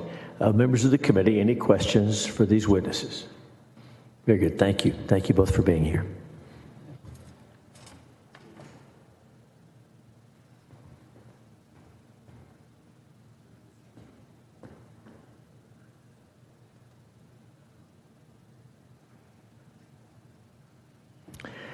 We're going to call the following witnesses. So if you hear your name, please come and take a seat at the table. The chair calls the following witnesses: Sabrina Shah. Sabrina Shah. Yu Gao. Yu Gao. Zoe Hall. Zoe Hall. David Xu. David Xu. And Xiaobing Chen. Xiaobing Chen.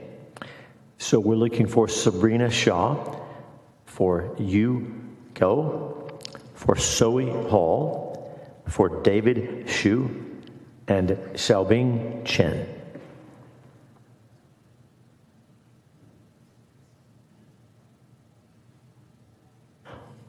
All right, welcome. Please introduce yourself and give us your testimony.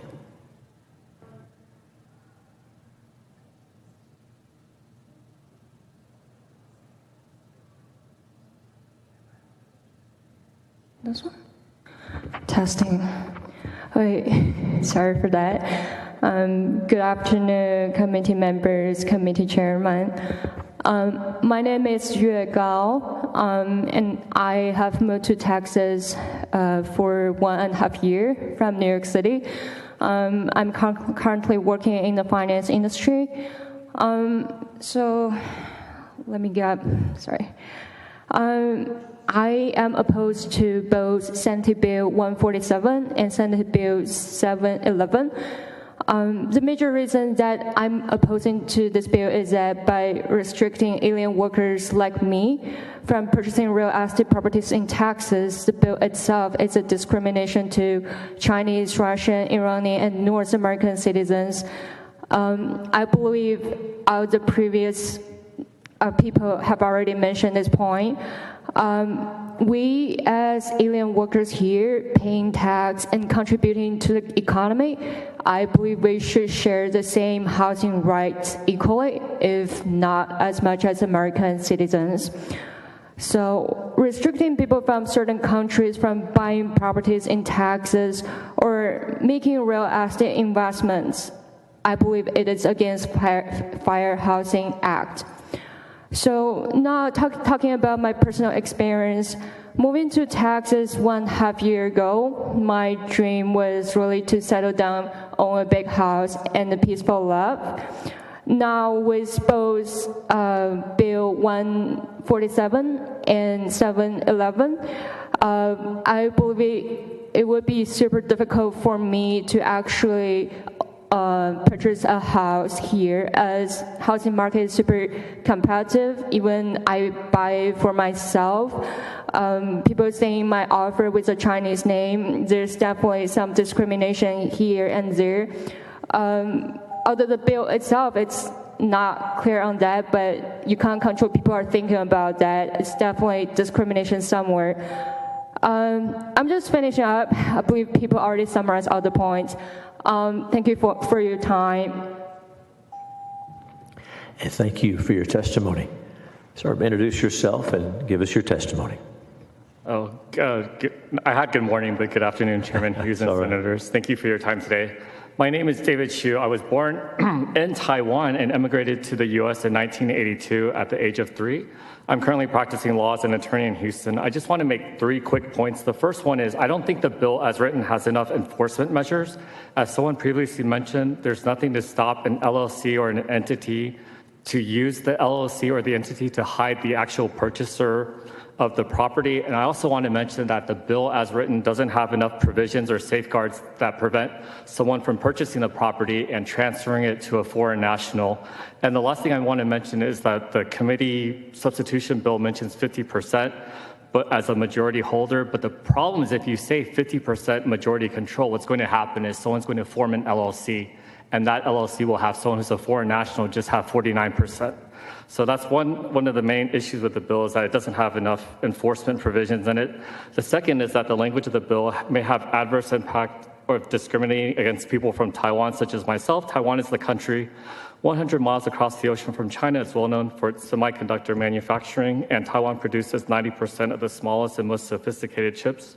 On the other hand, China makes chips, but they only make 5% of the chips, and the chips that are produced in China are of low quality, and China depends on imported labor, equipment, and tools from abroad. And in fact, since October of 2022, the Biden administration has banned China from purchasing high-tech chips, manufacturing equipment, and the technology. And the Biden administration has also forbidden U.S. citizens, residents, green card holders from working for Chinese chip firms.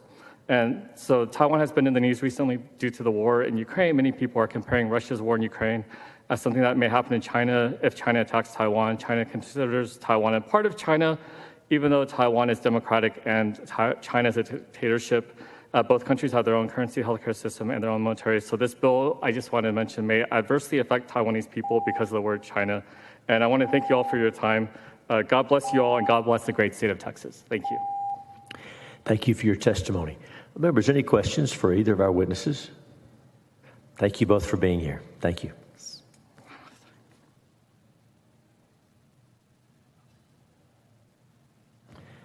The chair now calls the following witnesses. Please make your way to the table. Kong Shu.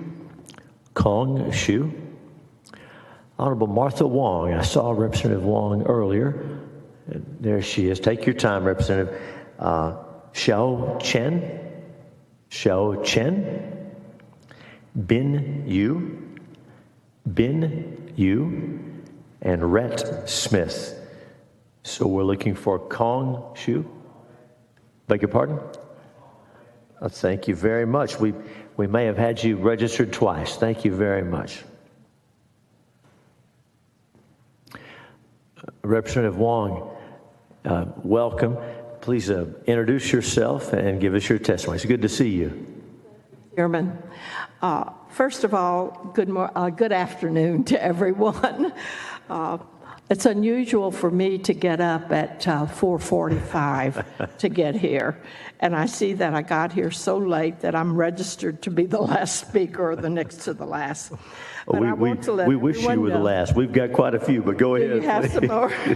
My name is Martha Wong. I'm from Houston, Texas, and I'm a former House member representing District 134. I was lucky to serve in the House of Representatives with Senator Hughes and with Senator Kolkhorst, so it's good to see both of you. I am here to testify against Senate Bill 134. I hate to do this because Senator Kolkhorst is a dear friend, but I do want to bring out some points that I think that we could hopefully compromise and make the bill better. I do believe that the part regarding the security of our land is very important, and that is the best part of the bill. What happens when we write a bill, and I know that, and the senator knows that too, is we intend to make Texas better. That's our goal as representatives and as senators. But what happens sometimes is that there are unintended consequences. The unintended consequences, I think, are what most people were speaking about today. The unintended consequences is causing many Asians to be discriminated against. It's not that the bill is discriminating, but it's that it's causing other people to be discriminating. I don't know how many of you know of which ethnicity I am. Maybe only because of my name. I could be Korean. I could be Vietnamese. I could be Chinese, I could be Filipino, and I'm just wondering how many of you know what I am, of what ethnicity I am. And that is the problem, that people cannot discriminate or cannot tell of which ethnicity you are. And so that is one of the problems when you are listing the nations that you want to eliminate, having those citizens purchase properties are in the state of Texas. What I think that we need to do is I want to tell you about my life, because I think in my life, I personally have not been shown discrimination, but my family has. My father was an American citizen. He was a grocerman in Rouville, Mississippi. Senator Benton Court, it's good to see you, and thank you for coming down. Always great to see you too, Martha. He was a grocerman in the 1930s in Mississippi. At that time, the Chinese were not considered white, so they were considered black. And because of that, the children had to go to the black schools. In the 1930s and early 1940s, the black schools in Mississippi were in deplorable condition. My father was smart enough to leave Mississippi and come to Texas. And he came because he had a daughter at that time whom he wanted to have a good education. As you know, Asians value education, one of the most important things besides valuing your family and your family name. So my sister was able to go to a white school. I was born in 1939, so Senator Hughes, I don't think you realize how old I am, because you were a young boy when we served together, and I'm an old lady now. But my parents, when my father moved to Houston, he thought that my sister would be able to go to a white school, which she was able to go to, but nobody would sell him a home or rent him an apartment. Therefore, and that was discrimination, okay, therefore, my father and our family had to live in the storeroom of our grocery store. I was born shortly after that, and for the first 6 years of my life, I lived in the storeroom of my father's grocery store.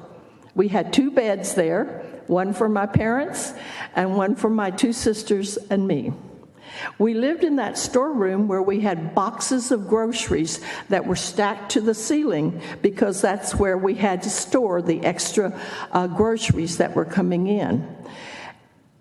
Luckily, I was able to finish school in Houston, Texas. I graduated from the University of Texas. I have a master's and a doctor's degree from the University of Houston. And when I married, I was able to live with my in-laws for 5 years until my 3rd child was born. Then we moved into Meyerland, which is a wonderful part of Houston. But I did not realize in the 1960s or 1959, one of my friend's parents tried to build a home in Meyerland. And one of the people across the street from the lot that he was going to build on, the persons had petitioned not to allow the Chinese man to build on that lot. He started a petition not to allow Chinese to build a house on a lot in Meyerland.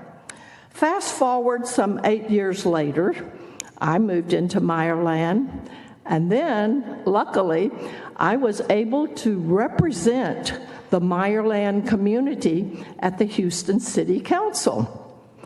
Now, also in the 1960s, the River Oaks area of Houston, Texas, which is one of the wealthy areas of Houston, Texas, and Paul knows that area well, they had in their deed restrictions that Jewish people could not buy in River Oaks. It only allowed white Caucasians, which also meant that Chinese could not buy in River Oaks. Fast forward, in 2003, I was able to represent the River Oaks area at the House of Representatives. So we have moved forward in the state of Texas. And I know that the intentions of Senator Kolkhorst and this committee is that we move forward.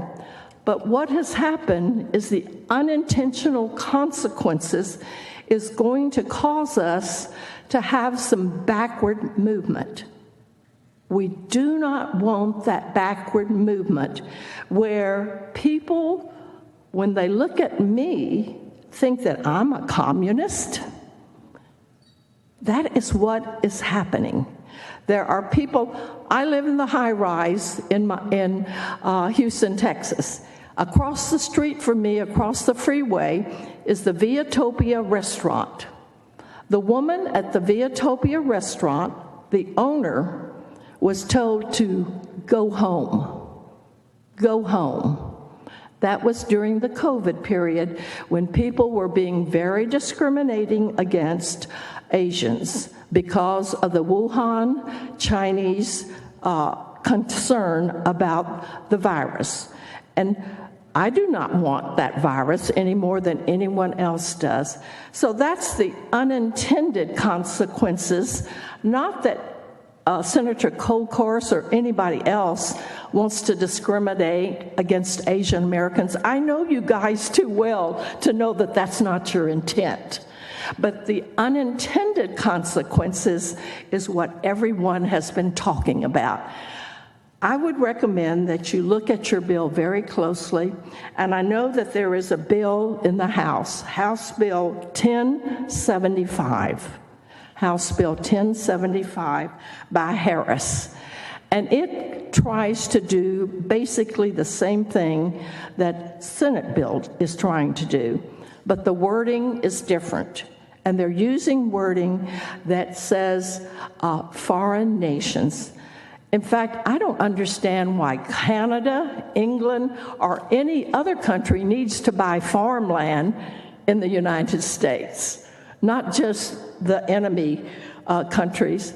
And I would highly recommend that you look at the wording of the other bill, 1075, and see if you can do that to help people who unintentionally will be discriminated against. I have seen it in my lifetime, and many people here today have testified to that. The best thing that has happened because of this bill is that we had, how many people testified today?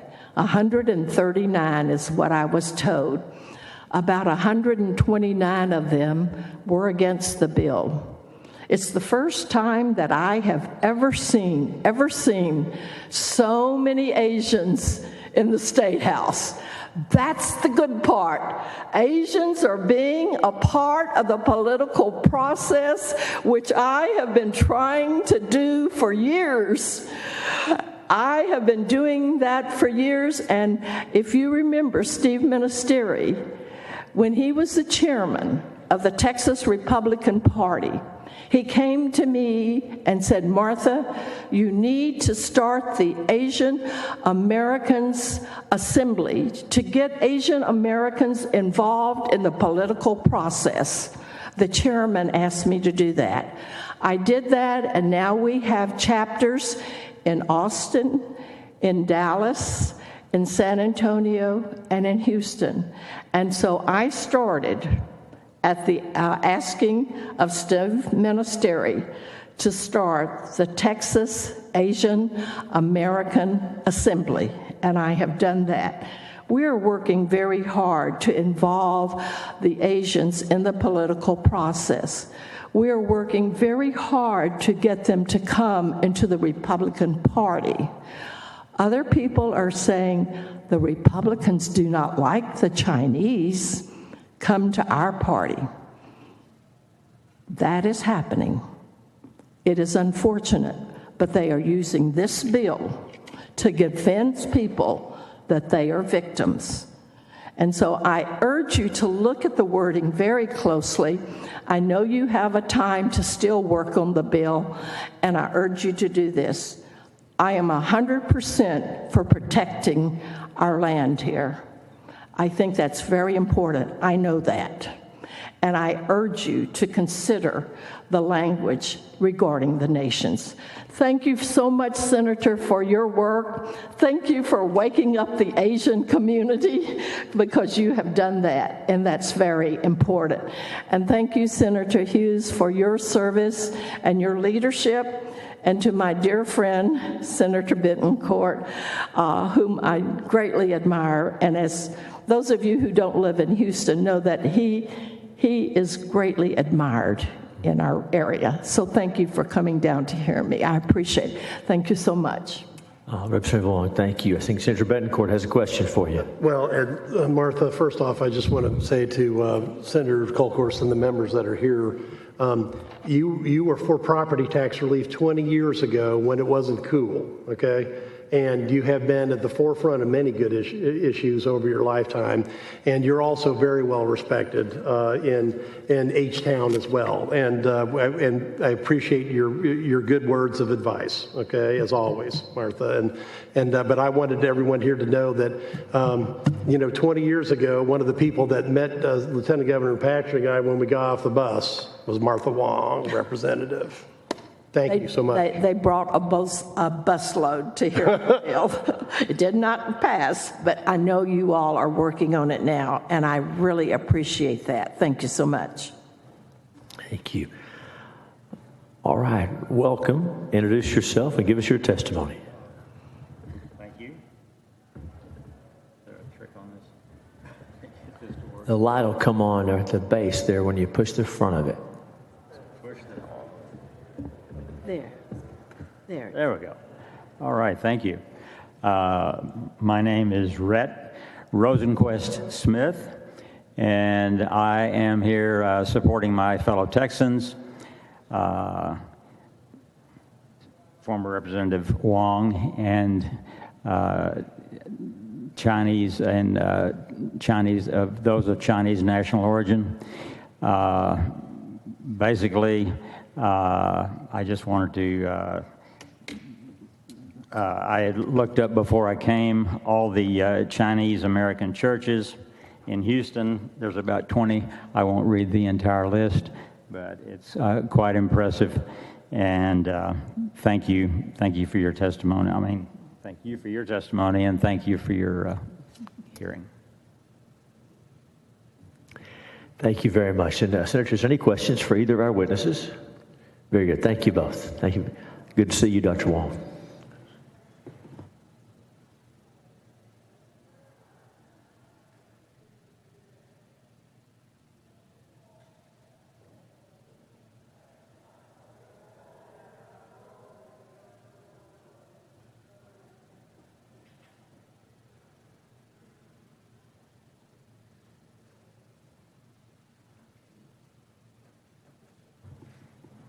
All right, the chair calls the following witnesses. When you hear your name called, please make your way to the end of the table and have a seat. Wenjing Li. Wenjing Li. Jie Luo. Jie Luo. Kunliang Wu. Kunliang Wu. And we're still looking for Shaima Zayan, Xiaomei Liu, and Suzanne Yashusky, and Sabrina Shah. So if any of those folks are still here wishing to testify, please make your way down to the front so that we can hear from you.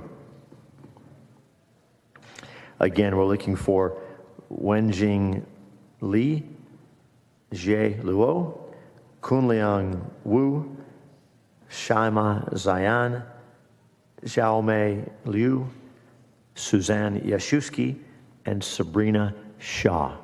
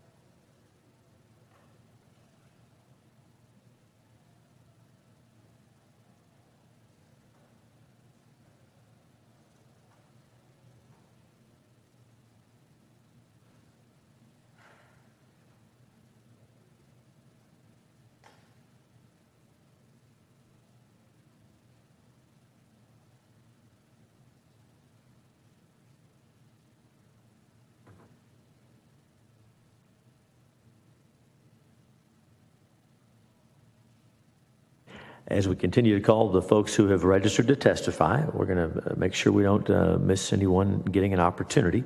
Xiaobing Chen.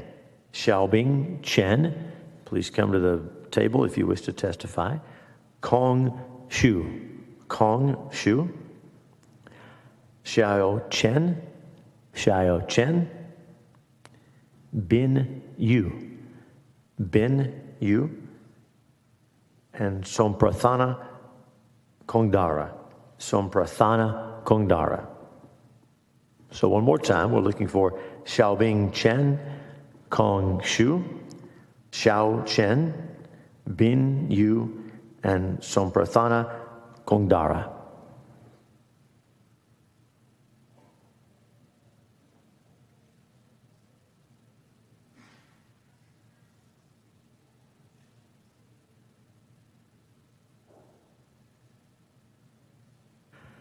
All right, welcome. When you get situated there, just introduce yourself and give us your testimony. Hello, my name is Akila Kundara. Thank you, Chairman Hughes and the members of the Senate State Affairs Committee. My name again is Akila Kundara, representing Asian Texans for Justice, or ATJ for short. I'm testifying in opposition to SB 147. ATJ is a 501c3 organization that connects the 1.9 million Asian Americans and Pacific Islanders across the state to civic action. At a time when anti-Asian hate and violence continues to erode the quality of life for AAPIs, this bill is further fueling the fire by placing an additional target on Texans of Asian descent. There are a number of issues with SB 147, starting with the fact that it is an infringement on the 14th Amendment of the United States Constitution that protects due process and equal protection for all. Second, this bill continues to have a deep impact on H-1B visa holders for the named countries. There are people who live and work in Texas contributing to our economy and our communities. Additionally, this bill codifies xenophobia and racism because we all know that anti-alien land laws or anti-alien land bills are not new.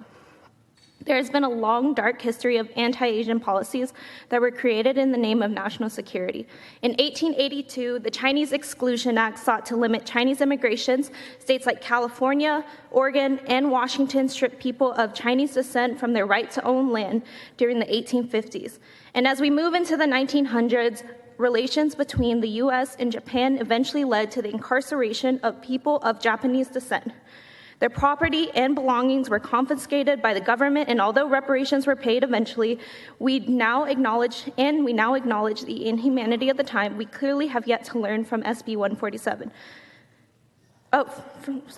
We have clearly yet to learn from it. SB 147 would join the list of racist and xenophobic policy that marks a dark period in Texas history.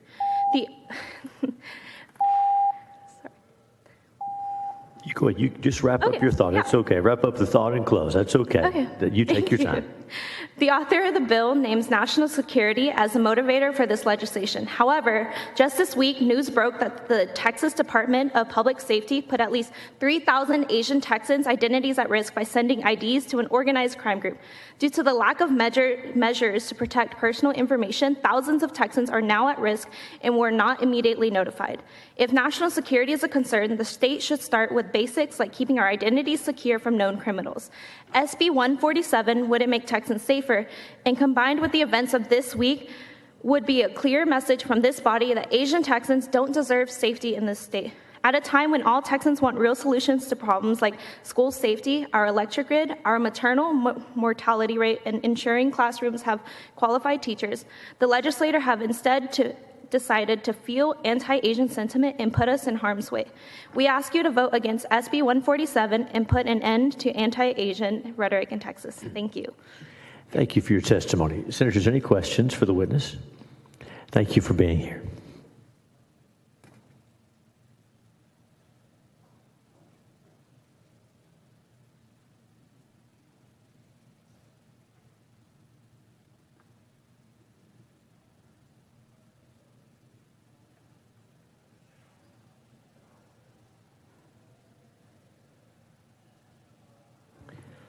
The chair now calls Han Xiang, and Junwei Teng.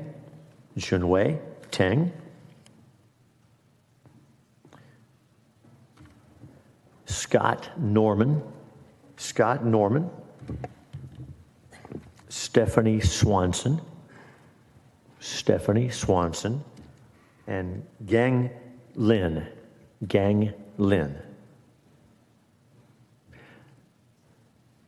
We're also looking for Bin Hu.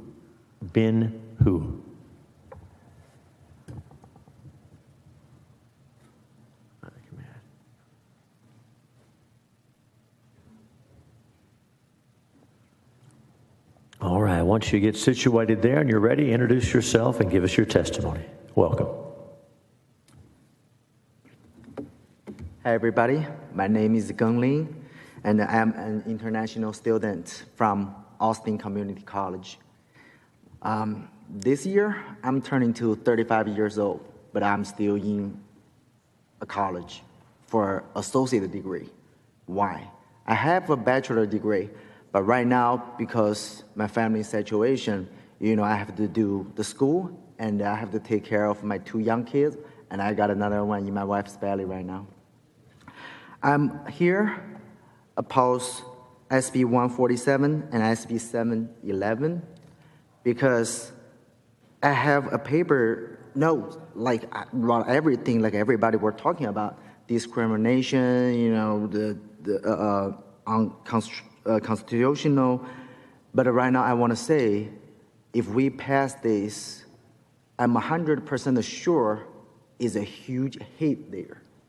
I'm not sure even the society can handle that hate because that's an insanity, like for all the Asian people. I don't know how big is that energy, but I believe there's nobody can handle that hate. So I'm here. I want everybody to vote no to those bills because it's protect our society, not being hateful. That's what I want to say. Thank you. And thank you for your testimony. Thank you for being here. Welcome. Introduce yourself and give us your testimony. Yes, sir. Good afternoon, Mr. Chairman, Senators. My name is Scott Norman. I'm the Executive Director of the Texas Association of Builders, and I'm here, fortunately, having to speak in opposition to Senate Bill 147. First of all, I want to acknowledge and appreciate Senator Kolkhorst and her staff for working with our industry, representing the state home building, remodeling, development industry, and our 10,000 members across the state, and her staff that have worked extensively with our group in partnership with others in the real estate development community for the changes that you see reflected in the committee sub. And I think that the bill has definitely been improved. But I think Representative Wong, I think she really kind of summed up the basic point of my testimony. And when it comes to housing, I think there are some unintended consequences to this bill.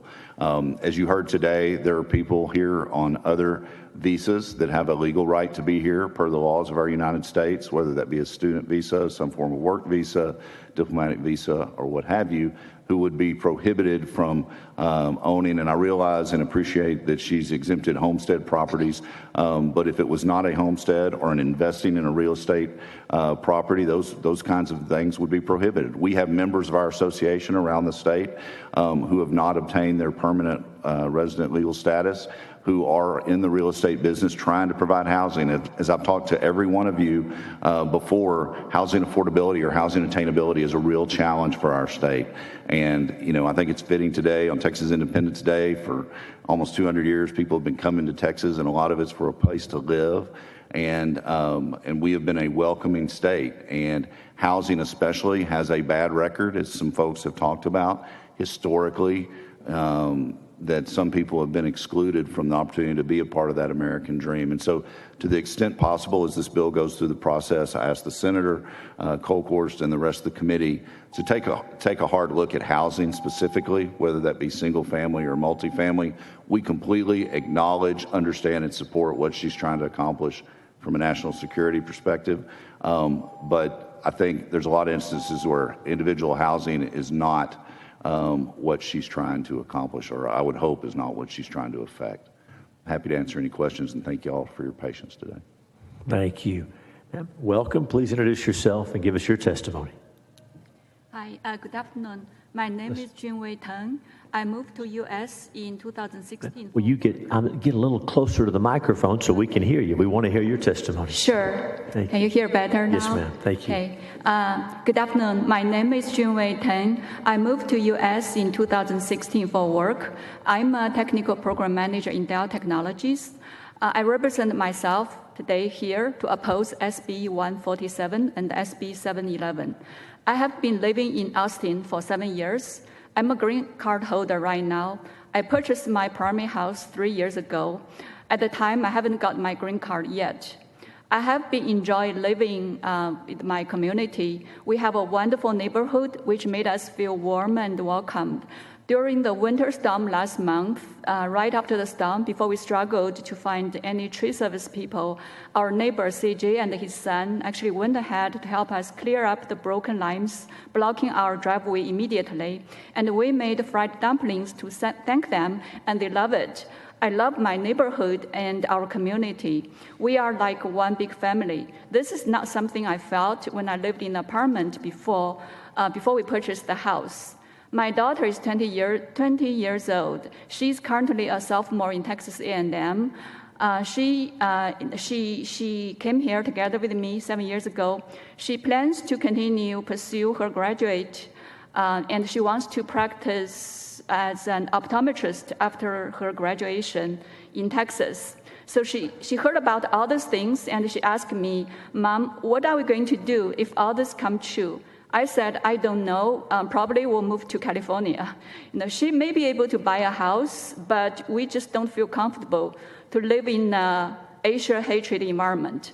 Texas is not the Texas we are familiar with and loved before. I'm strongly against SB 145 and SB 711. If that has been enforced, a large group of people like me won't have a chance to buy a house and may be forced to consider moving out of the state, even they love this place and work extremely hard to contribute to the society and try to make here as their home. These two bills are targeting an entire community and labeling them as spies or agents, just because of the nation origin. This is unjust. This is racism and will cause hatred among the community. I urge you to review this seriously and vote no for these two bills. Thank you.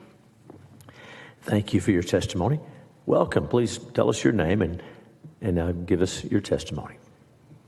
Thank you. My name is Han Jiang, and I represented myself. And I do not support this bill under both of the bills. And so people from all over the world come to Texas to pursue education and work. By embracing diversity and welcoming immigrants, Texas has now become the hub of innovation and progress. However, this bill will undermine Texas' reputation as an open and inclusive community that welcomes people from all different backgrounds. While revised version of the bill may exclude U.S. citizens and lawful residents, I really appreciate the efforts that Senator has been making, but it sends messages. That message is very troubling. That says some people are not welcome in Texas based on their country of origin.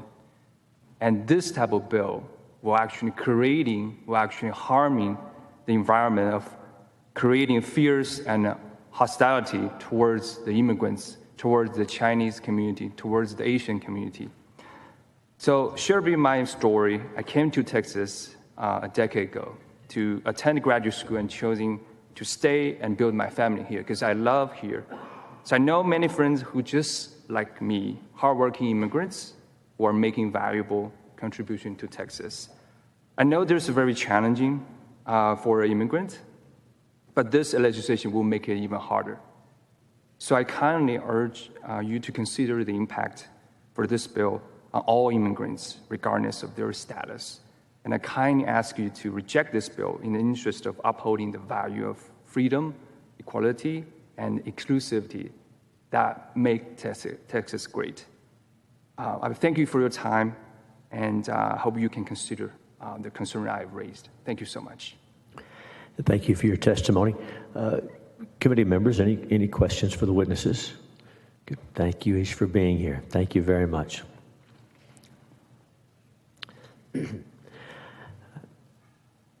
So let me say, if anyone is here who has registered to testify, but you haven't testified yet, please make your way to the table over here. If you've already registered, please make your way to the table and check in with Ms. Babb. We don't want to miss anyone. Now, everyone who is registered to testify, we have called at least once, but I'm going to go through the names one more time, just so no one is left out. So if you have registered to testify and we have not called you or you've not testified, please go to the desk and see Ms. Babb. Meanwhile, I'm going to call some names of folks who we haven't heard from yet. So the following witnesses, please, if you wish to testify, please come down to the table. Xianghua Zhang, Joanne Jin, Alice Chen, Jaime Puente, Bhavafsha Madaninejad, Min Zhou, Si Wei, Xinmiao Zhou, Mike Solai, Wenjing Li, Jay Luo, Kunliang Wu, Shaima Zayan, Xiaomei Liu, Suzanne Yashusky, Sabrina Shaw, Zoe Hall, Xiaobing Chen, Kong Shu, Xiao Chen, Bin Yu, Stephanie Swanson, Zhang Lin, Bin Hu,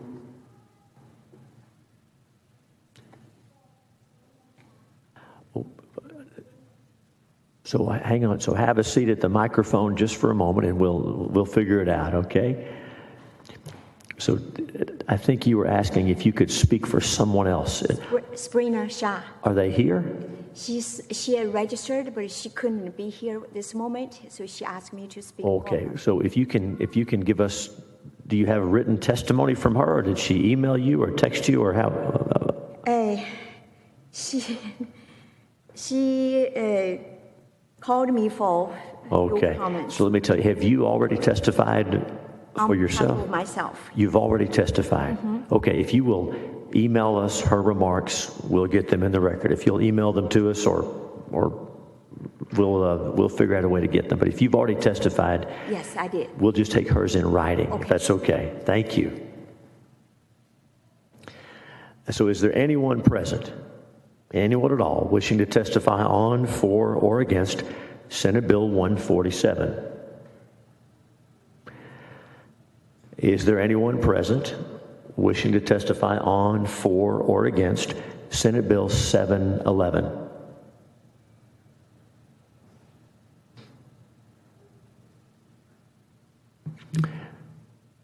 In that case, public testimony on Senate Bill 147 is closed. Public testimony on Senate Bill 711 is closed. We thank each of the witnesses for their participation as the authors continue to work on these bills. It is the chair's intent to leave Senate Bill 147 pending at this time. It is also the chair's intent to leave Senate Bill 711 pending at this time. Is there any other business to come before the Senate Committee on State Affairs? Any members have any remarks or anything else? Very well.